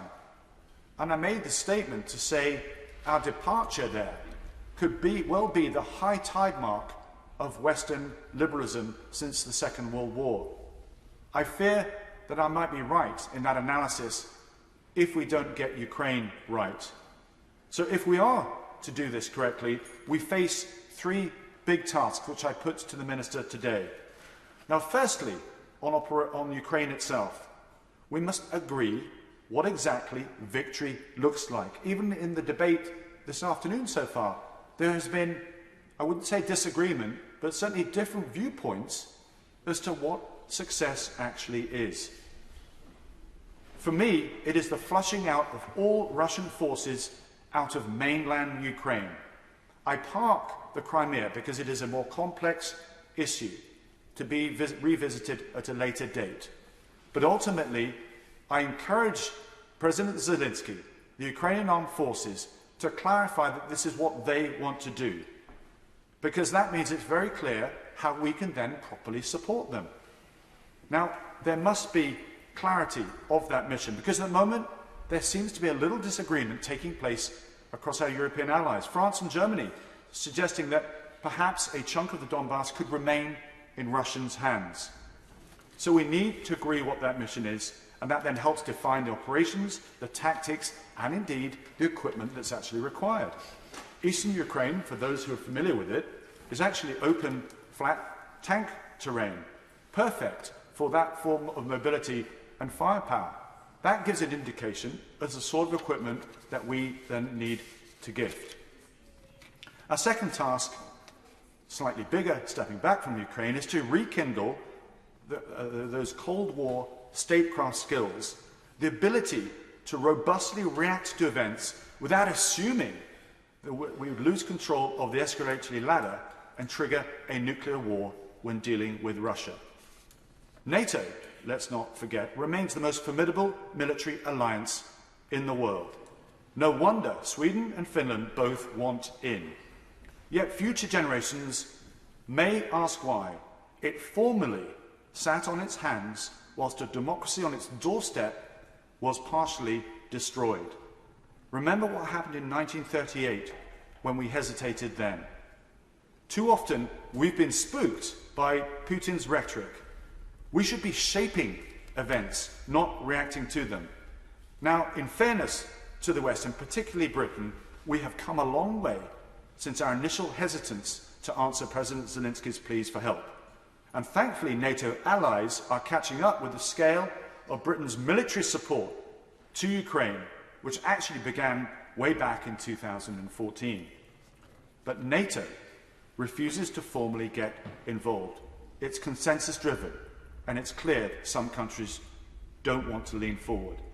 It's time, therefore, to form a coalition of like-minded nations working together to better coordinate military support for Ukraine, increasing the quality and quantity of equipment, assisting with supply chains and training, all united by a mission to see Ukraine push Russian forces entirely out of its mainland. And we must be proactive in limiting the economic harm Russia is now causing. We should establish a humanitarian corridor around the key port of Odessa, so the grain, which much of the world depends on, can actually continue to reach international markets. This, of course, is in our interest, because it will help directly tackle the cost of living crisis that are affecting us here too. Our final task is a strategy to handle an ever-assertive Russia-China axis that is attempting to exploit our fragile world order. Putin would not have invaded Ukraine if President Xi had not given the backing and his support. Both countries share a common goal of building an illiberal alternative world order where authoritarian states can flourish, and Ukraine, I believe, is just the start of this new axis of autocracy flexing its muscles. We must recognise that the last 30 years have actually been a walk in the park compared to what lays ahead. All NATO countries must increase defence spending at a minimum to 3%. Those recent cuts to our troop numbers, our fighter jets, our ship numbers must be reversed. I will. I'm very grateful to him for giving me, and he does speak with great authority and knowledge. Based on the growing emergence of the axis between China and Russia, how concerned is he about reports over the last few days about the joint military exercise over the Sea of Japan? Well, I look forward to his contribution in this. I'm going to focus on what happens in the European theatre of operations. But he does raise an important question about what was mentioned earlier, the tilt to the Pacific and what is happening in Ukraine. If we are going to now recognise how Russia and China are actually working together, they will also appreciate that what Russia is doing in Ukraine will actually be to China's interest. It's kept us, Europe, and indeed the United States, very busy and distracted, whilst we haven't kept an eye on what's going on in other parts of the world. There needs to be a recognition that we must lean into what's happening in the South China Sea. I would like to see a development of the Quad. This is Japan, India, United States and Australia, with Britain and France invited into that strategic partnership to look after and take a greater interest in the security of that particular part of the world. That, I think, is something I hope that the government would look forward to in the discussions at NATO itself. Yeah. Does he agree that the West has been very timid for it because of its fear of a nuclear reaction? Yet when you look at the evidence, or when he looks at the evidence, in terms of Putin's threat that if we impose sanctions, if we impose SWIFT, if we put sanctions on him, all of those, he said these would be acts of war by the West, and then did nothing. And the Kremlin's position is they should not use nuclear weapons unless there's an existential threat on Russia, and nobody's suggesting invading Russia. So shouldn't we just get him out of the Ukraine? There's no doubt there needs to be a sense of caution when dealing with a country such as Russia that is armed with tactical, low-yield nuclear weapons, which we don't have huge numbers in our arsenal. But there would be a stigma attached to Russia using these weapon systems. Countries such as South Africa, Saudi Arabia, India, and potentially even China may actually stop sitting on the fence or supporting Russia and move away. And don't forget what we saw in Mariupol means that you can actually achieve the same outcome as a tactical, low-yield nuclear weapon using conventional systems without testing your friendship with other nations around the world because you'll be crossing such a threshold. But I posed this very question when I visited NATO recently. What would NATO's response be? Now, it could be that it's tucked away in an envelope somewhere in a drawer to be pulled out and read and acted upon if such an event happens. I would like to see us respond robustly, because that way it would take us into a new era of character of conflict if we're now saying low-yield nuclear weapons can be used. If one is used in Ukraine, I'd like to see every F-35 in NATO's arsenal take out every single Russian asset on the ground, and to tell Russia, look Russia in the eye. And yes, this would be a who's going to blink first moment, but to say we will punish anybody that uses these weapons. If we don't respond, if we don't react, then again we allow Russia to gain more confidence, be more assertive, and no doubt use yield nuclear weapons again in the surrounding areas of Eastern Europe. And then how do we respond? We made the mistake in Syria, don't forget, of when we said there was a red line on chemical weapons, and what did we do? We blinked. We mustn't do that again. I'll just finish on the integrated review. I hear it was an important document. The threats assessment was correct. What was incorrect about it was the speed in which those threats were going to come over the horizon. It was also, I'm afraid, we all recognise, tied to a peacetime defence budget, which I hope, again, I offer my support in making the case to say the world is not just more dangerous, it's going to get even more dangerous from here. There's no lull, there's no mop-up, there's no conclusion of Ukraine, and then we're back to normal. We're in a new era of insecurity, and if we want to lead in the way Britain has done, then we do need to spend more on our hard power. NATO's strategic concept is about to come out. This is this big document from NATO itself as to how it operates together. It will come out with greater demands placed on all members, including the UK. I think that, I hope, would be a useful opportunity to take stock of our own position, of our own numbers of armoured fighting vehicles, troop numbers and so forth, to see how we might advance and revisit the integrated review. Madam Deputy Speaker, European security is once more in peril. Our adversaries are actually in plain sight. I fear, though, we're still a little bit in denial. But still we continue to hesitate, and Europe needs leadership. And the one thing I can say when visiting these conferences and actually being in America last week is how impressed much of the world is by the way Britain has actually stepped forward. But there is so much to do, because I repeat, Russia is now winning in Ukraine. They are moving forward to the point where Putin is able to claim a success. If he can claim a success, he continues to stay in power. If he stays in power, this doesn't end in Ukraine. That must be very, very clear indeed. So I seek support in this House for, firstly, to praise the government in what they're doing, but recognise operationally we've lent in. Strategically, we need to understand what we're actually doing so we can see victory in Ukraine, put that fire out, humiliate Putin, and let the Russian people then decide whether they want to continue with that leader or not. Thank you. SNP spokesman Alan Smith. Yeah. Thank you, Madam Deputy Speaker. It's a pleasure to see you in your place. And I think it's right that we are taking stock of events in Ukraine. I think they deserve our support. They also deserve our continuing focus. And I would start by commending the front bench and the Treasury bench and the ministers on their openness during the debates that we've had and the actions that we've taken on Ukraine. The SNP is a firm part of the coalition in Ukraine's defence. We are a party that stands for international law. We are a party that stands for self-determination, democracy and human rights. Of course, we are part of the coalition in Ukraine's defence, and where I have supported the UK government, I hope I've been vocal enough in doing so. The Ukrainians deserve our support, and I salute their bravery in defence of their homeland. But Ukraine has a right to its independence. It has a right to live without fear of its neighbour and without interference from its neighbour. So we're all on the same team on this one, and I'm glad to express my support for that. Now, of course, much has already been said on Ukraine, so I would limit my remarks today to a few specific points, which I hope I can rattle through fairly quickly. On sanctions, where I was concerned that the UK wasn't making sufficient progress, I think we're there now. But I've called previously for the assets that have been sanctioned to be seized and to go towards a Marshall Fund for the reconstruction of Ukraine. I'm glad to hear that that was discussed at the G7. Perhaps we could give some more details of where that is. I'm conscious of the legal difficulties with that and conscious also that ministers are working on that, but I would like to see some progress on that.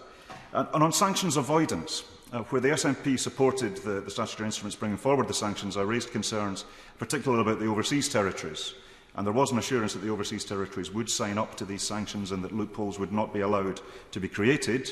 I'd like that reassurance again now that we're a further few months down the tracks on that, because we are dealing with some particularly slippery individuals who are advised by the most slippery, most expensive professionals in this field, and they'll be quick to exploit a loophole if one exists. So I would offer our support in closing them.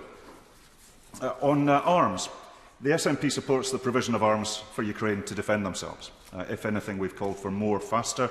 But I would like some words from the Minister on what assessment's been made of the evolving nature of events in Ukraine, and that, as my friend from Angus said, that we see a much better supplied, better dug-in Russian force in Donbass particularly, so there is the danger not of a frozen conflict, but a conflict that doesn't go very far. And what assessment has been made of the supply needs for that. Also, particularly the evolving situation within the Sea of Azov and the Black Sea, in that this is so pivotal to exports for Ukraine, of food especially, but also of lots of other things, and supply for Ukraine itself. Where's the evolving nature of that threat being taken forward?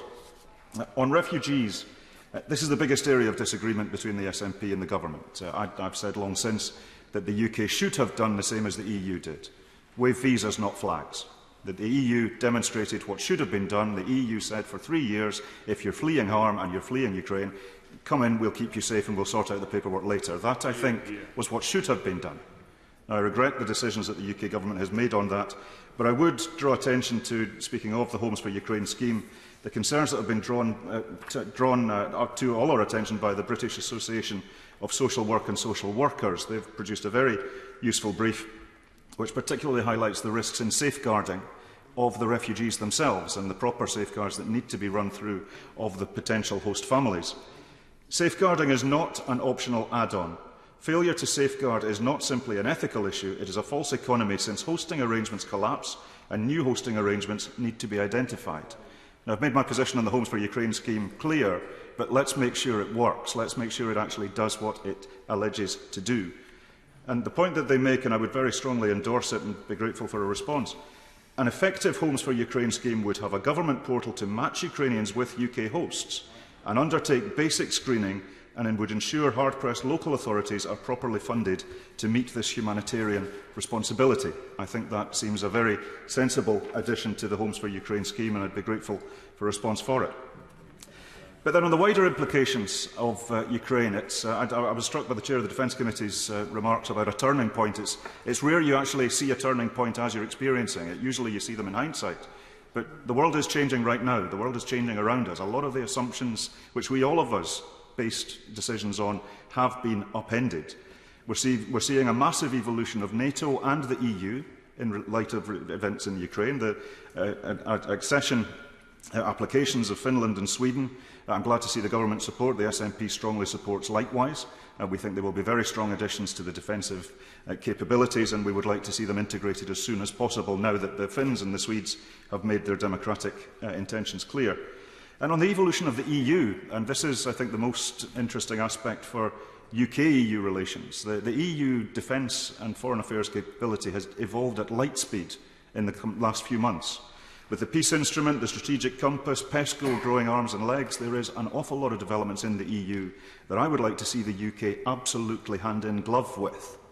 Now, I regret Brexit deeply. I regret the fact that the UK left the EU. I want to see Scotland get back into the EU, which is a discussion for another date. But meantime, surely, let's build on the cooperation, the very good cooperation that is happening between the UK and the EU on defensive matters. And now is the time for a deep and comprehensive UK-EU security and intelligence treaty in order to formalise that cooperation and make sure that the UK is not left behind as the EU develops its own competences on that field. And I'd also draw attention to, and food prices have been raised by a number of other people, but the Red Cross has given us a very sobering briefing that the UN, they say, the UN projects that a further 8 to 20 million people will now be left hungry from the knock-on effects of soaring prices and broken supply chains for grains, cooking oil, fertiliser and fuel. The UK government, working with local and international partners, can and must look beyond the borders of Europe and act urgently to prevent a food crisis. That is the litmus test of Global Britain. Now, Global Britain is not the SNP's project, but I have to say, if we see serious action from the UK government on world food prices, I'll be the first to support them. In the European Parliament, we can check my record. I've been banging on about food security and the food supply chain for the best part of 2 decades. I am deeply concerned that we are weeks away from a catastrophe for many of the most vulnerable in the world, and we need to act together to fix it. So there are many things that have changed in terms of the world, and I'd echo the comments of the Defence Committee Chair on the integrated review. The SNP contributed constructive suggestions to the integrated review, but surely we can all agree that it is now badly out of date, and it needs to be refreshed and reassessed urgently, and we will continue our cooperative spirit with that. So, Madam Deputy Speaker, there are a number of things that have changed about Ukraine, but the people of Ukraine deserve and have our support, and I'm glad to continue the SNP's constructive approach with the UK Government on this matter. Thank you. Dr. Liam Fox. Thank you, Madam Deputy Speaker.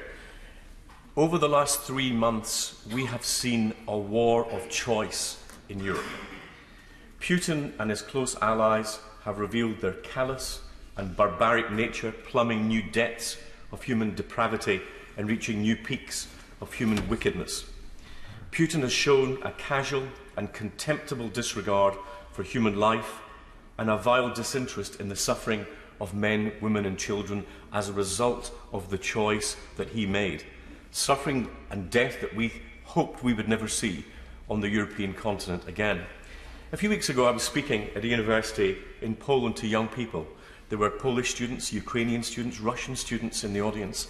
They were bewildered and afraid and angry about what they had seen, but it struck me that these young people had no memory of the Berlin Wall or the Cold War or the Soviet Union. All the more reason for us to repeat to them the lessons that we have learned from history. But it comes, or should come, as no real surprise to us what we've seen. Putin told us who he was and what he believed at the Munich Security Conference in 2007. He told us primarily that he was in denial about the end of the Cold War. He believed it had come to an end rather than the Soviet Union had been defeated. He said, we should not forget that the fall of the Berlin Wall was possible thanks to a historic choice, one that was made also by our people, the people of Russia, a choice in favour of democracy, freedom, openness and a sincere partnership with all the members of the big European family. If that wasn't utterly out of line with the reality of what was happening, I don't know what is. And he also made it very clear in that speech that he viewed NATO as an aggressor from the outset. When he said, I think it's obvious that NATO expansion does not have any relation with the modernisation of the alliance itself or with ensuring security in Europe. And we have the right, on the contrary, it represents a serious provocation that reduces the level of mutual trust. And we have the right to ask, against whom is this expansion intended? No expansion was intended.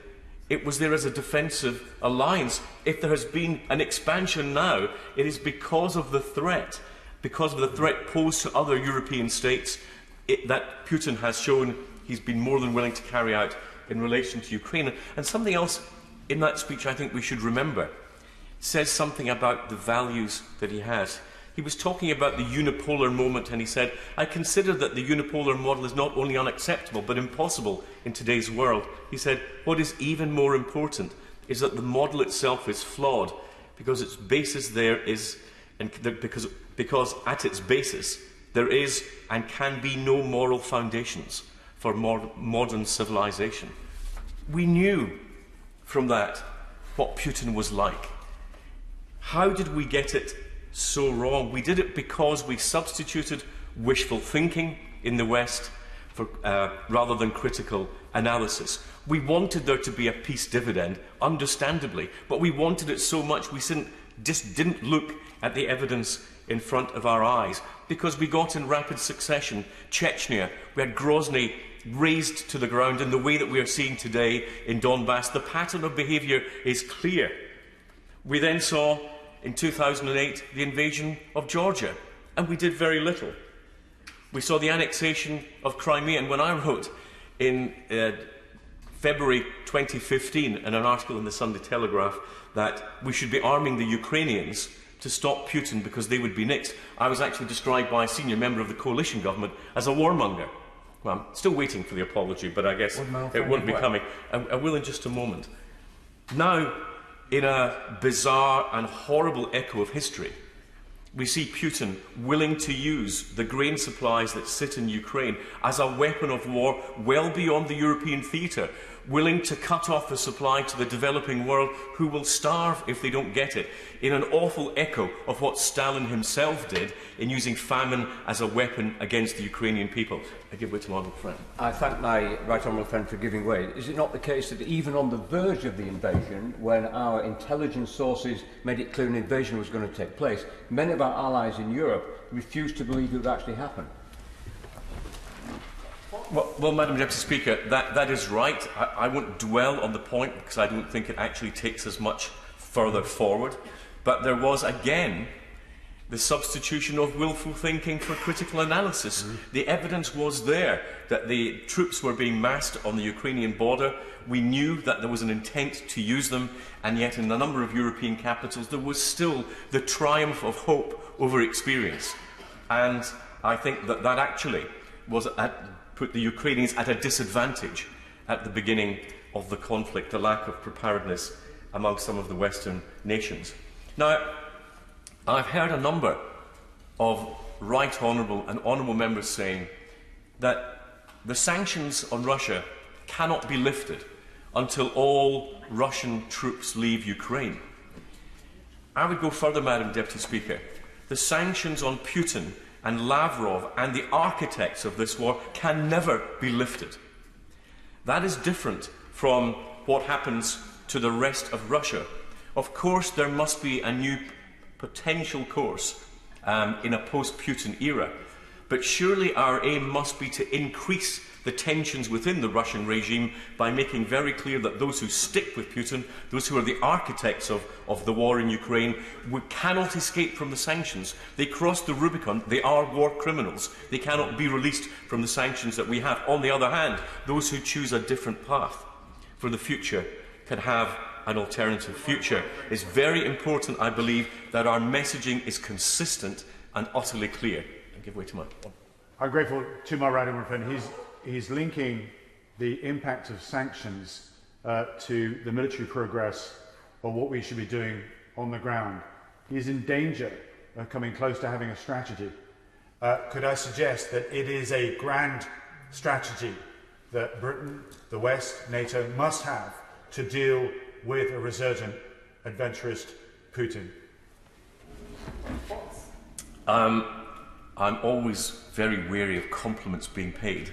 In the House of Commons, there's generally a sting in the tail. All I would say to my honourable friend is I think that we were guilty, collectively in the West, of willfully misunderstanding what Putin was doing, even when the evidence suggested otherwise. There will be no change in Putin.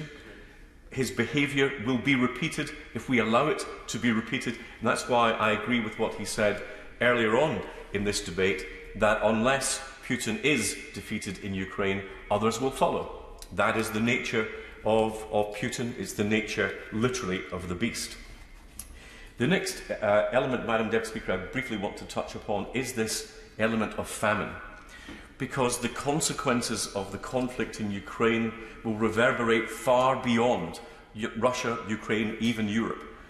There will be people, especially in the developing world, who will starve to death if we do not get grain stores and other materials released from Ukraine. This is a war that Putin is waging not just on the Ukrainians, but some of the most vulnerable people on our planet today. It is why I refer to the height of the wickedness that his regime represents. And we need to do all that we can. I won't go back over the points already raised about why we, if possible, need to be able to move grain through the port of Odessa. And if we can't, we have to move it by rail to the northern Baltic ports to get it out. But whatever we have to do together with our allies, because the consequences of failure go well beyond our own strategic objectives, and they go into the suffering of people in this world who are already being hit post-pandemic and with the supply shocks that they're facing. And the point was made again earlier in the debate, and it was made, if I may say quite correctly, by the Foreign Secretary recently. If it was Chechnya crushed, and then it was Georgia, and then it was Crimea, and then it's Ukraine, what's next in the dominoes? And the next one is Moldova, and we still have time to avoid the mistakes that we made with Ukraine by ensuring that we arm and train our allies in Moldova, who could well be the next target should Putin survive this particular adventure that he is having. We then come, again as has been referred to NATO itself. We need to ensure that we raise spending, not just amongst the biggest nations in NATO, but amongst all nations in NATO. We have to make very clear that those countries that want to have the insurance policy have to pay the premiums for the insurance policy as well. But we need to give it a lot more thought than just that, because what we can't have is unnecessary duplication of what NATO does, for example, by a European Union force. We need to ensure that in terms of procurement, that we're not duplicating and we're having wise policies across NATO. Of course, there's always been some resistance in NATO to the idea that some countries will specialise in some areas and some in others. But the bottom line is that the United States is the only country big enough and rich enough to have a full spectrum of military capabilities. Others will have to choose wisely where they spend their money. Now, the United Kingdom, we provide NATO with a nuclear deterrent, with carrier strike. We have our F-35s, our Tornadoes. We have our investment in space and cyber. Sorry, Typhoon, yes, my old friend just nods. That's a slip back to 2010. But we cannot be expected to have everything. And those countries who are more vulnerable to land attack must be willing to carry the burden of those defensive capabilities. And they certainly can't continue to take a ride on the American taxpayer in the way they have done in recent years, because sooner or later, we had a warning with the Trump administrations, sooner or later there will come an administration that's not willing to carry that burden on behalf of European defence. And we should be regarding current events as a very, very clear warning to us of what will happen, what potentially could happen if Europe is not willing to carry its own defensive burden. Finally, Madam Deputy Speaker, in commending our ministers for the clarity and the generosity of the briefings that they have given us during this conflict, and the very clear leadership exhibited by the Defence Secretary and his team, we have to accept painfully that what we have seen in Ukraine is, at least to a large extent, a failure of deterrence. Because given our lack of reaction to previous incursions by Putin, he believed that we would not act.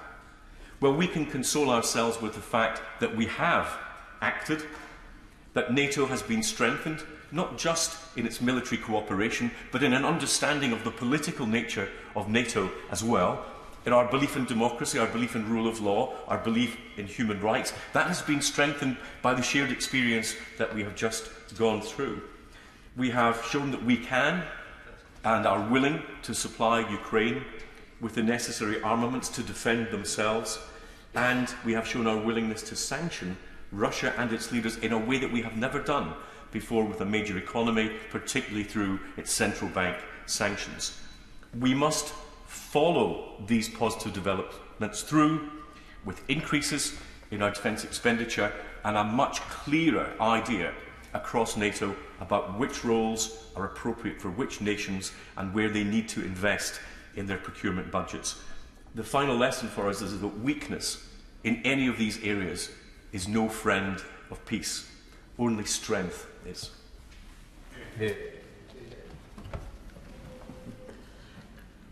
Order. I will briefly interrupt the debate in order to announce the result of the ballot held today for the election of a new chair of the Environment, Food and Rural Affairs Committee. I have to announce that 474 votes were cast with no invalid ballot papers. It's a relief to know that members of Parliament know how to cast a vote. The counting went to 4 rounds. 420 valid votes were cast in the 4th round, excluding those ballot papers whose preferences had been exhausted. The quota to be reached was therefore 211 votes. And the candidate who has been elected chair with 243 votes is Sir Robert Goodwill. Sir Robert will take up his post immediately. I congratulate him upon his election. The results of the count under the alternative vote system will be made available as soon as possible in the Vote Office and published on the internet. Point of order, Sir Robert Goodwill. On a point of order, can I first of all thank the officers of the House and the clerks who carried out this election so efficiently and all those involved. Could I also thank my fellow candidates for the very good-natured way in which it was carried out, and thank all the people that voted for me, and hope that I'll be able to carry forward this committee and follow on for the excellent work carried on by my predecessor, Neil Parish.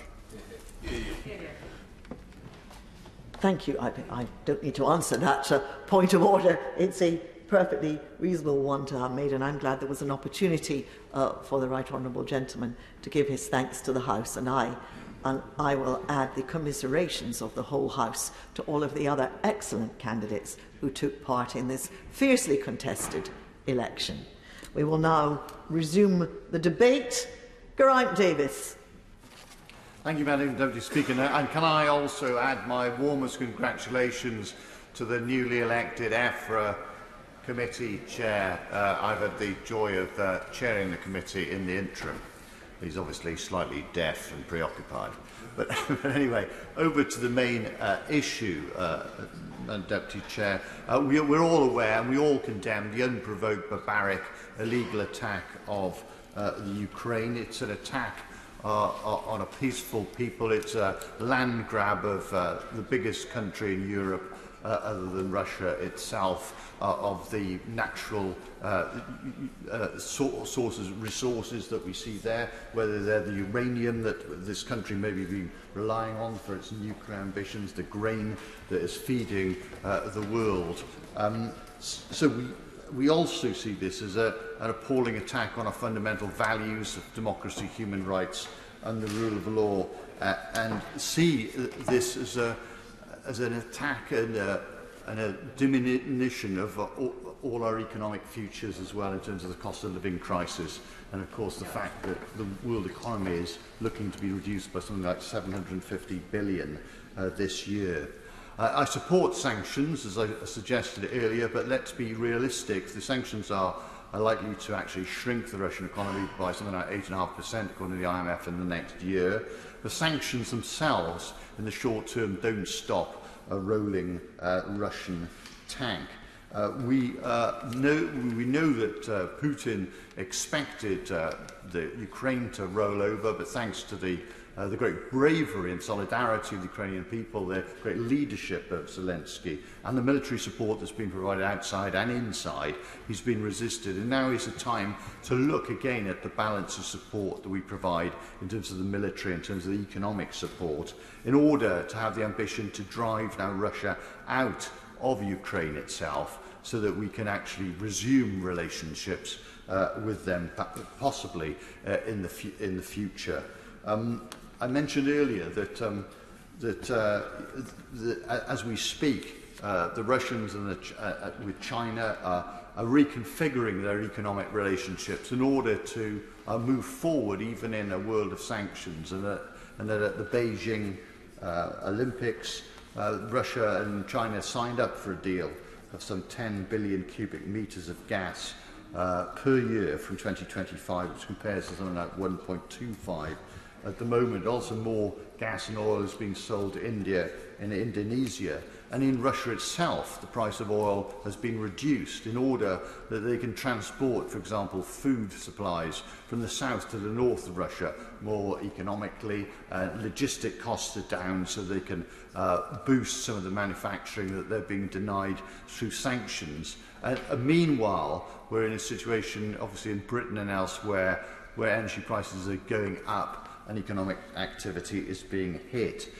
So what this suggests to me is that whilst we should continue to impose sanctions, in particular those targeted at Putin and his allies, time is not necessarily on our side in terms of supporting the military imperative of getting back the democracy and the economy of Ukraine into a healthy state. We know, as we pointed out, by stepping back and looking at the track record of President Putin in terms of the invasion of Georgia, in terms of Crimea, in terms of taking control of Belarus, and then in terms of invading Ukraine, that this is part of a wider plan. Clearly Finland would be in his sights, and it's obviously we welcome the fact they've applied to be members of NATO. Moldova has been mentioned already as being vulnerable.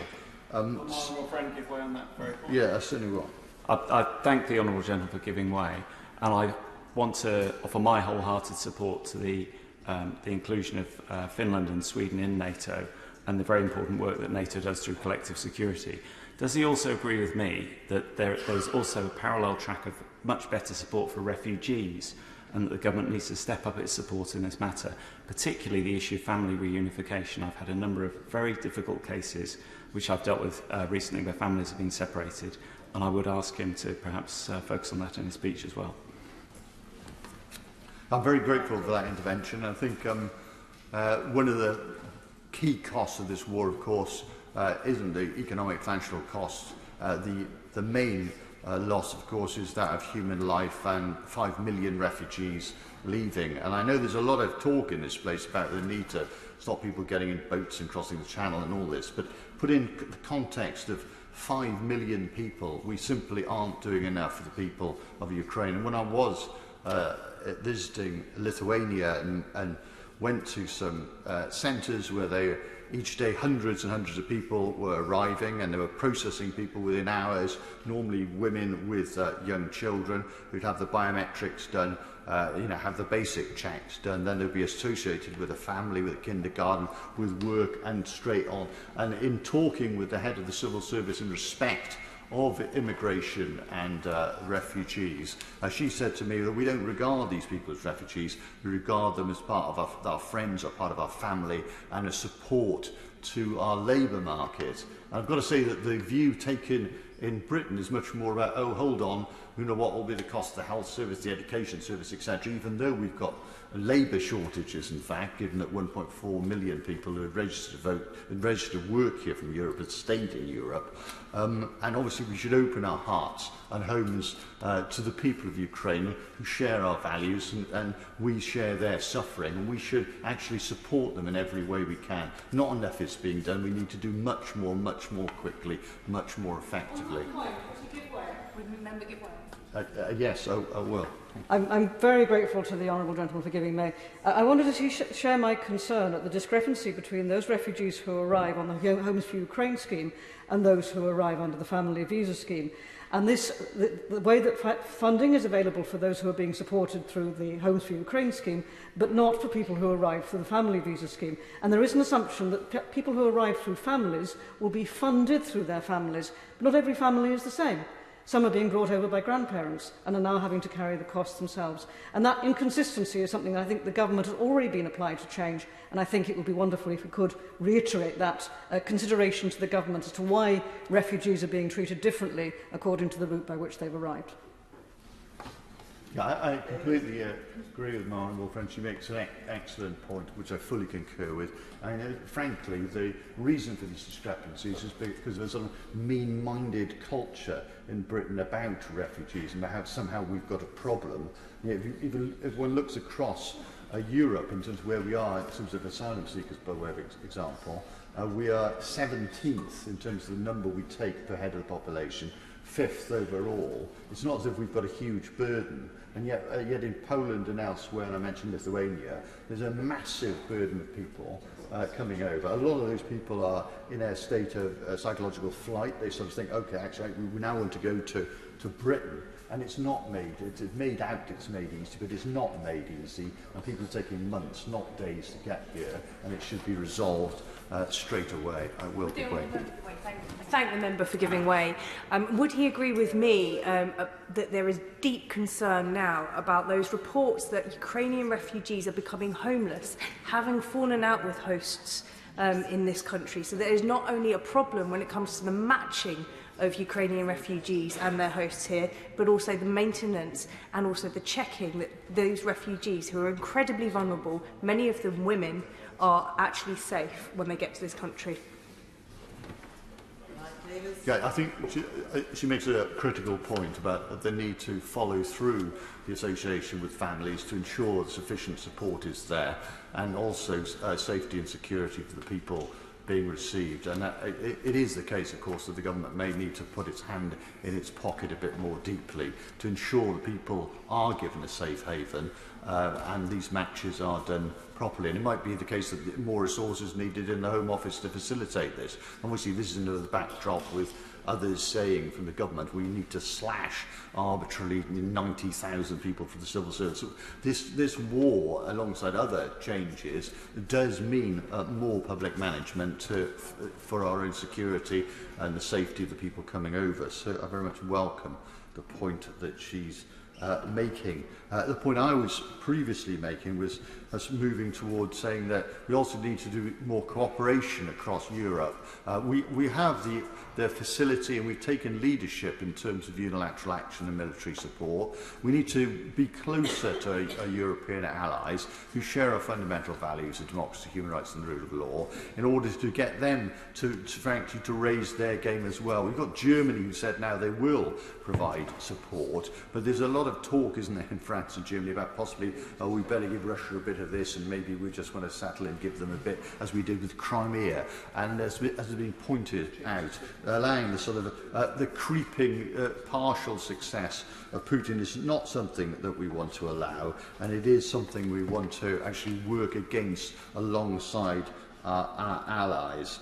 So I'm a member of the Council of Europe, which shares these fundamental values. Russia, of course, was a member. We ensured they were ejected from the Council of Europe for a clear breach of democracy, human rights and the rule of law. But I would like to see a route map that sometime in the future Russia would readopt these values and come back into the fold, into democracy, human rights and the rule of law, rather than permanently being driven alongside China in a sort of in a partnership which is pushing us towards a more totalitarian way of thinking globally.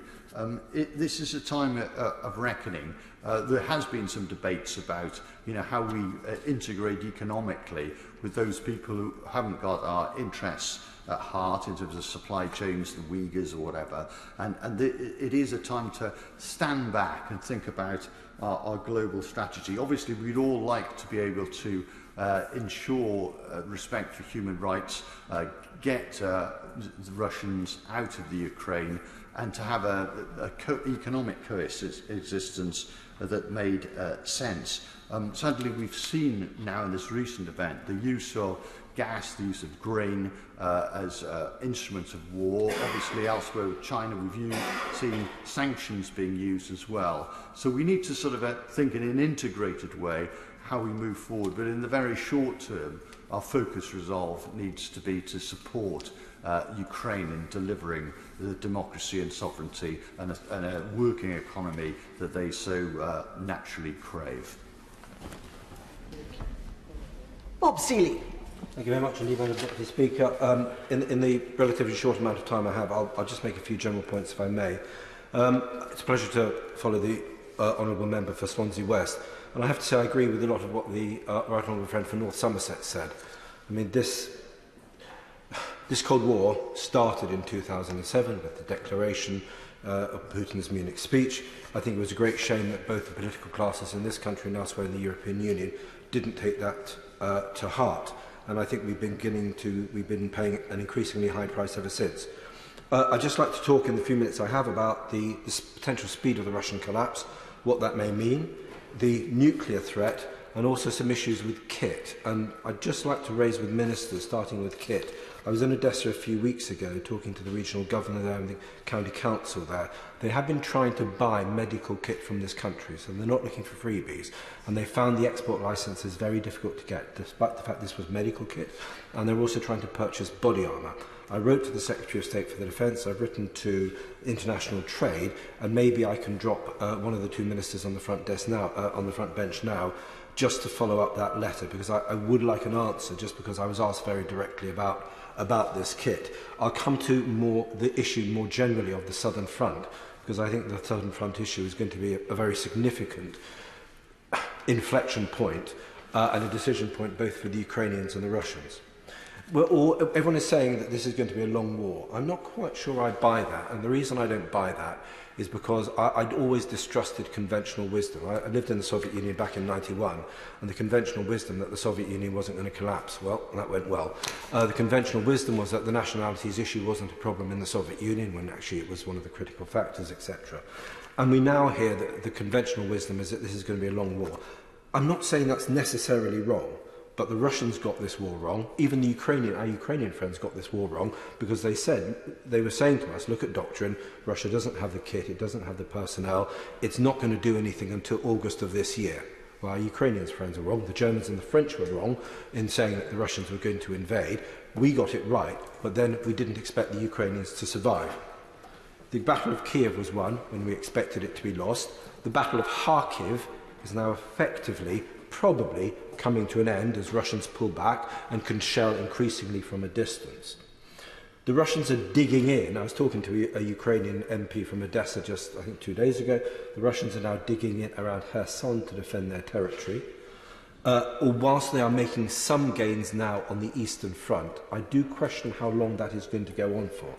And I think there's a considerable chance that with the amount of kit which is coming in to Kiev and being spread out throughout the country, that an Eastern Front will stabilise. The question then is how likely a Ukrainian counterattack becomes. Now, Kirill Budanov, the head of Ukrainian intelligence, said that Ukraine was going to be ready for a counterattack, a counteroffensive in August. And I think the critical question for me at this point was, is this counterattack simply going to be in the east of the country, or is it going to be on the Southern Front? When I was talking to the commander of the Southern Front near Mykolaiv about 2 weeks ago, he said to me, we don't even have APCs, armoured vehicles, in which to put our commanders for units to attack on the Southern Front. And what is quite clear is that if the Ukrainians can open up a second front to the south, challenge the positions, the Russian positions around Kherson, and push through to break that land corridor, then there is, I think, a real danger to Russia that you will see a wider collapse and a growing and simple ineffectiveness of the Russian armed forces in Ukraine. So whilst the Russians are continuing to push forward now and are threatening Severodonetsk, I think there is potential, come September, for a significant Russian fallback and significant Russian damage. And when we talk about Russian conscripts coming into the war, we have to remember it takes at least 6 months for conscripts to be ready, to be trained on kit. And we've seen already how badly treated they are and how undermotivated when the Ukrainians are increasingly training increased numbers of their own people to go forward. And now they've got the kit as well. It is absolutely true, as some of us think in this country, that the Ukrainians have not quite yet mastered combined arms. And when it comes to the broader kit which the government is supplying, and I think the government is doing a great job, the Secretary of State for Defence is doing a wonderful job of being effectively the external quartermaster of the Ukrainian army, and I congratulate him wholeheartedly on his role, finding NASAM's air defence kit, trying to find planes, trying to find tanks. What the Ukrainians say they desperately need now is the MLRS, so the guided artillery systems that can strike 30-40 kilometres. There has been a significant problem up till now that the Ukrainians have only had Soviet-era artillery 152, which has a range approximately 20-25 kilometres. Now they've got the 155, they are able to mildly overmatch in traditional artillery the Russians, because 155 has, all things considered, about 5 kilometres further range. So the Russians are either pushing back or having to go deeper, in which case they expose themselves further. Now, if we can supply MLRS, that will make our position considerably stronger. Having said that, there is clearly a danger, and I do take seriously what the Russians say about a nuclear threat. Some of this undoubtedly is bluff. I have no doubt about that, Madam Deputy Speaker. In 2016, the Russians threatened Denmark with a nuclear response if Denmark took part in the American nuclear missile shield. That is bluff. The threats to Finland and Sweden, that is almost certainly bluff. But to my mind, I think there will be 6 decision points within the next 6 months where Putin will go over and have to consider whether to use nuclear weapons. There is absolutely no guarantee he would. But if Crimea was threatened, I think we'd start to live in extremely dangerous circumstances. So those 6 points are the collapse and the drawal of Russian positions around Kharkiv, the collapse of the Russian advance in Donbass, which has not yet happened but may within the next 2 to 3 months, the eventual collapse of Russian positions, new Russian positions this summer, the collapse of Russian positions in Kherson, where they're currently digging in, the entry of Ukrainian forces into the separatist Donbass republics, if the Russians start to lose the territory they seized in 2014, and the entry of Ukrainian forces potentially into Crimea. Now, will Putin use tactical nuclear weapons because of the collapse of the Kharkiv front? No, because it hasn't happened. Would he be tempted to use nuclear weapons if he was losing the Crimea? I'm not sure I'd want to take that risk. I can't answer that question, but I think there would be a significant likelihood. The bigger question is, when the Russian land corridor collapses come September and October, what happens then? And there is a fine line between a Russian victory, which clearly nobody wants to see, a Russian collapse, which may become as a decision point for a series of catastrophic moves by Putin, and the beginning of the significant weakening of the Russian position, the Russian loss of dominance of the Sea of Azov, that is, looking at the map, the right-hand side, of what was called Novorossiya, these sort of Russian-speaking territories that are fighting just as hard as the rest of Ukraine. And I think that becomes a decision point for him. And that is the point where, from an optimal outcome of this war, you then start to get a negotiation, because Putin will then try to keep some of the land that he has gained. As everyone has said here, that is a decision for the Ukrainians, and we should not be being armchair generals in this country. But when I spoke to some American diplomats a few days ago, I am relieved that they are thinking through and wargaming these very dangerous scenarios, and I very much hope the MOD and the Foreign Ministry and NATO is as well. NATO, as far as I can see, does not wargame this because they don't have nuclear weapons. We do, the Americans do, and I hope that we are. The reason I'm worried is not only because of those big decision-making points, but in Russian military doctrine, there's 2 or 3 points here. Firstly, in Russian military doctrine, nuclear weapon use is justified for an existential threat to the state. Nobody in their right mind thinks that Russia is existentially threatened. However, the Russian narrative and the Russian media is portraying this war as an existential threat to Russia, and it's a defensive war because Russia is trying to seize its territory, which will be taken from NATO. So it is being presented, whether we like it or not, as an existential threat. Secondly,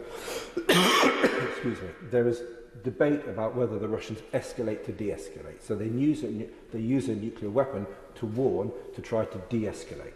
That is not in Russian doctrine. Well, I certainly haven't seen it in the Russian doctrine that I've read, although there is writing and thinking around that to say that this is some of the thinking that's going on. It is also, thirdly, absolutely true to say that the Russians take a very different approach to nuclear weapons, nuclear war, to the rest of us, to the Western world. The Soviets always saw nuclear war as fightable and winnable, which is why they built bomb shelters in so many cities. So they do not necessarily take our mindset, which worries me, because I do think we look at the Russians through our own mindset and we don't understand them enough on their own terms. Finally, again, something which is sometimes overlooked, but I think highly dangerous. People get trapped by their narratives. Human beings do, and nations do. And if you listen and watch Russian TV, as some of us had over the last 5 or 10 years, you will know that there is a normalization of the idea of war with the West. And you will know that there is an idea of a nuclear war as being normalized with the West. That is why that if you look at modern Russian polling, and not just now, but really since 2018 onwards, you have something like 50% of Russians polled believe that war with the West is inevitable, and a large part of them believe that nuclear war with the West is inevitable.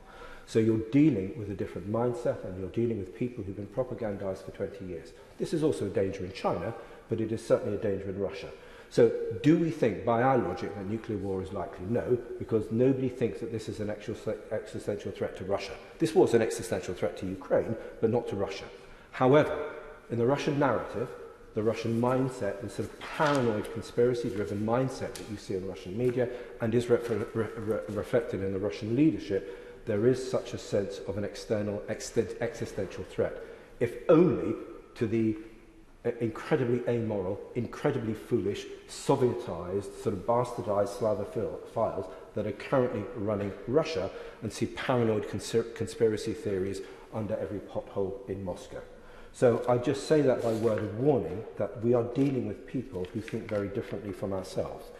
And I do think we also have to say, as much as I respect so many of the ministers who have been involved, I think the Foreign Minister and the Defence Minister have been absolutely superb, we need to see Russian defeat. But at the same time, we need to remember that this is not Berlin in 1945. Limited wars end in negotiation, whether we like it or not. So there is going to be some kind of negotiated point and purpose at the end of this war, because otherwise it will simply not have an end. And I think that is also a point that we should be remembering. I just want to round up, if I may, just on two other points. I agree with what people say about the integrated review. I do think we need a rethink. I think the integrated review was a good document. I don't think it looked at deep strategy enough, and I think it was a sort of combination of bringing together of all the policies around themes. It was a good document, but I think it could have been better. But I do think it now needs to be looked at again. I agree with what many people have said, the Chairman of the Defence Committee, front bench of the Labour Party, surprise, surprise, about not cutting back on our defence spending now. I don't think it makes any sense, and it is not logical, because we're going to need that defence spending either to confront the Chinese threat or the Russian threat. I would also make an additional point, which hasn't yet been raised, which I think is important. National security strategy. Our national security structures are not fit for purpose, and I personally do not think the National Security Advisor is up to the job. I listened to him in Bahrain a couple of months before the war started. He basically said, look, climate change is the biggest threat to humanity. This is in a city which had Iranian weapons pointed at it, the week that the Chinese were wargaming over Taiwan, the month that the Russians were building up over in Ukraine. You know, try doing climate change in a nuclear winter is my somewhat flippant response.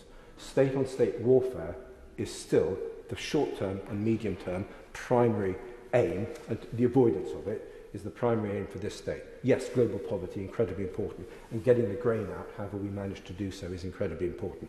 Climate change, I'm not dismissing it for 1 second, it's incredibly important. But it's difficult to do climate change. It is difficult to reach out to states like Russia and China if we are at war or close to war or in confrontation with them. I will just make, one other final point about ceasefires, because I think it is an important one.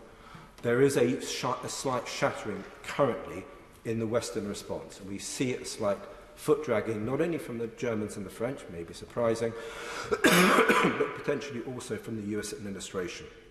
In Georgia, and I remember this well because I was there at the time, the Russians used ceasefires very effectively to solidify their control of the territory that they had taken.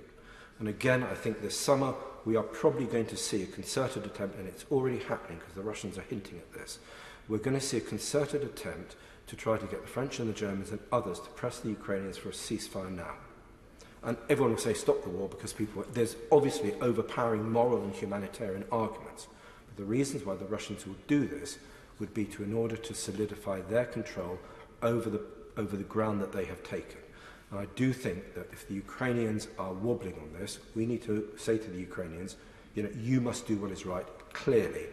But we must also remind them that the Russians have a very aggressive negotiating strategy, that they negotiate ceasefires as they did in Georgia, very often in bad faith, and that will be an aim, one of their war aims will be to grasp, solidify, to Russify, that is, hand out passports to those areas, we see it happening today, to those areas that they have taken. And indeed, the Estonian Prime Minister has said it is important that we do not get a bad peace. And I think a ceasefire this summer, although as attractive as it sounds, without further Ukrainian gains, would result in a bad peace and further warfare and further bloodshed in future. I'll leave it there. Thank you very much. Margaret Farrer. Thank you, Madam Deputy Speaker. I want to highlight a case my office is currently handling in the hopes that the voice of the young girl I'm about to tell you about will finally be heard, and I'm really grateful that the Immigration Minister is in his place to hear this. Natalia is 15 years old. When war broke out, her parents made an impossible decision to keep her safe, a decision that no parent ever wants to have to make, so that their daughter could reach safety in the UK and start a life away from the conflict. They handed over legal guardianship of Natalia to her mother's cousin Milena. And then the pair fled, hoping to reach the UK under the Homes for Ukraine scheme. Milena's visa was approved in mid-April. Natalia is still waiting for hers. Unbelievably, I understand that Natalia's guinea pigs have been given the green light to enter the UK by DEFRA. Their 15-year-old owner has not. I won't go into the ins and outs of every failing that has been made in this case. I would be here literally all day, in the same way my team have, on hold to the MP hotline or writing to the latest contact the Home Office have directed them to. What I will say is that it's clear the Home Office have not provided the UK VI team with the resources they need to handle these cases in the right way. Milena and Natalia are running out of time and money. They are currently in Budapest, where they have travelled from Moldova. They cannot wait there indefinitely, and sooner or later Milena is going to have to make a similar impossible choice to the one Natalia's parents faced. She can come to the UK, but Natalia can't join her. That means that this 15-year-old girl faces two options: sheltering at a refugee camp or returning to the war zone. It's a disgrace. She's a child, vulnerable and needing protection. She cannot be left to fend for herself. I ask colleagues across both benches to bring to mind any teenage girls they know, maybe a daughter or a niece, maybe a family friend.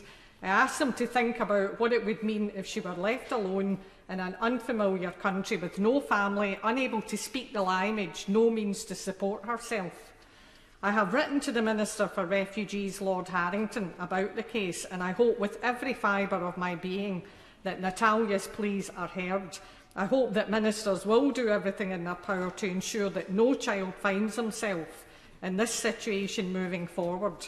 I'll not place blame on the civil servants who are working day and night to do what they can for Ukrainians trying to reach the UK. It's hard work, and they are doing everything they can. I will not, however, accept that ministers have done what they can to resolve this. Thank her for giving way. I hear what she says. Certainly happy to pick up and look at the specific case. There are some specific differences with children travelling without their parents and without their closest relatives, but I won't go into over the dispatch box now, but certainly happy to pick up the case individually.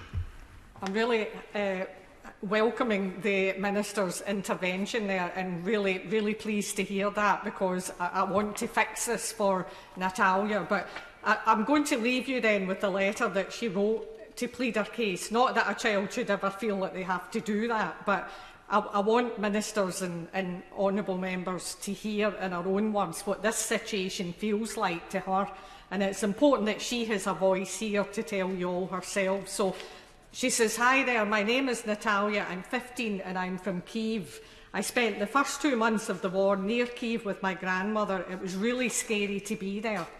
I saw destroyed houses hit by a rocket. I saw dead people. I saw tanks and machine guns.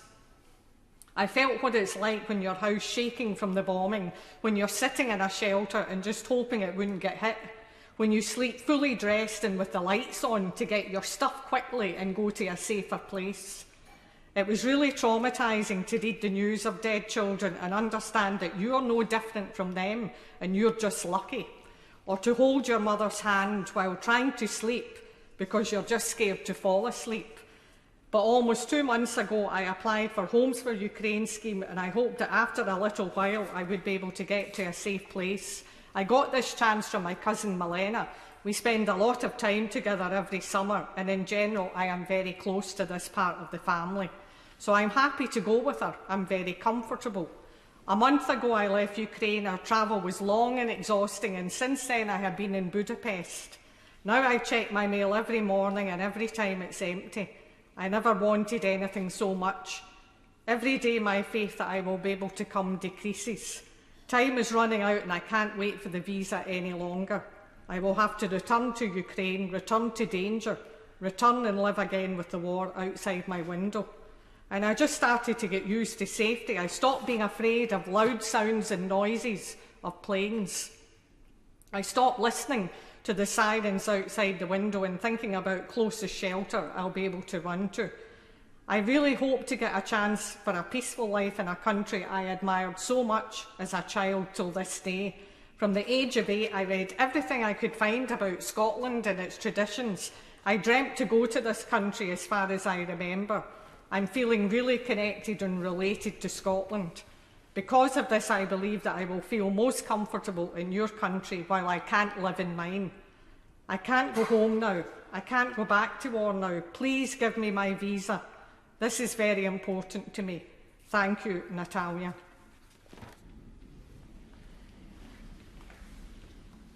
Jamie Stone. Thank you, Madam Deputy Speaker.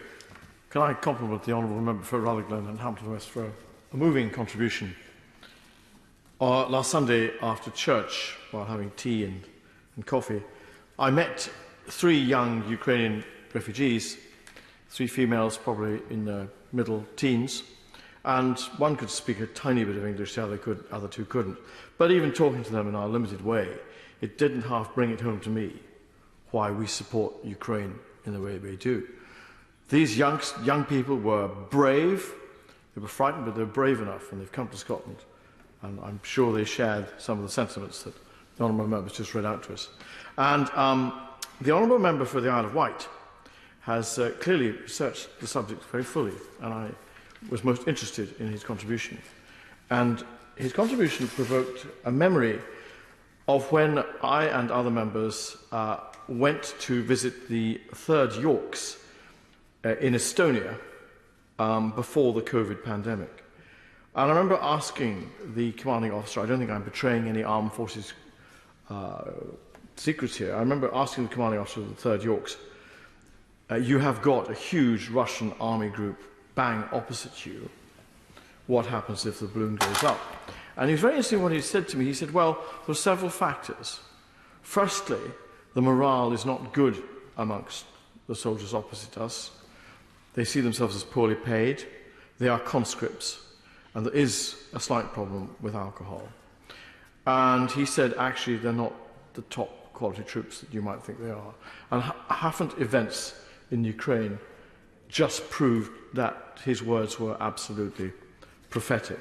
Now, as others have said, I want to associate myself with other speakers and say that my own party stands full square with the government in our efforts to support the people of the Ukraine and to recognise their extraordinary courage and valour in taking on an army which, harking back to what I was told in Estonia, some of us thought was invincible. That is not the case, and that is something why the Honourable Member for the Isle of Wight's thoughts are useful. Twice before in this place, Madam Deputy Speaker, I have raised the issue of the murderous legacy of the mines left behind as Russian forces have retreated in the north of Ukraine, and now I think possibly in the north and east. And my plea was then twice, and is the same again today, that we offer the maximum help we can in terms of know-how, kit and expertise in how to get rid of this murderous legacy. Alas and alack, a number of Ukrainians have been killed in their own brave efforts to get rid of this menace. So we owe it to them. I would seek an assurance, if not today, then at some suitable point, that we are really putting our shoulder to the wheel on this one, because it's one way we can really, really help. I want to make a slightly different couple of points, which is to reflect on what we have seen has happened to the Russians, and then to look at ourselves slightly. And if you look at what we've all seen online and on television, are these horrifying images of Russian tanks exploding. It's called the jack-in-the-box effect, and it's because, or so we read, It's because of the method and manner in which the ammunition is stored in the tank. And that is why they explode in a fearful way that they do. So my first thought, and I suggest to the government, is that we should just check our own armour and the way we do things and the way we hold ammunition, just to make sure that there's no danger that we could ever fall into the trap of the Russians. Arising from that also is the manner in which the Moskva, the flagship of the Russian Black Sea Fleet, was actually sunk. Now, we've all read varying accounts of possibly American reconnaissance aircraft in some way involved and what exactly missiles were fired or weren't. But I would say that if you think about two of our most precious military assets, namely our two aircraft carriers, we should look very, very carefully indeed at what happened to the Moskva. How exactly was it sunk? And are we sure that our defences for these priceless pieces of military hardware, our two aircraft carriers, are absolutely up to scratch? And I'll just give you one example, which is that 5 years ago, in the summer of 2017, HMS Queen Elizabeth called in on Invergordon in my constituency, and some person, light-heartedly but irresponsibly, flew a drone and landed it on the deck of HMS Queen Elizabeth. And I asked the then Defence Secretary, could I be absolutely sure that we were completely equipped to deal with this sort of thing? Because had that drone, run by some person having a bit of fun, had that been flown deliberately into the radar assembly, we could have really disabled HMS Queen Elizabeth. Now, we've seen, harking back to Ukraine, the use of drones, and not least in taking out Russian armour. So, again, what I'm saying to Her Majesty's government is, I think we have to really look very closely at all the aspects of warfare and what has happened to the Russians, and I will give way to the honourable gentleman. And listen intently to what the honourable friend is saying about the way that it was struck. Is he questioning whether the Neptune missile was destroyed, or is he? Okay, I just completely by coincidence, I was in the Southern Front in the air raid shelter that night when they sank the Moskva, and while I was waiting to go back onto the streets in Odessa, the general actually showed me the pictures of the Moskva being sunk and did explain it quite carefully. So the intelligence came from Turkish drones, from the Bakhtiar drones, and it was two ground-based Neptune missiles. The Turkish drones acted as a decoy. The Russians had been very sloppy in their drills. They were just sailing around in the same old pattern. They weren't changing their patterns. So sloppy drills. They were then over-focused on the drones monitoring them, and that allowed the two Neptune missiles. So the Ukrainians themselves are absolutely adamant, and that evening they were showing me the pictures of striking the ship. So just if that provides any useful clarity. But he's absolutely right in what he's saying, because big items can be destroyed very, very quickly, as we've seen from both tanks and aircraft. Madam Deputy Speaker, there we have it again, an example of the Honourable Member for the Isle of Wight's knowledge and great interest in this subject, and I thank him for his intervention. But it does absolutely underline and reinforce the point that we must look at all potential threats to our precious, precious surface fleet, including those two aircraft carriers, which have actually will transform the United Kingdom's defence capability. I could stray into arguments about whether we should concentrate on the North Atlantic, the home waters near us, or what are we doing in the Far East, but that is not for today. And of course, no debate of this nature, again looking at ourselves, would not be complete without me echoing the points about the cuts in the size of the British Army. And when you go back to the start of the war in Ukraine, and we saw those extraordinary images of a Russian convoy of armoured vehicles and other vehicles essentially using a road or a motorway, having once upon a time served as a private soldier in the Territorial Army, I fell to wondering is where on earth was the infantry integration with armour? Why did the Russians not have, or didn't appear to have, flanking troops in the woods either side of the column? And so, again, when we come to study what happened, we have to look at what exactly were the Russian tactics and what has happened to the army that defeated Hitler, and now it just seems to be verging on incompetent from what I could see, but maybe I'm wrong, who knows?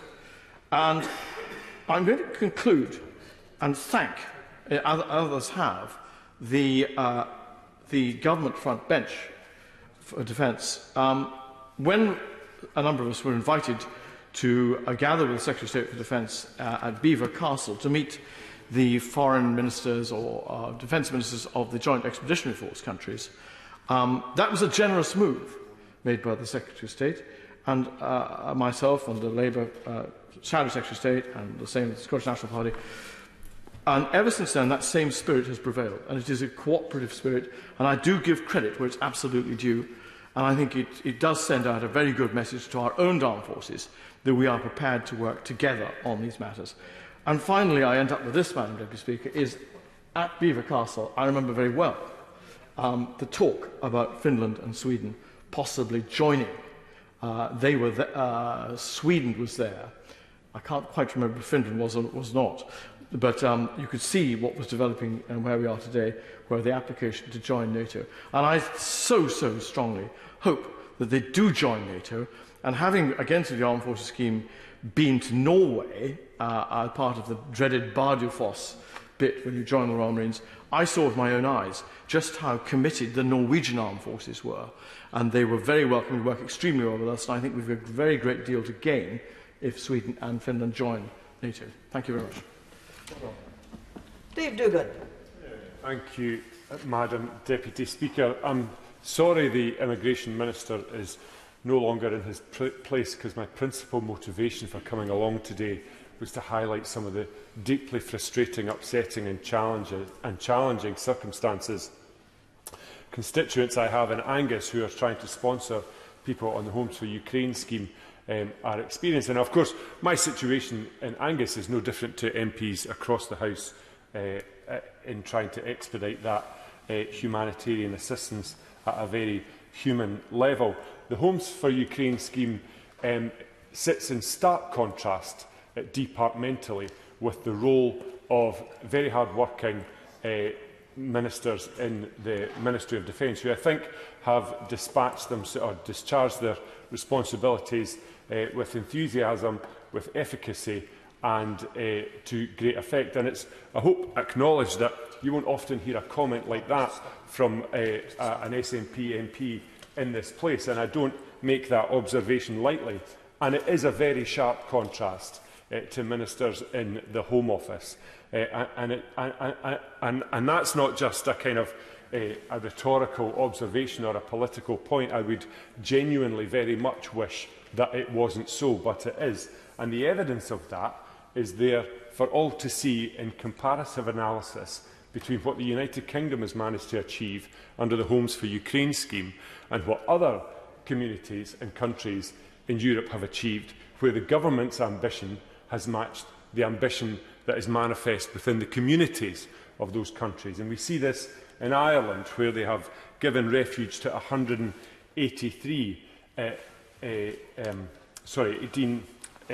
considerably more refugees per head of population than in the United Kingdom. The same is true of in Denmark, where they've received 1 Ukrainian per 194 members of the population. In the UK, this is depressingly 1 Ukrainian per 1,249 members of the population. The United Kingdom, Madam Deputy Speaker, hasn't even managed double Mr Deputy Speaker, hasn't even managed double what Ireland has achieved. And Ireland is 15 times smaller than the United Kingdom. And as if this wasn't bad enough, the Home Office, in their answer to my written parliamentary question about unaccompanied minors trying to access the Homes for Ukraine scheme, have confirmed to me that unaccompanied minors are only eligible for the Homes for Ukraine scheme if they are travelling to reunite with a parent or legal guardian in the Ukraine. So my constituents in Angus are suffering from the very same predicament that was so eloquently outlined by my honourable friend, the member for Rutherglen and Hamilton West, whereby you have young people, in my case, 2 young boys, 17-year-old. And as the member for Rutherglen and Hamilton West said, can we imagine for a minute, we all know 17-year-old kids. Can you imagine what it's like being in Budapest, also in Budapest, stuck and alone and barred from refuge in the United Kingdom? It is to the United Kingdom's shame that that is the situation that has been allowed to come to pass. I, unlike the member for Caithness, Sutherland and Easter Ross, won't shy away from looking at the integrated review, because if we have learned anything over the last couple of months, it's that events have a terrible habit of catching up with you if you find yourself in any way unprepared. And the United Kingdom, if it prosecutes its integrated review in the way that it is set out with its Indo-Pacific tilt, never a great policy in my view to begin with. It reeked slightly of a kind of post-Brexit rebound effect to try and get as far away from the European continent as possible, and before tensions really required it, a bit like turning up at the party in the afternoon with your carry-out before anybody else is really on the same page as you. And I think it doesn't really merit to advance with that particular strategy before events in Ukraine, and it certainly doesn't merit continued investment down that path since. I will, of course, give way. I do thank the honourable member for giving way. He does give me the opportunity to enlarge on something I didn't touch on. But yes, I do think he's completely correct. We have to look very carefully at where we should have our fleet, where we should be amassing our forces. I personally believe that it's the high north, it's the North Atlantic, it's a bit opposite the top of my constituency. Well, a rare moment of accord between myself and the honourable member, and he's absolutely right. There is clearly, you know, if we look at the dysfunctionality of Russian land forces in Ukraine, we can contrast that and secure precisely no comfort from thinking that that reads across into Russian subsea naval forces, who are amongst the very best in the world and who are crewing some of the very best submarines in the world and deploy some of the very best tactics in the world. And if we think we're going to combat that in the South China Sea, then we're very much mistaken. And that alone is an opportunity to have a root and branch review very quickly of the integrated review. And just in closing, Mr Deputy Speaker, I wonder, we've got the Minister for Europe and North America in this place, I assume replying for the government. We have touched on the grain situation in Ukraine,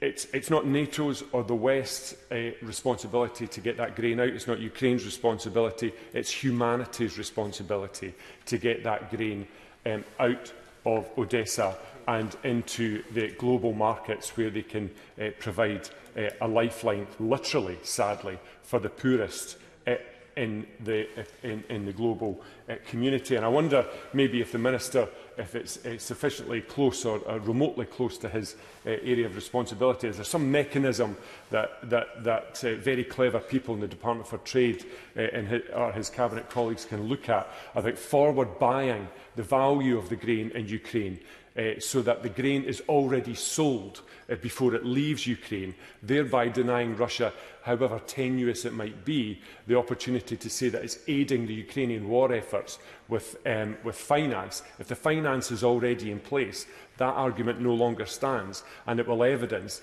that if Russia still blockades outward transit of grain from Odessa, this is purely a malign act of belligerence that will cost thousands, hundreds of thousands of people their lives, and also it will vacate the silos and storage facilities in Ukraine to receive this year's harvest, so we don't store up exactly the same problem for years to come. It's absolutely vital that we coordinate the best ideas around that particular priority as possible, and I look forward to hearing how we might do that. Thank you. Wind-ups. Stephen Doughty. Thank you, Mr Deputy Speaker. Mr Deputy Speaker, it has been 3 months, 91 days since President Putin began his illegal and unjustifiable invasion of Ukraine, and I'm sure that I speak for members across the House when I say that I continue to be deeply moved by the bravery, resilience and spirit of the Ukrainian people. And it has been excellent in the debate today to hear contributions from honourable and right honourable members across the House, and it is the House at its very best when we speak with one voice and send a clear message to tyrants and autocrats across the world of our commitment to shared values and resolute determination to support Ukraine. We heard a number of contributions. We did hear frustrations with the Homes for Ukraine scheme from honourable friend from Sheffield, many others, powerful voices from the member for Rutherglen and Hamilton West and the member from Angus who just spoke. And I'm sorry to say that I had some similar experiences this morning sitting in that Home Office in the Portcullis House, dealing with people who haven't been dealt with since March. I really do urge, I know the Minister for Immigration was here listening, I do urge the ministers to really get their act together on that scheme. You know, the British people have shown great will to support the people of Ukraine, and that needs to be matched by our system living up to the expectations that they have.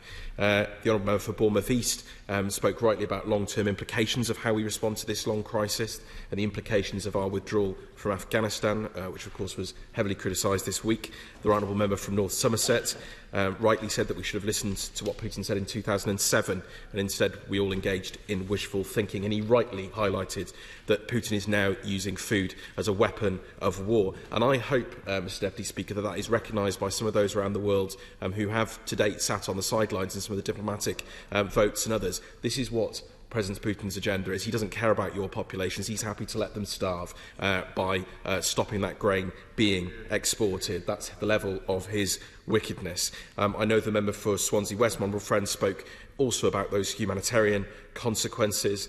And we've heard other powerful speeches. The member for Caithness, Sutherland and Easter Ross spoke of the engagement he had with the 3rd Yorks in Estonia. I'm pleased to say there's Royal Welsh there as well. I know doing a fantastic job in holding up the eastern flank of NATO, working alongside our excellent Estonian partners there. And the member for the Isle of Wight, as ever, gave the benefit of his expert knowledge to bear in terms of this debate, and I thought made some very excellent and interesting contributions. Mr Deputy Speaker, this war is a heinous